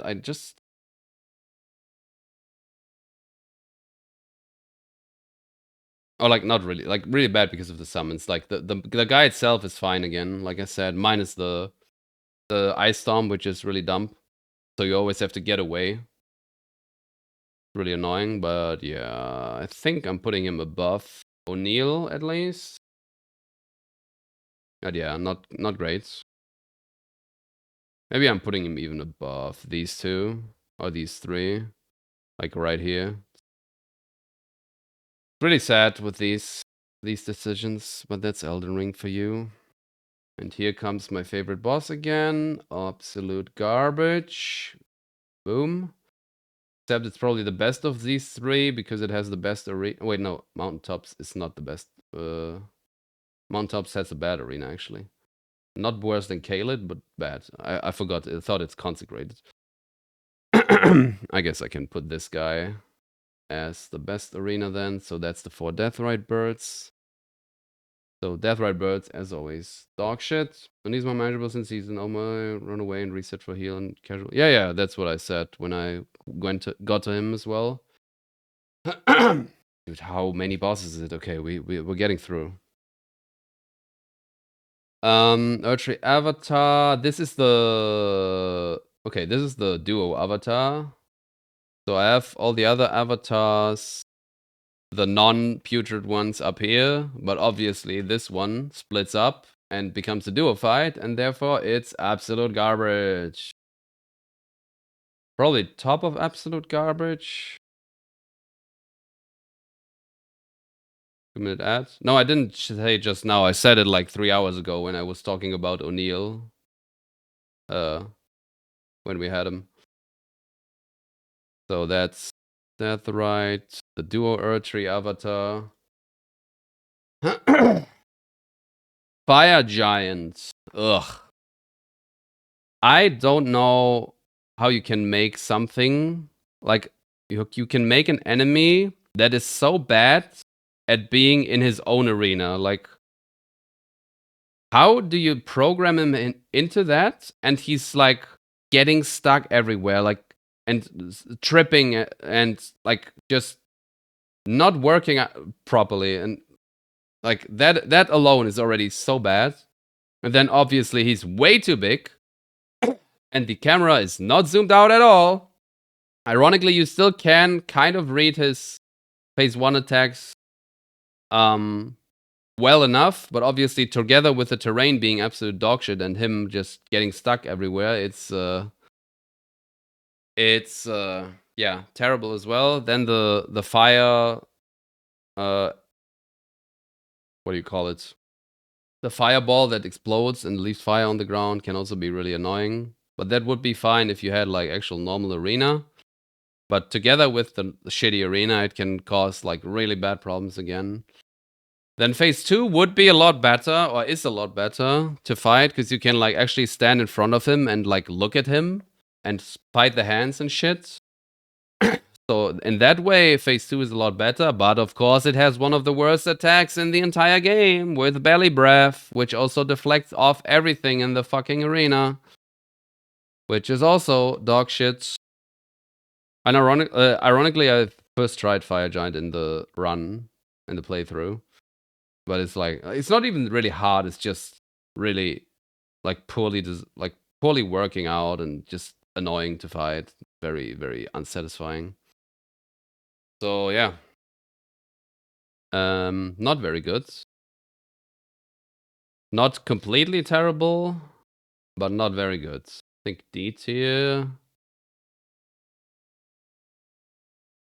Maybe E, because like that belly breath is... That belly breath and the camera really make it so bad.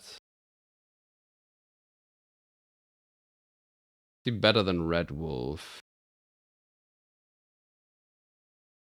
He's actually worse. I think he's actually worse than all of these as well. Falling Star and Small Arena. I think I'm gonna put him here, actually. Black Knife Assassin's much more annoying, but yeah. Like, kind of bottom of E. E's still too high? Nah, I think it's fine.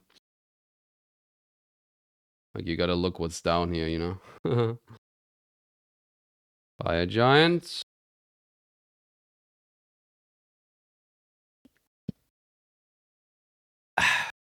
Oh. This is a fun one. Why? Why, Miyazaki, would you make the Spirit Caller Snail enemy and have throughout the entire game the mechanic, hey, the Spirit Caller Snail spawns enemies and you have to find it to kill it to like survive. Even in that very cave that that goes up to that boss, it's still like this. The Spirit Caller Snail is somewhere and you have to find it and kill it to get rid of the wolves or whatever else it spawns, right? And then you go into that arena and you're like, oh, I gotta find the snail. But no. Randomly, now, for some reason, they're like, nope, our rules don't count anymore. You have to kill both enemies first, and then you get to kill the snail and fight. So, in fact, it's just two Godskin fights in a row. Why? Why? So, yeah. Actual garbage. Like, garbage decision, and then also actual garbage, absolute garbage, because it has Apostle in it. With a noble on top, so I guess it's even worse. So yeah, that goes here. Garbage. What happens if I don't kill the snail at the end? Can you resummon? I don't know if you can resummon, but you can definitely, like, if you bone, they're still alive, of course. Yeah. Okay, another tree spirit. Where's that again in mountaintops? That is in a cave again, right? So that goes the same as the others. Which is like here.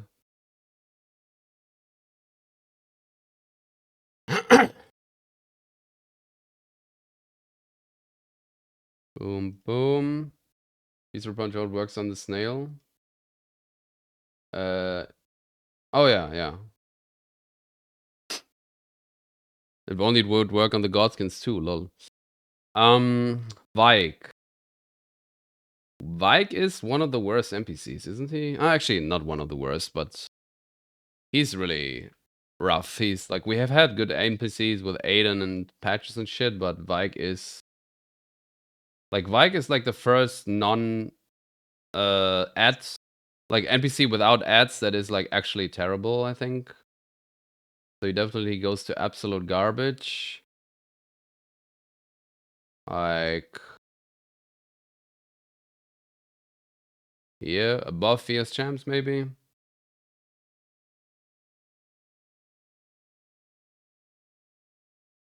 Oh god, there's still so many bosses left. Malekith.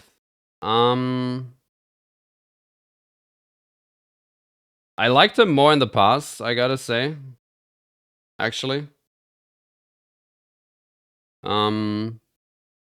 He's just like, there's nothing really wrong with him. But like the more I fought him, the less I had fun, I guess. Well, there's nothing really wrong with him. Ugh. Phase 1, he's really fast. And phase 1 is honestly harder than phase 2. But it is really simple in phase 1. If you fight a certain way, that is. He also he's annoying to hit sometimes with some weapons in some positions. And then phase 2, he's like, sometimes he's really passive, and it can be weird. And he actually doesn't have that many attacks in phase 2. But again, there's the only thing that is like questionable move is the raw move. Like the raw is too big of an AoE in my opinion. Like it shouldn't be that big. It should be smaller. Apart from that though, it's fine. Like I do like him a lot actually. ST for you. I think he was like, I would have put him in S tier back in the day. I don't know now though.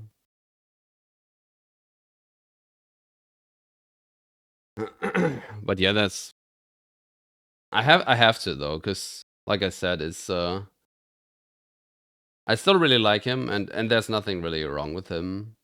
Apart maybe like I said, the raw and maybe a little bit getting stuck on the pillars sometimes, but even that, so like it's really easy to still deal with and then reposition him. So yeah, I think S is fine for Malekith.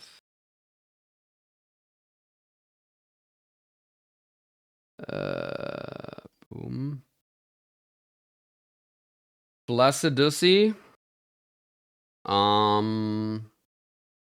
Really boring fights. One of the most boring fights in the whole game. It's like they like back in the day they made Medea and it's like, oh cool, now there's a dragon boss that you fight against the head and like in front of him and it's like an actual like cool fight. And then here they went back to, oh, what if you just stood on the side or on the tail all the time and just smack him and hope that he like doesn't like attack you or something. Like that's the first thing. Super annoying type of fighting.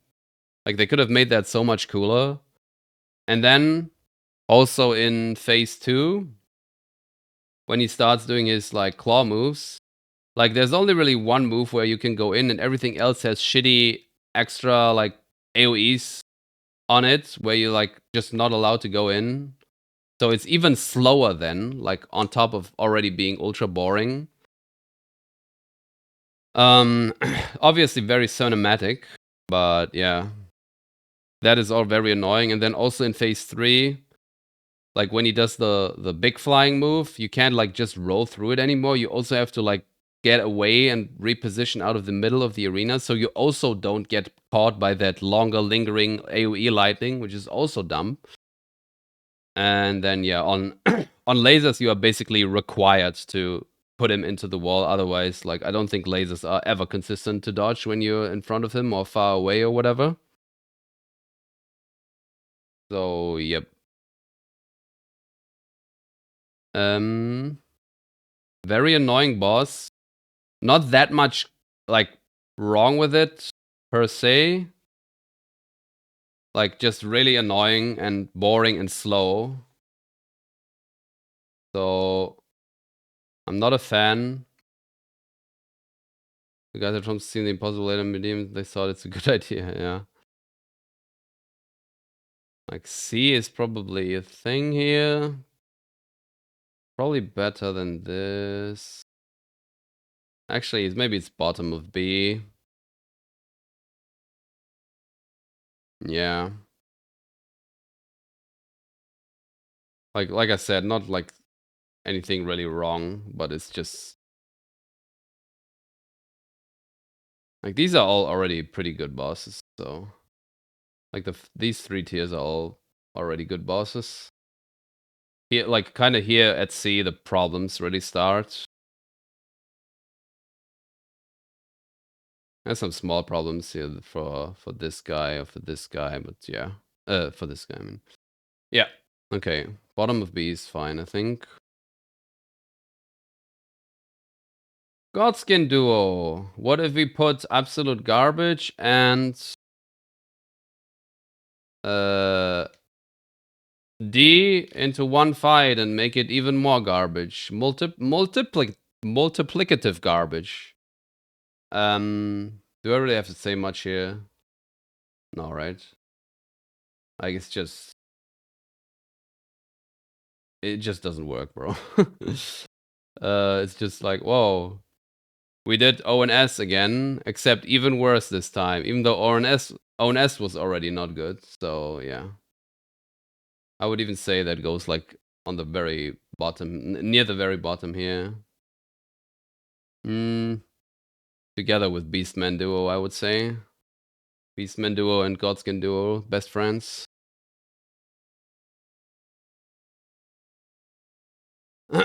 Moke. Yeah. A lot of people like Moke. But as I said earlier on the mini Moke already, there's one guy there. ONS farted, so Godskin Duo good shit, yeah. Basically.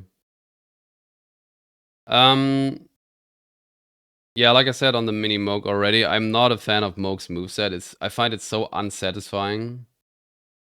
And then of course all the blood shit, like the phase 1 version, just the normal, like the 2 throws and the rain on top of him, super annoying.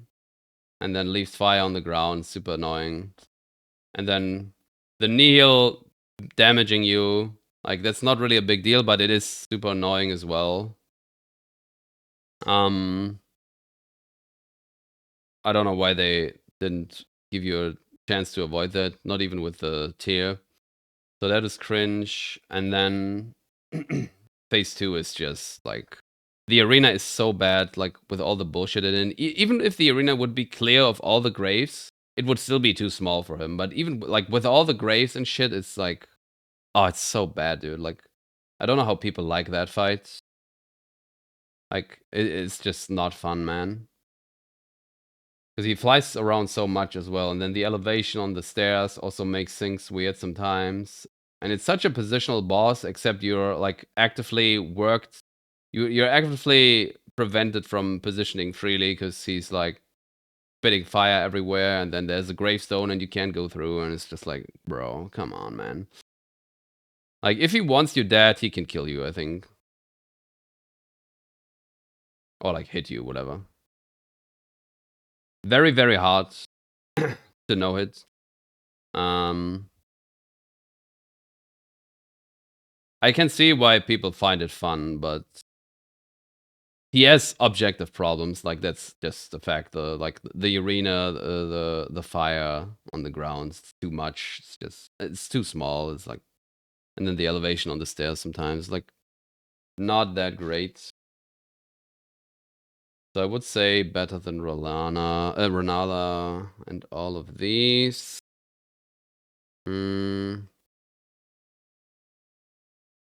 Probably also all of these. It kind of goes here. I would say worse than these, though. Bum, bum, bum. This guy also has a lot of problems. Maybe here. I kind of see. Can actually avoid the knee if you stack all blood. Yeah, I know. But that's not even possible without going to DLC, so it's not even, or like without being in New Game Plus. So you can actually also avoid it with backstab iframes because they forgot to add that anyway. But you also can need the DLC talisman for that, of course. Okay, that's smoke. Oh, it's taking too long, dude. Astel, Stars of Darkness, worst version of Natural Born. I have him here. This is just like the multi-grab is kind of whatever. Like that is a fine attack. I think it's not really a problem with that. However, the meteors get much worse in this small arena, I think. So that makes it worse. Put it like not significantly worse, but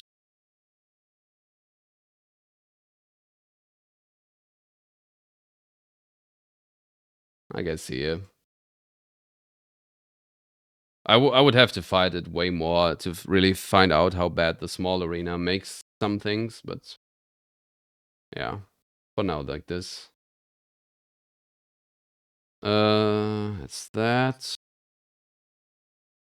Already, oh yeah, we already put the Deathrite Bird in. Theodorix. Yeah, it's basically the same as Makar, right? Just ultra tanky. Where do I have Makar here? Boom. Think there's nothing different there. Misbegotten Crusader.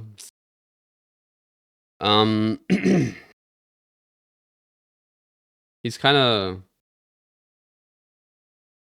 Is he even faster? I still don't know if he's faster than the normal Leonine.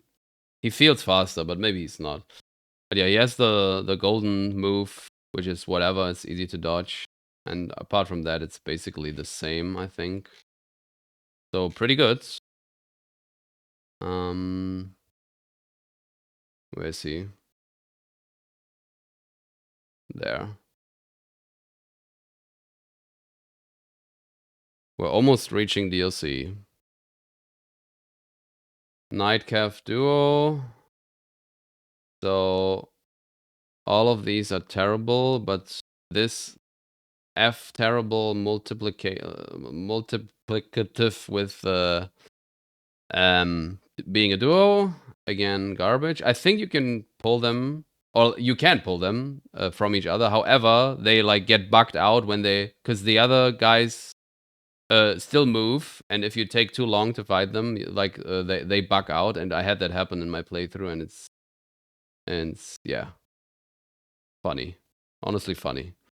So we put it like I guess the same as like Erdtree Avatar. Duo Erdtree Avatar. Putrid Avatar is the same again. Oops. This guy has the worst arena as well, so put him there. This is a good one. Again, we already had this guy, basically. Again, like I said, these three, I think they're all good. But, like, I didn't fight them enough. Because they kind of just died too fast, too easily. Because, so that I couldn't really form a perfect opinion on them. And, yeah. I think they're pretty good, though. There's this. Oh, yeah. All these. Loretta. Yeah, basically just the worst version of the Ghost Loretta, which we have here. I think she's only worse in the sense that I think she has the magic melee is longer, but that is fine. That is an okay attack. However, she has the Loretta's Mastery, which is like you have to do a way tighter roll for no reason at all. Like it's so stupidly tight that it's like why would you do that? Like for what reason? It's already the most annoying boss ever with the glint blade spam and shit. So I mean, we already talked about it on Ghost Loretta, and it's basically the same here. The arena is big enough, thankfully, but yeah. Super, super, super annoying fight, simply just because of the glint blades. Without the glint blades, it would be so much more fun and so much better. So this is worse. Yeah, basically the same, but worse than this.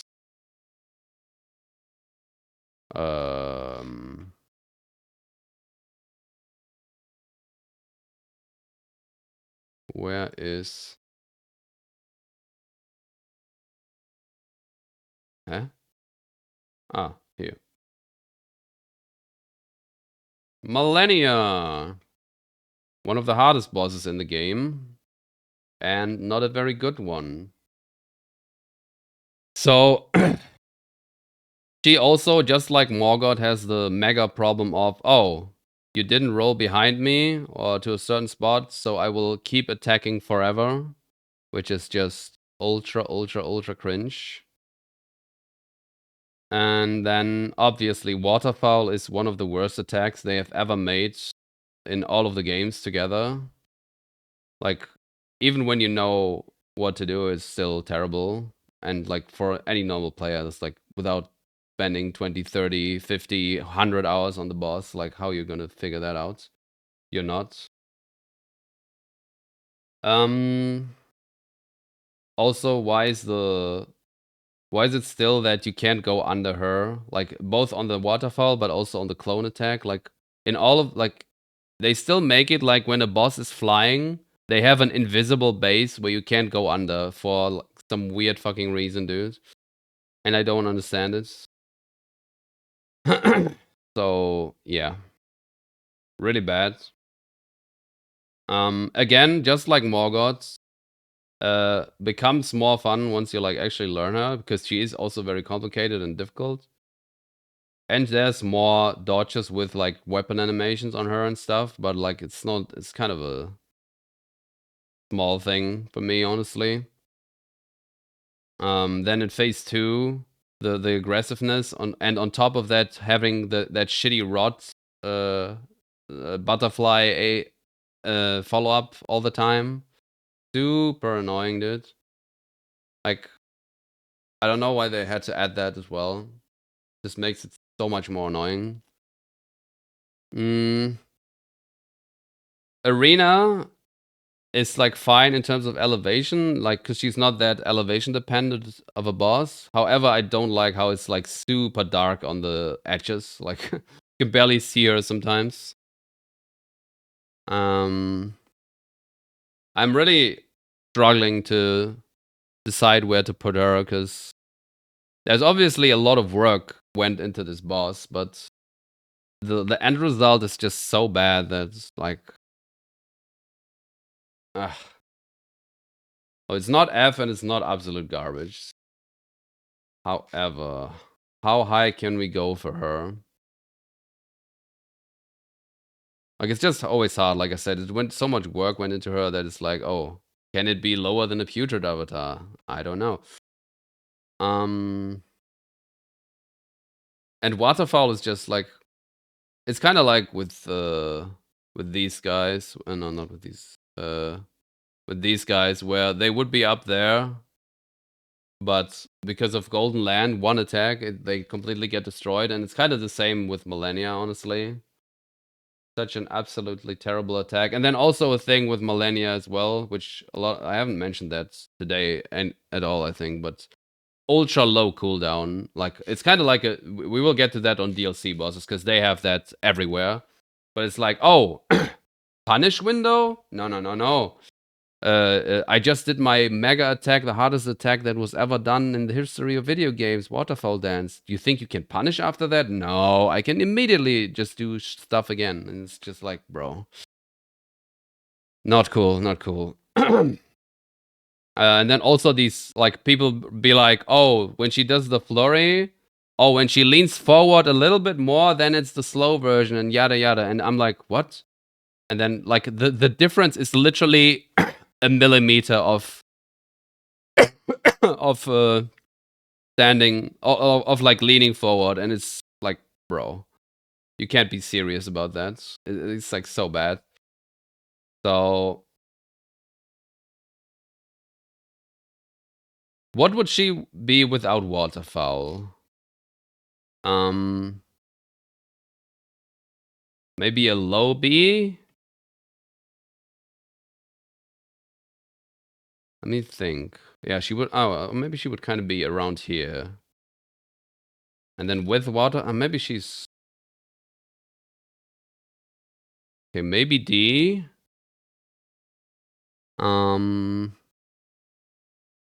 Deathbirds. And without Waterfall, yeah.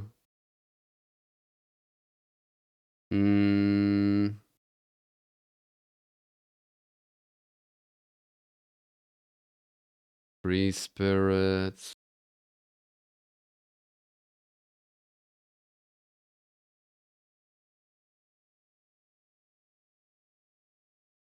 Maybe around here. Next to Godskin Noble. Kind of the same as with the roll move, putting her down, like putting him down, and her Waterfall putting her down, except Waterfall puts her down way more because it's way worse of an attack. I think D is fine here. The point is just that she's just getting destroyed by Waterfowl, and still, even without Waterfowl, not being like the greatest boss ever. Yeah. Like, I think she would be bottom B or top C without Waterfowl, and with Waterfowl she's here. Godfrey Horaloo. So as you probably guess, if I already have Godfrey on S, I also put him on S because I also really like Horaloo, and I like the mid phase stuff where like you have a phase where you can strafe more and you have a phase where you have to roll or jump more in both phases. And then Horaloo is really interesting with the, like, you can fight it like with the strafing, which most people do, all the way mid fought him in one of the runs that he's done. And it looked so cool with the, like, staying in front all the time, and I really loved that, seeing that. And it's just a cool boss, dude. And I think it's actually the best boss in the game. Maybe Red Bear is better. We'll see.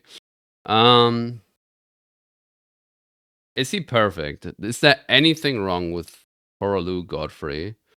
You could maybe argue the Raw is a little bit annoying, but it's unlike the Malakav Raw or some other Raws. It's like reasonable to roll. It could be a little less, like you have to move away and then roll really late if you were point blank, but you can also kind of expect when he's roaring, and you can also endure it, of course, if you want to. Yeah, the shout, yeah, the raw. But it is very fine to dodge still, I would say, compared to many of the other Raws in the game. And then he's just very cool as well, dude.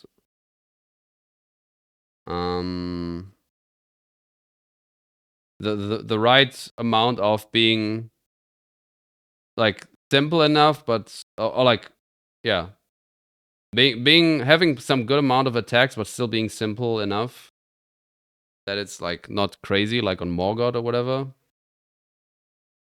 A lot of strafing, and like I said, the cool part about the like extra phase where then you're not allowed to strafe anymore, and you have to jump or roll or whatever. Yeah, I think he's perfect, dude. I think that's the best boss. I wonder if we get another perfect boss. Yep. I think I'm gonna put it like this. And the arena is good as well. Like this guy has like a not a great arena, but this guy also has the good arena on top of it. So yeah. I forgot about Gideon, dude. From the best boss to one of the worst. Gideon deserves, honestly, being the worst NPC. Even worse than these NPCs that have animal ads. Like, he actually deserves it, dude. I don't know what they were thinking, dude. Like, infinite mana, bullshit, infinite spam, with some of the worst magic attacks ever. They also gave him a melee. Like, in the OG patch, he didn't even have a melee, but they gave him a melee as well on top. Because they thought, oh, that isn't good enough yet. Crazy. Just crazy. Like, I'm amazed every time I see him here. Like, wait, we have the emotes. Gideon moments, bro. This is what Gideon is.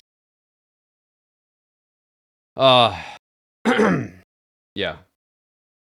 I don't know much, like, not much to say really, right? Everyone knows it. He spams infinite bullshit at you and has so many like different moves that he can do, especially like triple rings, terrible. And yeah, just garbage. And then Rada Beast, which is the saddest one probably, because I really, really like Radagon. Like, he would probably be S tier, even though he has like he's kind of crazy when he's in phase 2 and especially phase 3 sometimes.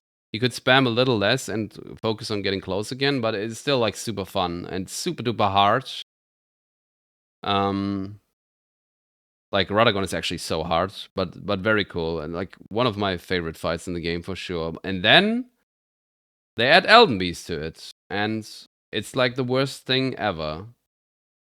Now that you can torrent, I guess it's like a little bit better for running away from Elden Stars, but it's still still really bad, of course. And then there's the wave of gold shit, which is like the ultra high active frames attack, and then there's the needle attacks. All of the needle attacks are so bad, especially like flying and swimming needles, of course. Like at this point, honestly, needle attacks are worse than the Elden Stars, I guess. And then Radagon's problem is really only the crazy spamming and the fake out teleportation sometimes. But it's like it's just ultra hard basically. Don't know if it ever gets unfair. For that I would have to do like a really low damage kill, but no thanks, not right now. Yeah, I think he would be S for me, and Elden Beast alone would be probably F or E. Nah, gotta be F, yeah. Also, that Elden Beast just runs or like swims away all the time is so annoying, dude. And it's just like it's like such a anticlimactic boss, dude. as a final boss, especially after Radagon, and you're like, oh, now he's gonna turn into America and be like even cooler, and like, nope. So I think I have to put it in the middle ground then.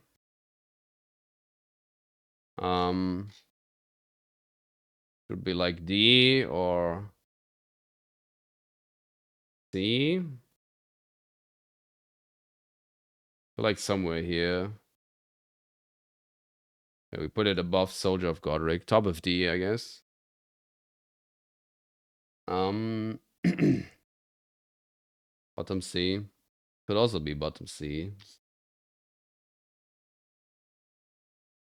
But Elden Beast is so bad though. Elden Beast is just so bad. I'm gonna say top D, I think. Was that the main game? Yes, it was. Oh my god. Okay, you know what? We're gonna speed this up a little bit. We're gonna do NPC. We're gonna do an NPC round real quick. Red Bear, Ultra Garbage. Not more garbage than Gideon. Gideon gets the top spot. Solitary Jail Knight. Ultra garbage, but not as garbage as Red Bear. Rakshasa. Least garbage of these. In fact, not as garbage as these. And not as this is also not as garbage as these. In fact, I have to put these as well. Red Bear is actually terrible, honestly. Like here. And then Emir, oh my god, absolutely terrible. He also, like, not only is he a terrible NPC that has also like a lot of hyper armor a lot of times, he also spams 15 gigantic hands that like jump at you, and also you have to do another NPC kill before every time you try to fight him. So this is like probably the worst in the DLC, maybe. If I'm forgetting, unless I'm forgetting someone. Dancer of Rana is probably the easiest. Actually, Rakshasa is nah. Dancer of Rana goes above Vike, I guess. Then we have Ancient Dragon Man, quite bad. Kind of Rakshasa level, but not quite. Boom. Fierce Champ's worse though. Then we have Lamenta. Oh god, where do I put, like, how do I rank this, bro? Actually, maybe Lamenta is the worst DLC NPC. Kills you just by summoning orbs, and it's like impossible. Ladder is not a boss, but we're gonna rank it as well. I guess because, like, I guess with Ladder, this is the worst one. It's the one I killed, yeah. I mean, it is possible with the cheese, I just didn't do it. 12 Tart isn't even good for Elden Stars. No, if you gotta get distance, it's like, it's good. But you gotta make sure you get off it fast enough if he starts an attack. That's why Elden Beast is so shit, right? Because he keeps attacking you. Was that all the NPCs? This is also not a boss. Oh, then we are missing 2 bosses here. That's so weird.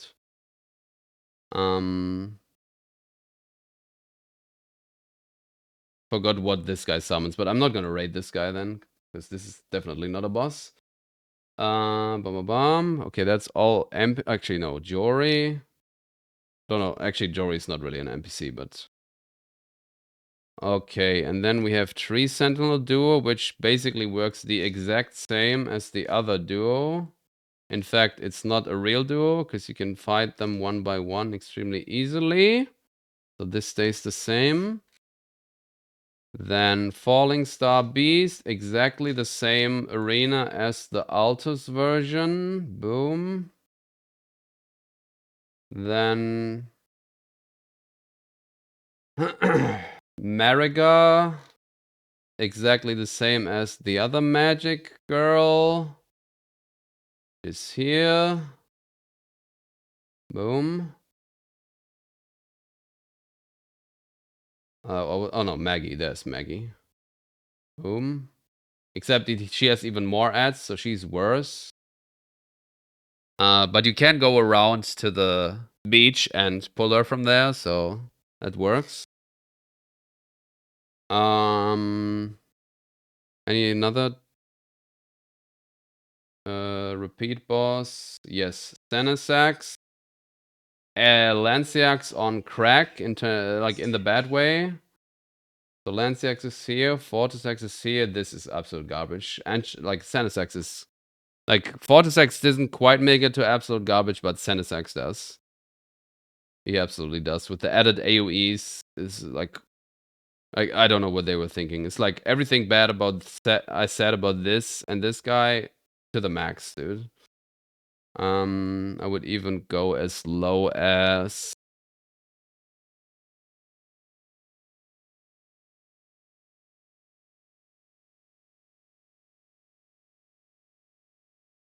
here. Actually, no, here. Ah, these duos are hard to put in here, dude. Here. Below Crucible Duo.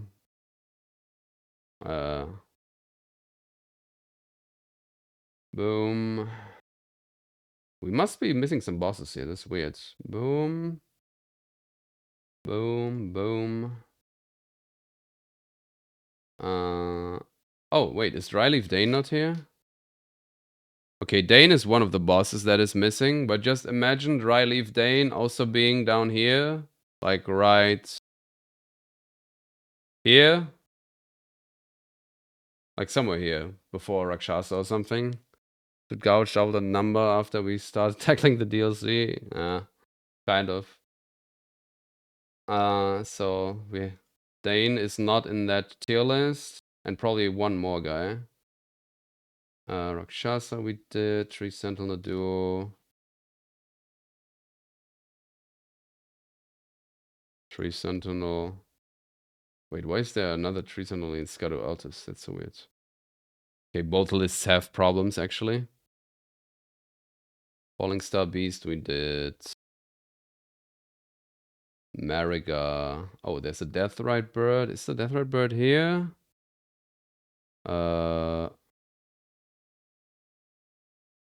Yes, he is. Okay, this is actually the worst of the Deathrite birds, because he doesn't have as bad of an arena as the Kaled one, but he has enemies around him. Enemies around him.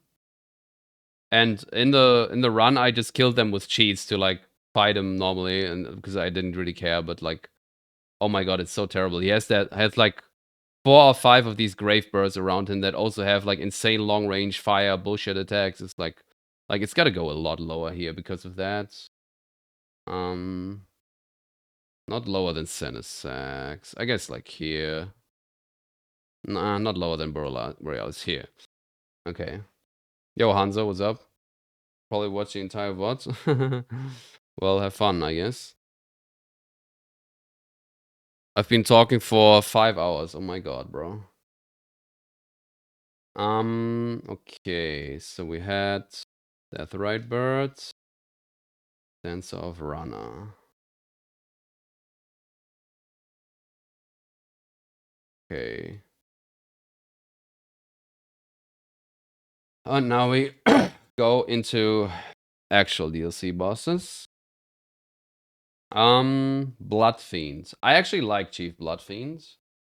He's not perfect, but I did like the way you had to dodge stuff, and you can strafe some things, and it's like the attacks are quite telegraphed. The only thing that I don't like is the like blood breath that he does. I think it is consistently dodgeable, but I'm not sure. Like that is definitely a minus. And he's kind of going crazy a lot, so the camera is hard to keep up, and being locked on all the time is not that beneficial, so that's a little bit of a problem. But I do like him. Like he's actually one of the better DLC bosses. Like maybe B tier. Spirit Colors, nah. I mean, not better than these, but Tree Sentinel. Yeah, I think B tier, and then maybe better than you, better than you.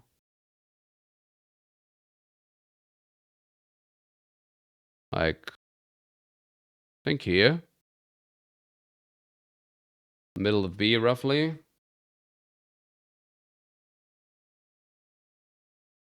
Thief Bloodfiend. Yeah, I found one. Like, I think 2 are missing here, but it's whatever. It's only small bosses.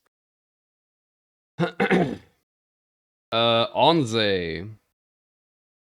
Yeah, really flashy boss, of course, but honestly, terrible. Just terrible. Like, just going crazy.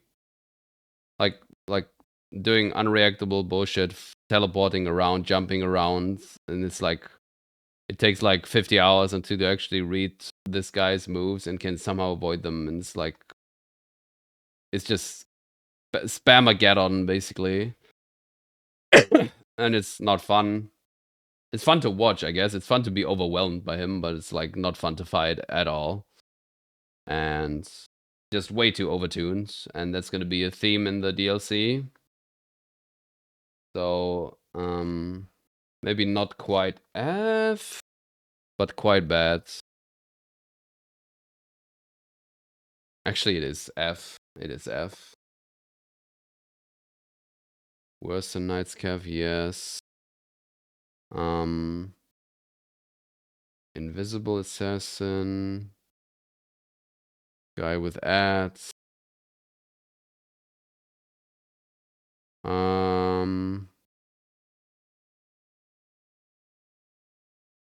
Semi-Human Chief Duo. I feel like it's worse than Fort Sex for sure. And then Nile.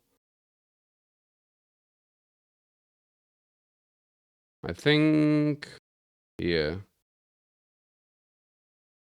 These 2 duo fights are like better than this, I think. You know the French challenge? I mean, Onze is the most run killer in that challenge. It's already said everything.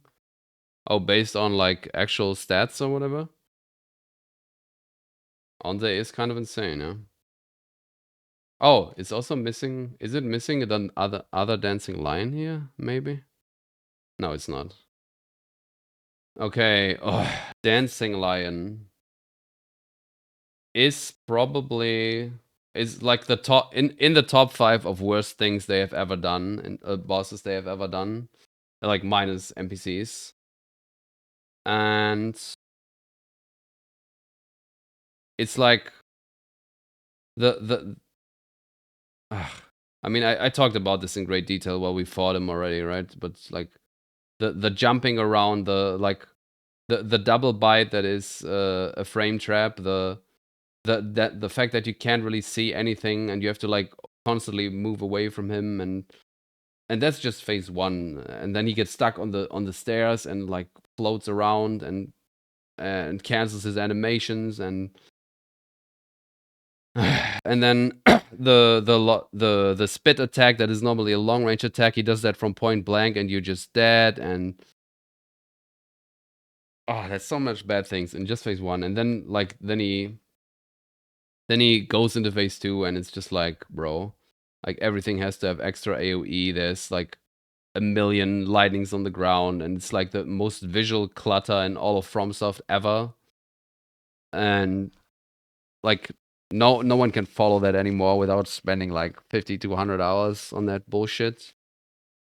And it's like not fun in the slightest, and it's like way too overtuned. Like when I first played the DLC and I fought that boss first, I thought it was like completely over.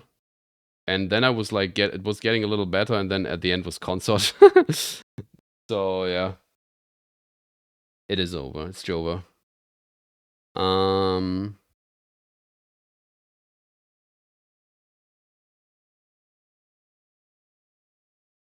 Is he worse than Gideon? Obviously, like 2 very different bosses. Like obviously, being an NPC boss, it's like completely different thing. But he almost plays like a fucking NPC boss, and I'm not even gonna lie.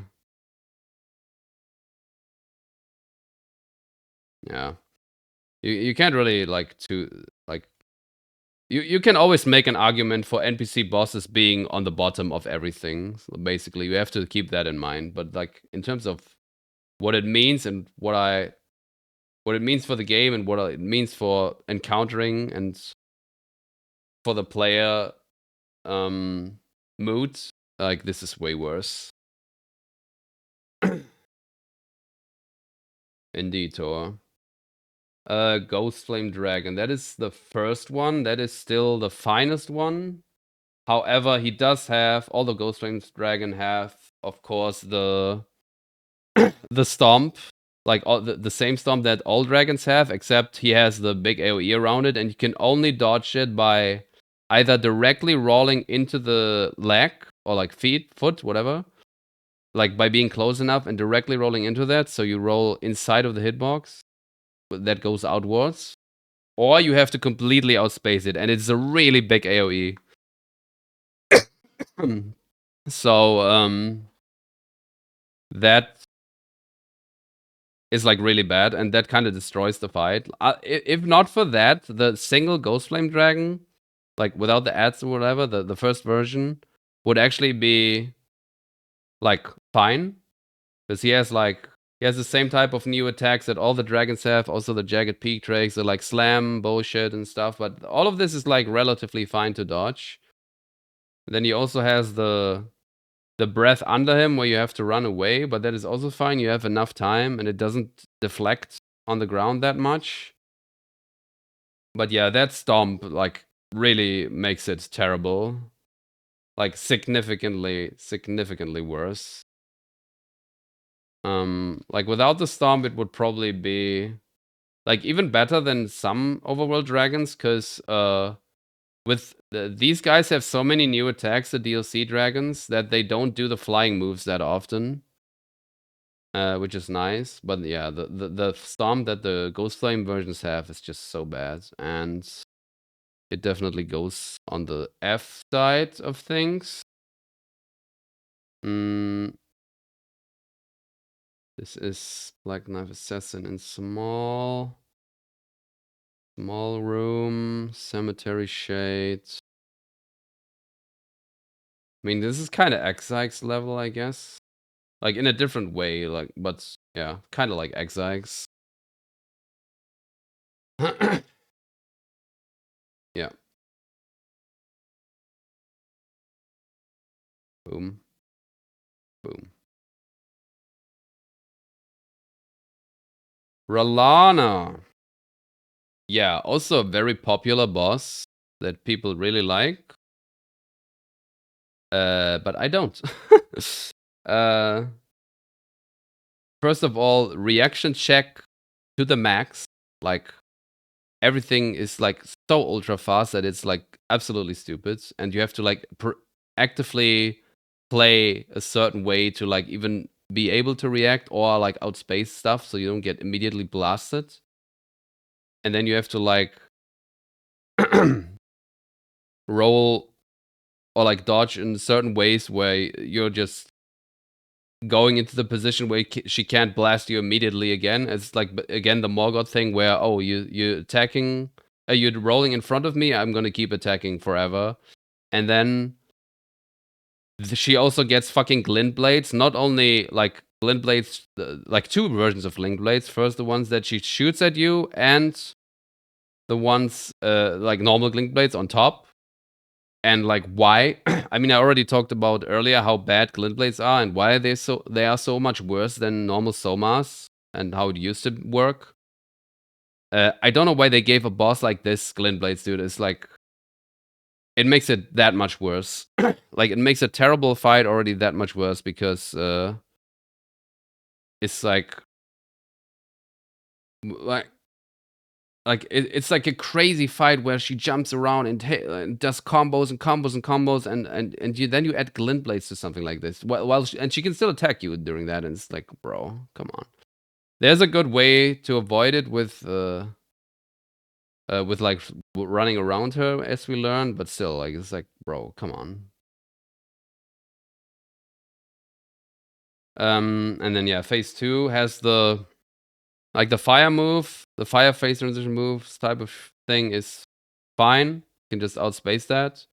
But the move that she does with the blue one, also really bad. Like you have to basically do run close, like bait it and then run close to be really consistent. Because like that jumping thing is like running far and jumping is so precise as well, like unnecessarily precise. Again, Elden Ring classic.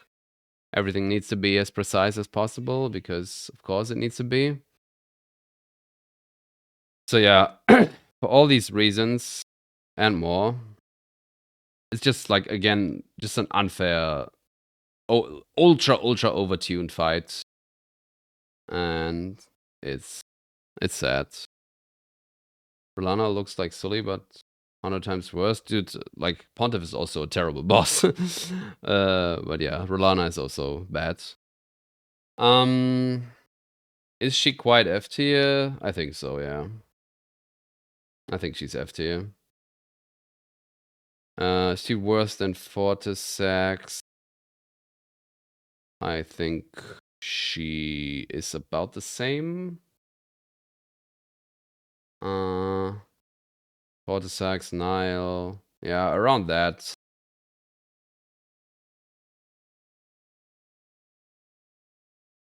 Maybe here. Worse than Nile. Yep. Oh god. What a boss, dude. What a boss. Black Knight Edred. That is the one. That is the tongue guy, or is it? Or is Garou the tongue guy? I forgot it. Oh, fuck. Anyone know which one the tongue guy is? And which one isn't? Oh, this is tongue guy, I think, because he has the hammer. I think yeah. Okay, this is tongue guy. Both of them are actually decent, but the tongue guy is better. Tongue guy is good boss. A little bit of a shit arena, very small, and there's a enemy that can aggro pretty easily. But it's pretty good boss. Like no unfair attacks. There's cool strafes. There's you can stagger him pretty nicely. There's not really anything wrong with him, except maybe the arena is a little bit shit. So I think that's an A. It's kind of like kind of Crucible Knight style, but like not quite as good as Crucible Knight, I think. Godefroy. Yeah, I think he is good. Our tongue licker Garou. And then this is the guy with the twin blade, and arena is also bad because it's also a small room, but also he flies around like crazy, and there's benches that need to be broken. And then he has like long combos that you normally need space to properly dodge, but in that small room it's not really very well manageable. So that's not nice. I don't know where I put him then, because like he's not terrible, he's pretty decent, but the arena makes it like not very fun. So I think this is maybe up here, like a tree sentinel, or actually more like a chief blood fiend. So I guess it is B. Crusader. Yeah, around here I think. Actually, decent bosses. Edred and Garou.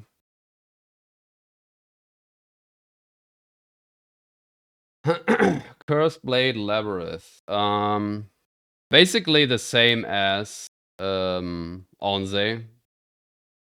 Basically the same type of boss, just in a like slightly different way. But yeah, like all the bad things that I said about Onze also go for a Cursed Blade. He's less cool, so we put Onze on top, I guess. But yeah, just spamming, teleporting, blind rolls when it's dark, and he goes after you, and Gets stuck on the arena sometimes. It's like everything bad that I said about Onze works here too. Oh, Kademir I had already. Okay, Death Knight. Dual Axe Death Knight. Okay, here it comes. This is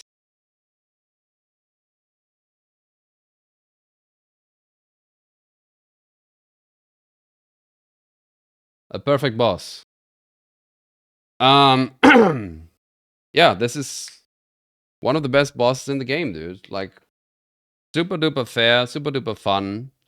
You can roll everything in a certain way. It's still challenging. He's fast, but not always. He has cool combos. You can do strafes here and there. He's backstabbable. It's just super duper fun fight. And the lightning move is really, the big lightning move is really intuitive to dodge as well, unlike on the other Death Knight, which we will get to. The only like slightly annoying thing is that the grab startup staggers you. However, I don't see that as a negative at all, which is why he goes into perfect, because A, the grab startup doesn't deal damage at all, and B, it doesn't stagger you for long enough so that you like get grabbed or anything. No, you can still easily roll the grab and it's fine. Obviously, I wish it wouldn't stagger you and this wouldn't be a thing, but because for us hitless runners, but like for normal people, that doesn't really affect anything, and it actually doesn't affect anything because you can still dodge just fine. So it's not really a negative for me, and that's why I think it's a perfect boss. Like super nice, fun combos, and nothing wrong. Yep. Death Knight. What is that? Skadoo? Yeah.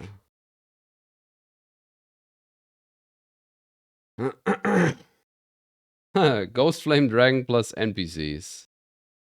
Yeah, I have. Where do I have Ghost Flame Dragon? Here. And yeah, obviously you could put him here because it is possible to just wait it out for 5 to 10 minutes until they're all dead, and then you can fight him just like the other guy.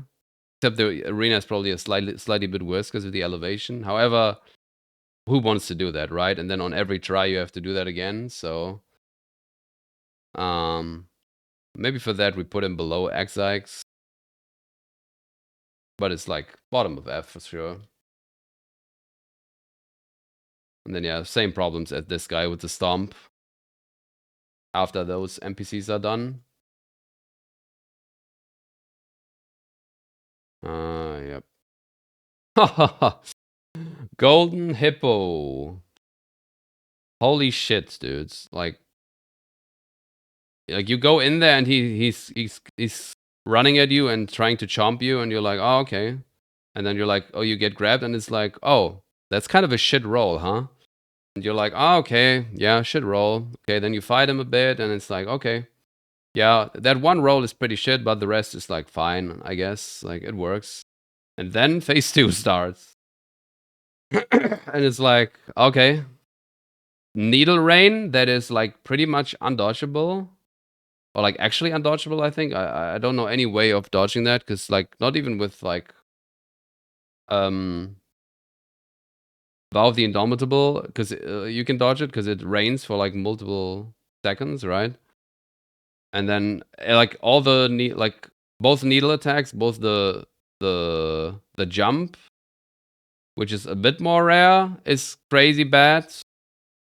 And also then the one that's much more common, the like roll to the side, the like spin move, and it's like completely inconsistent to dodge. Yo, what's up, Coco? And it's also like not only is it inconsistent to dodge because of the needles, he also can like he doesn't roll into the same direction always. Like it looks like he rolls one direction just like the previous time, but no, randomly he will just decide to go towards you, and then you are inside of him and you get hit no matter what. Like even if you use Vow of the Indomitable on the needles. And it's like so bad, dude. arena also way too small for this guy, and then visual clarity, terrible in phase 2 once he has the needles. Even on phase 1, not the greatest.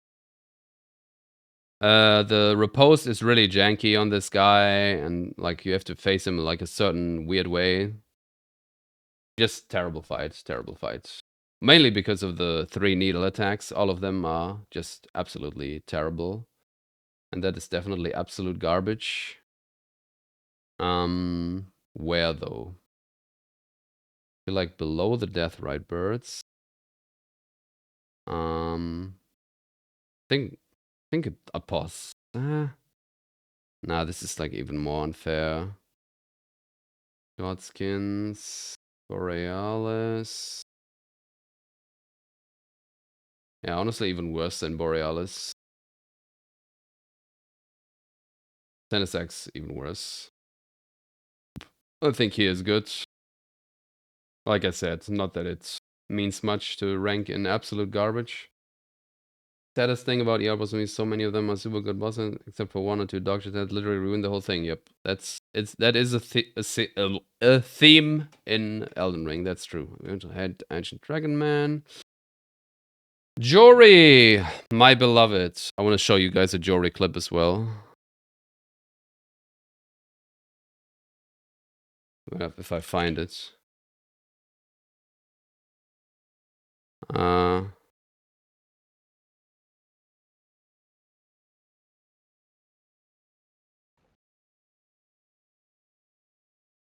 This is Jory.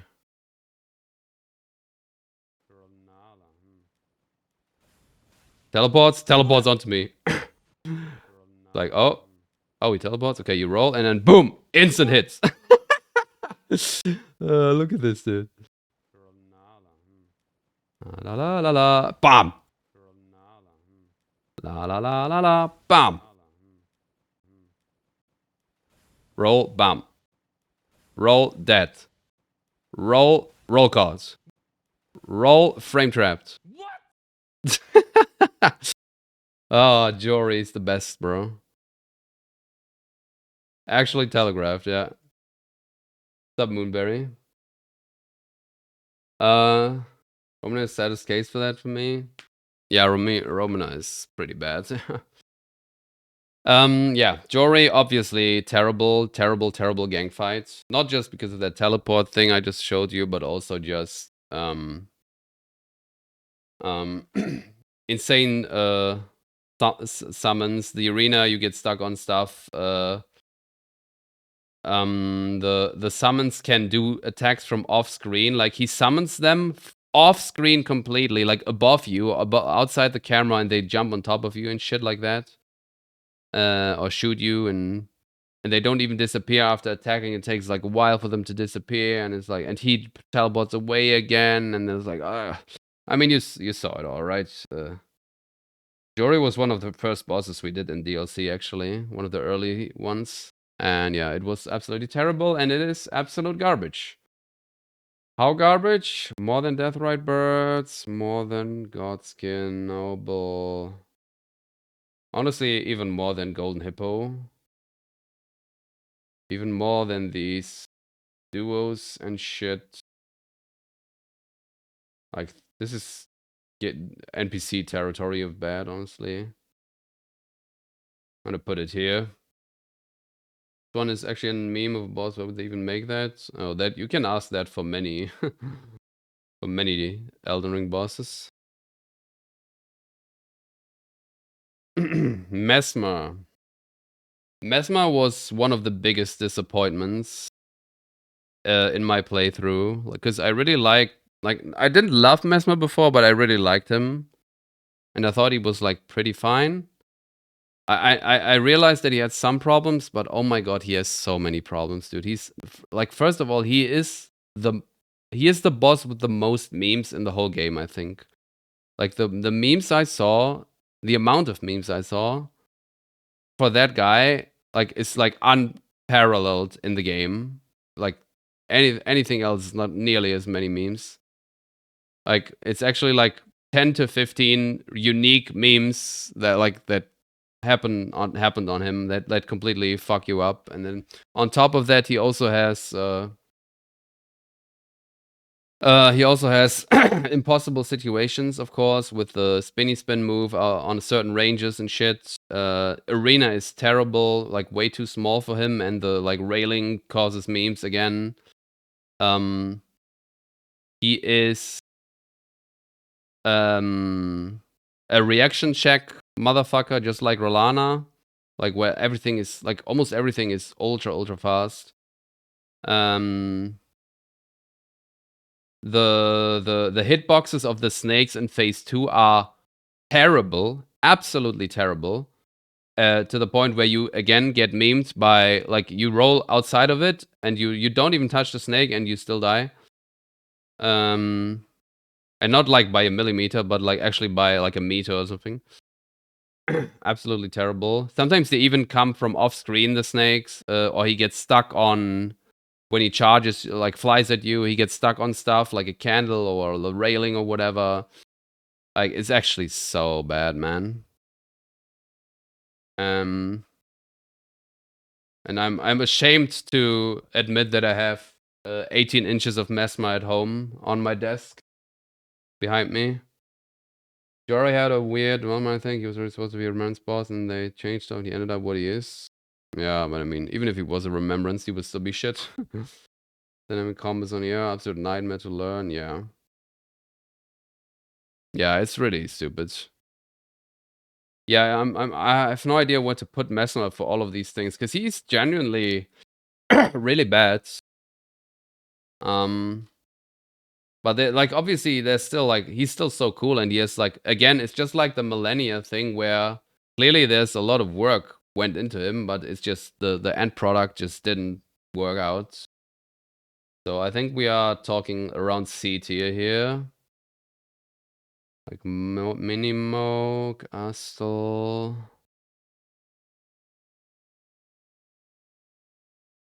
Maybe B. No, B is too much with all these memes. With if he didn't have memes and it was only the like actual stuff that is wrong with him, then he could be B, I guess. But with all these memes that are like actually like also frequently happening, it's not like it was a rare thing. Yeah, not great.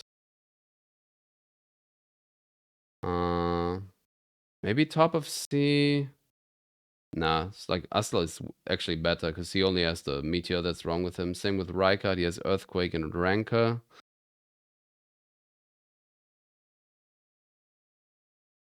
Maybe here, below the two Astrals.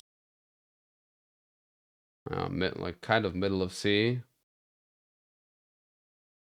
Like hurts me actually, but like Mesmer is actually not good. Not a good boss, dude. So many problems. So many problems.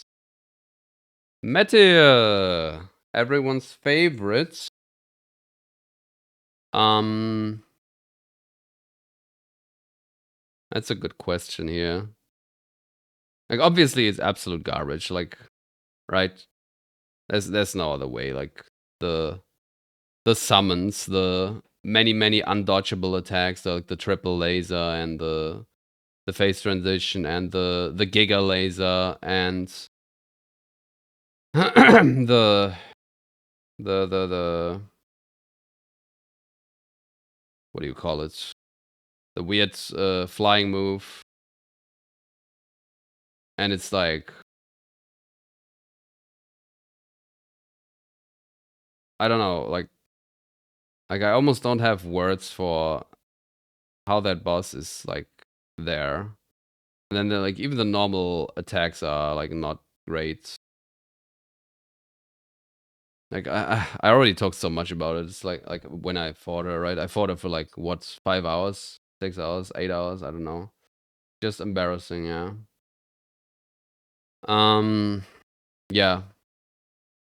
This is honestly Dancing Lion tier, like also in the top 5 of worst ever. Is it worse than Dancing Lion? Yes, I think it is. Yep. Met here absolutely terrible.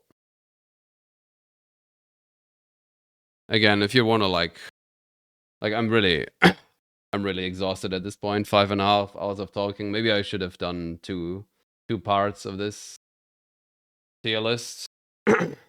But if you want to like actually hear more about what I think about these shitty fights, you can go on my VOD channel here and whoops, and watch. Like I have all the playthrough down here. You can actually watch it if you want. How long did we fight Meteor for? Meteor. Just want to see.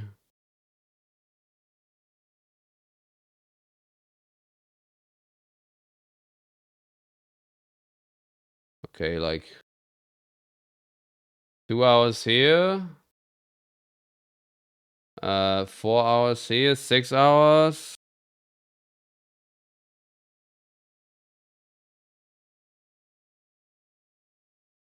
Uh, 8:45. Oh my god. Almost 13 hours of fighting Meteor. That's crazy. Listen to my reaction, dude.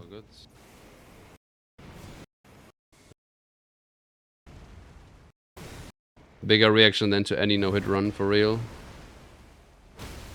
Yeah! Bitch!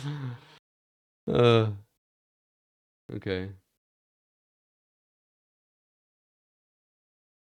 Oh, what a boss this. Okay, Ralva. I already teased it. The red bears are amazing. This is not the best one though, because he has the not so good arena with a lot of stuff that he gets stuck on, and also some bears around you that aggro if you go out of sight of the water a bit. So that's sad, but still very good boss. So he would go in S tier, and then we can do the other one right away. Rugalia. And that little guy goes into perfect. Yeah, the red bears, like, while I was fighting them, the more I fought them, the more I realized how how great they are, dude. Like, while I was fighting, I was like, oh, this is so good, this is so good. And like, there's so many cool punish windows, and they are like so fair. There's like a little bit of a problem, or not problem, a little bit of a weird thing with the full body hitbox on the like jump charge, but that is like, once you know how to roll it, it's really easy. And then also the raw, while I was fighting and learning the bears, I was like, the raw,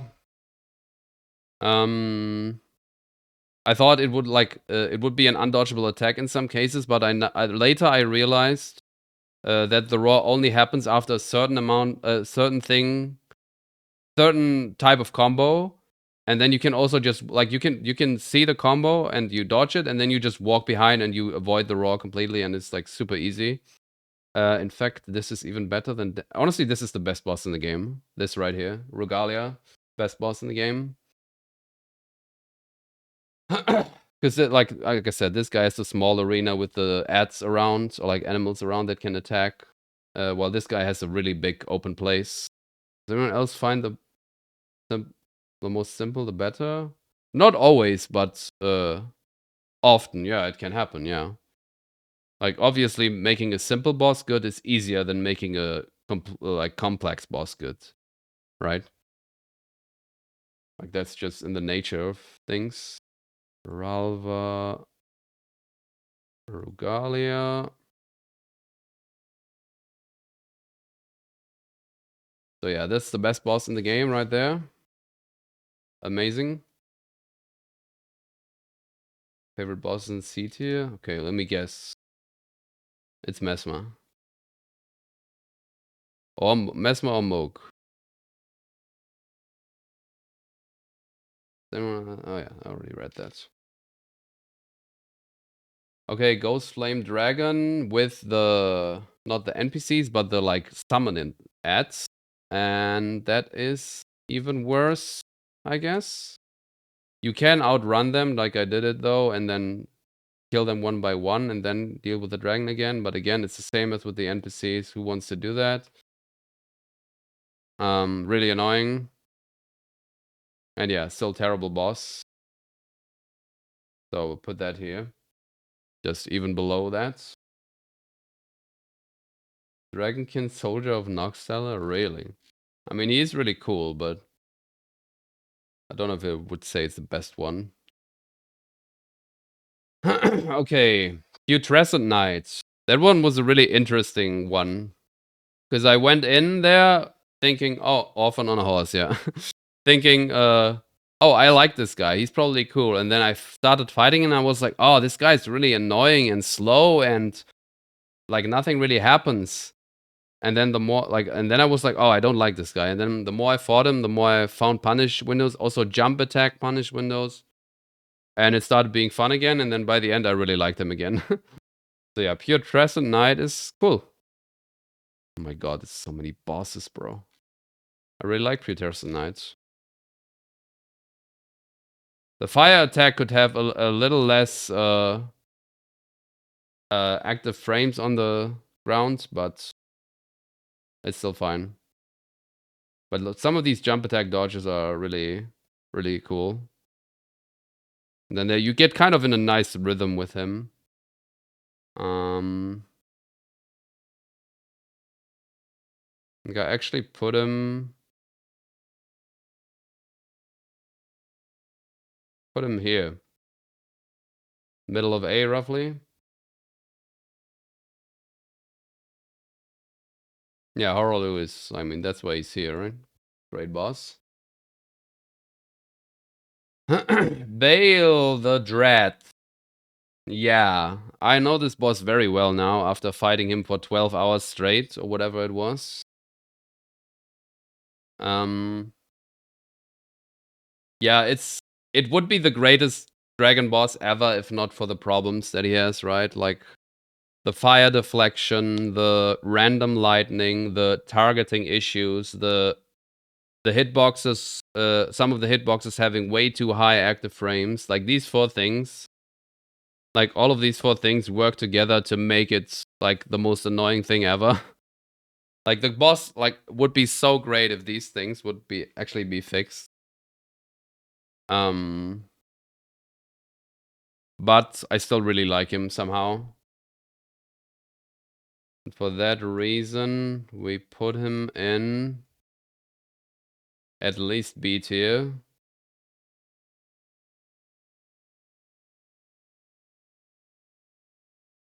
Actually, no, we put him in A. Radahn here. Is he better than Radahn? No, I think he is fine. Like, still, like, it's such a shame. He would be here if these four things would just not be the case the way they are, and it's like so easy to fix. But nope, Elden Ring doesn't allow for cool stuff.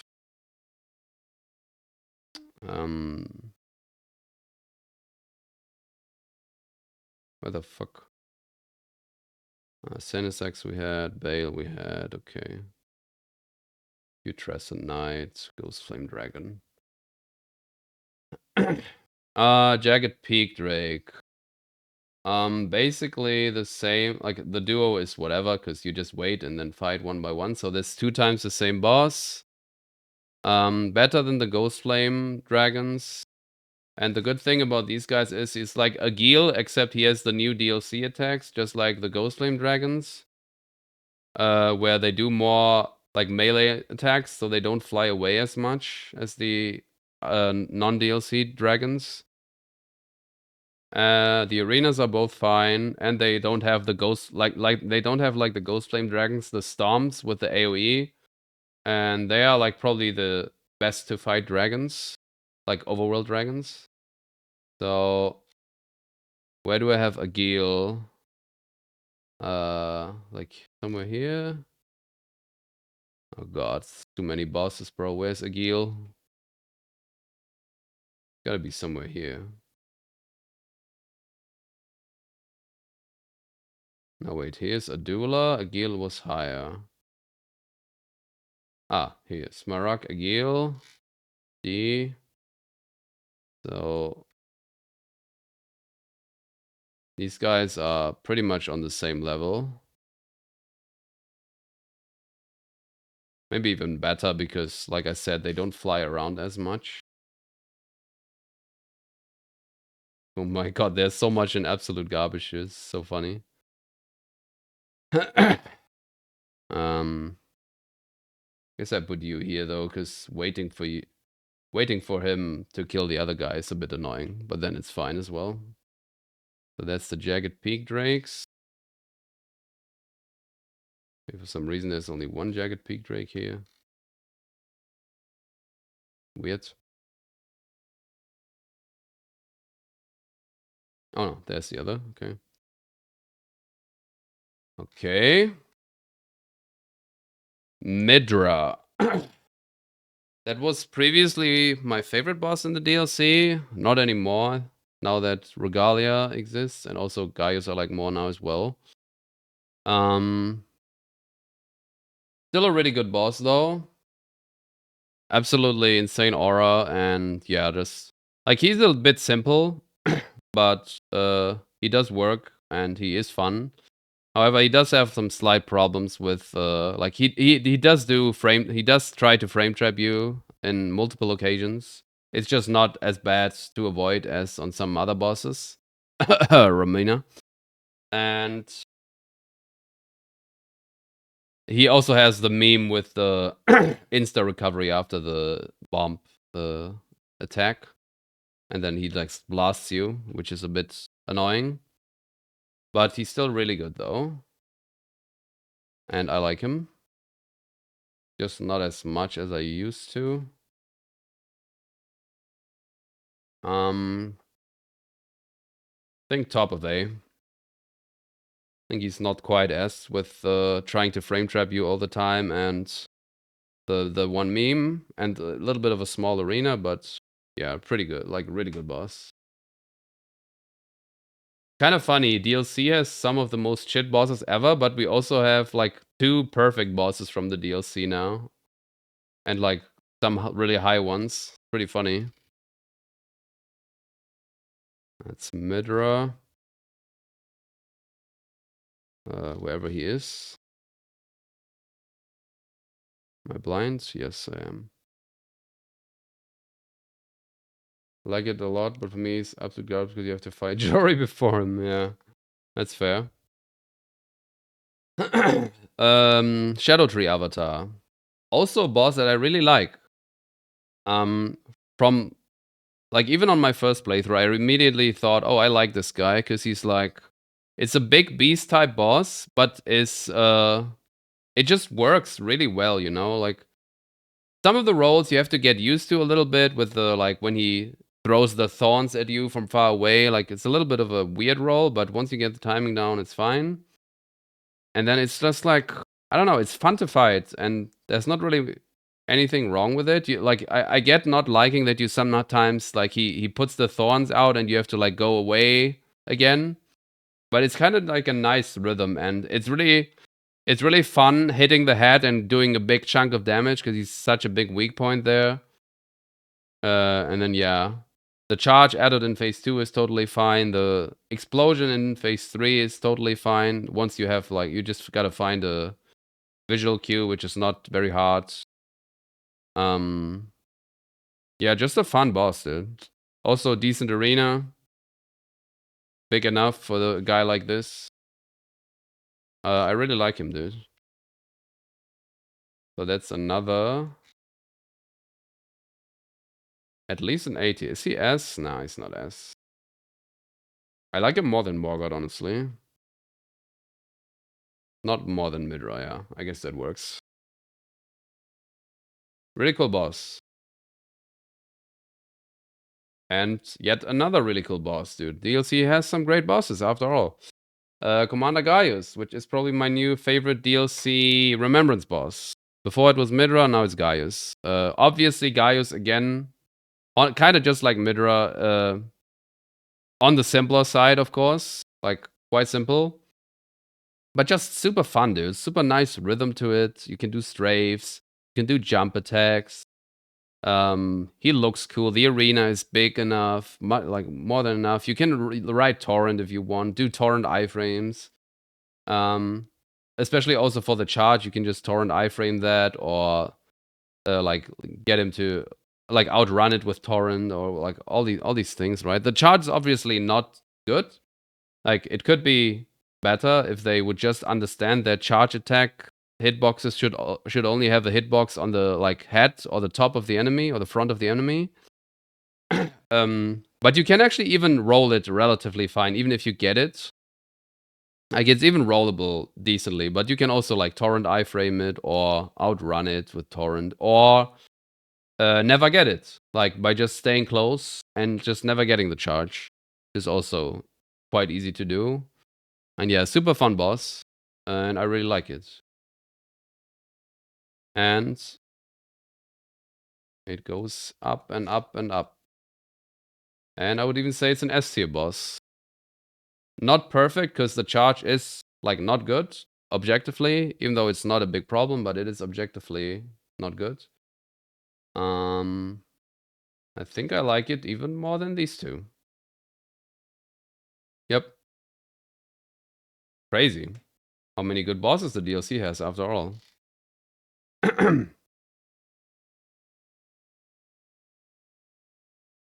Death Knight. Yeah, Dual Axe Death Knight, of course, a perfect boss, as we saw. This the long axe guy is sadly not perfect. You have to dodge those weird skeleton outer projectiles. Yeah, you just do in phase 1 you do a single roll, in phase 2, 3 you do triple roll, yeah. Not that hard to dodge.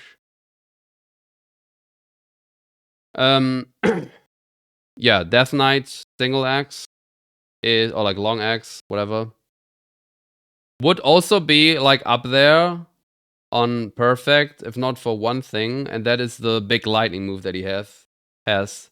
They both have like a big lightning type of move that they do, but the one from the Dual Axe Death Knight is perfectly like dodgeable, consistent and stuff, while the one from this guy is like a gigantic AoE that is like, no, not the charge. Like a gigantic lightning AoE that spreads out in a weird way, and you have to like weirdly go around him and do a roll behind him to like properly dodge it.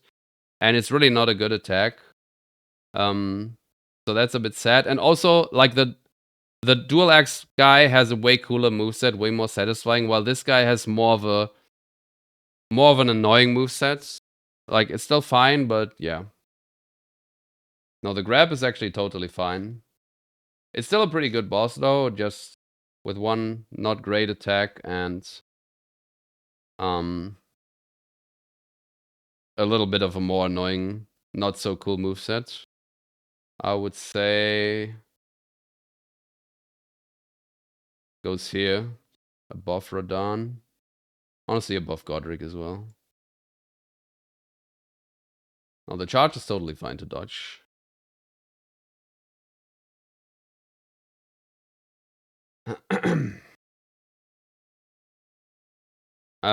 Yeah. Deathblight Lion. Do I have to say much?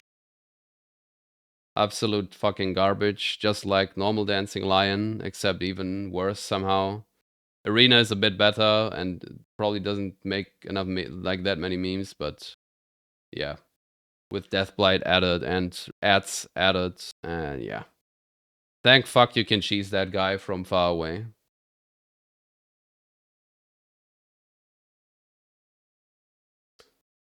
Yeah, at least you can easily cheese, exactly. Okay, this guy we don't count, of course. Can you destroy that? No. Romana, another absolute garbage boss. I knew that I didn't like that boss before starting this playthrough again. Like, in casual, I liked her, but then I realized how shit she actually is, and I got absolute confirmation of that in this playthrough. So many frame traps. Like it's like in the top 3 of having most frame traps in the game. It's crazy. And then also terrible hitboxes on some of her attacks. And then the weird dodges you have to do to avoid those frame traps that she has that are like super awkward and precise sometimes. Especially the after the roll move, when she comes out of the roll move, terrible. Or in phase 2 when she does the roll move from further away, absolute like almost a death sentence basically. Terrible, just terrible. Then the insta attack, she has that one staff move that is like way too fast. It's like an absolute ultra reaction check for no reason at all. And sometimes she even does it from off screen when you just have the camera away by rolling away. Terrible. Then she has frame traps with her staff movements as well, if you don't roll perfectly to the right spot. And then, yeah, of course, the phase transition move is terrible. And she then spams it way too much. And it's like, it makes the fight even boring at that point as well, because you're just kind of just running away all the time. The arena is really bad. She gets stuck on the walls all the time. And like the vision is blocked and on the tree, or like terrible boss all around. Like, just horrible. And so many like high active frames attacks as well, where it's like, oh, you didn't roll almost frame perfect, or like plus minus 2 frames. Oh, guess you get hit. Your fault, surely. So Romina is absolute garbage. I think here between Apostle and Deathrite. Transition happened only once, at least you could look at HP. Yeah, it's really fucking dumb, dude. Yeah, terrible boss. So did we miss anything from here? No, okay. I don't know what boss was missing from here then. Because it must have missed 2 bosses, because it had this and ladder, and it was 207 icons, but I don't know, whatever. And then we have the final boss of Elden Ring, Consort Radahn, which, I mean, you all saw it, right? Like, it is the most precise boss that they have ever made in the history of their games, in terms of what you have to do to avoid getting hit or taking damage or dying or whatever. And on top of being so precise, like more precise than anything they have ever done, they also made it, like, they also put a lot of unfair shit on top of that, where it's like, oh, you do everything correctly in the most precise way. You are the best player in the world. You're like a god in that moment, and you do everything right. But then you still get fucked because there's also unfair bullshit on top. Like okay, not even just me. It's unfair bullshit in design, even like the light rays and on some attacks, and then the arena being not in your favor and getting hit from that, and him doing like Savage Lion's Claw from point blank and just slamming you instantly, and like all that kind of shit. And then there's memes as well with the walls and the arena elevation and the stairs in the back of the arena, and like, and then let's not talk about the frame trap as well. Like, obviously that got patched out, at least like the main frame trap. There's still a lot of frame traps, but even that frame trap is still a frame trap and still super hard to dodge, because it's like an ultra fast reaction. Like, it's basically like Rolana, ultra fast reaction required at all times, while also being the most like fighting the most precise fight ever, while also getting memed, having a chance of getting memed constantly a high chance of getting memed. And then there's this attack where he grabs you up with the first swing and then hits you in the air. That one ignores iframes because they are dumb developers that don't know that if you dodge the first one, you should also be able to dodge the second one. But no, you have to weirdly outspace it because it ignores iframes, even if it doesn't hit you with the first one. And then yeah, the reaction checks with the like frame trap as well. And then the lightning ray moves on all the attacks. Like if you don't roll perfectly and the arena is in your favor, you get hit. If you the clone move where he does the flies to the right and does double swing onto you. If you don't roll that perfectly and ultra early, you also get hit. And if you're too far, you also get hit. The one where he goes up and then slams down 4 times or 3 times or whatever it is. Also inconsistent to dodge that.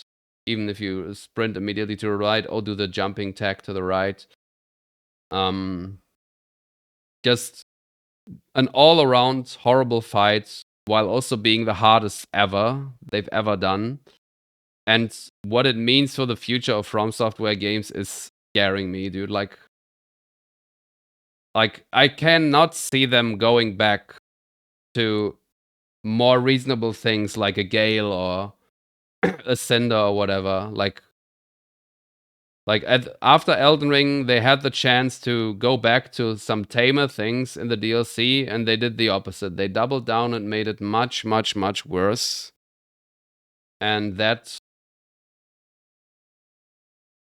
I think that sealed the deal, honestly. Like, I think there's no chance that we will ever get, like, good bosses again, as I often said already, in future From Software games. I will be excited for the exploration and the exploration and the arts that they will present, but this is the worst ever, and it will never be good again.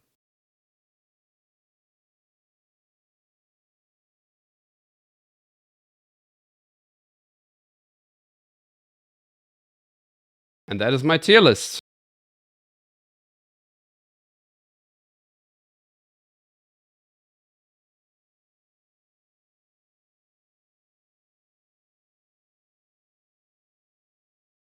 That's a big tier list, bro.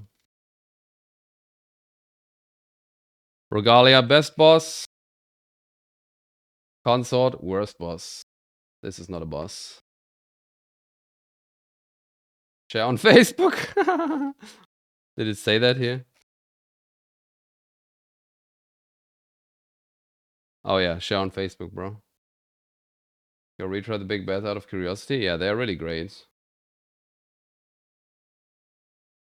Yeah, a lot more good bosses in the DLC than you would think. Millennia is like in C or D. I think she's in D, yeah, here.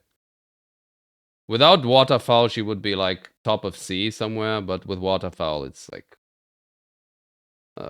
Waterfowl is the worst attack they have ever made, probably. Sure, my grandma would love to see which boss I despise. Yeah. I wish there was like some kind of King of Mega version of them that wasn't a Catacomb boss. Oh, the Death Knights, yeah. I mean, that is like also a perfect boss. The Dual Axe Death Knight, like I said, absolutely amazing. So many bosses in this fucking game, dude. Anyway, that was it. Wait, can I save it?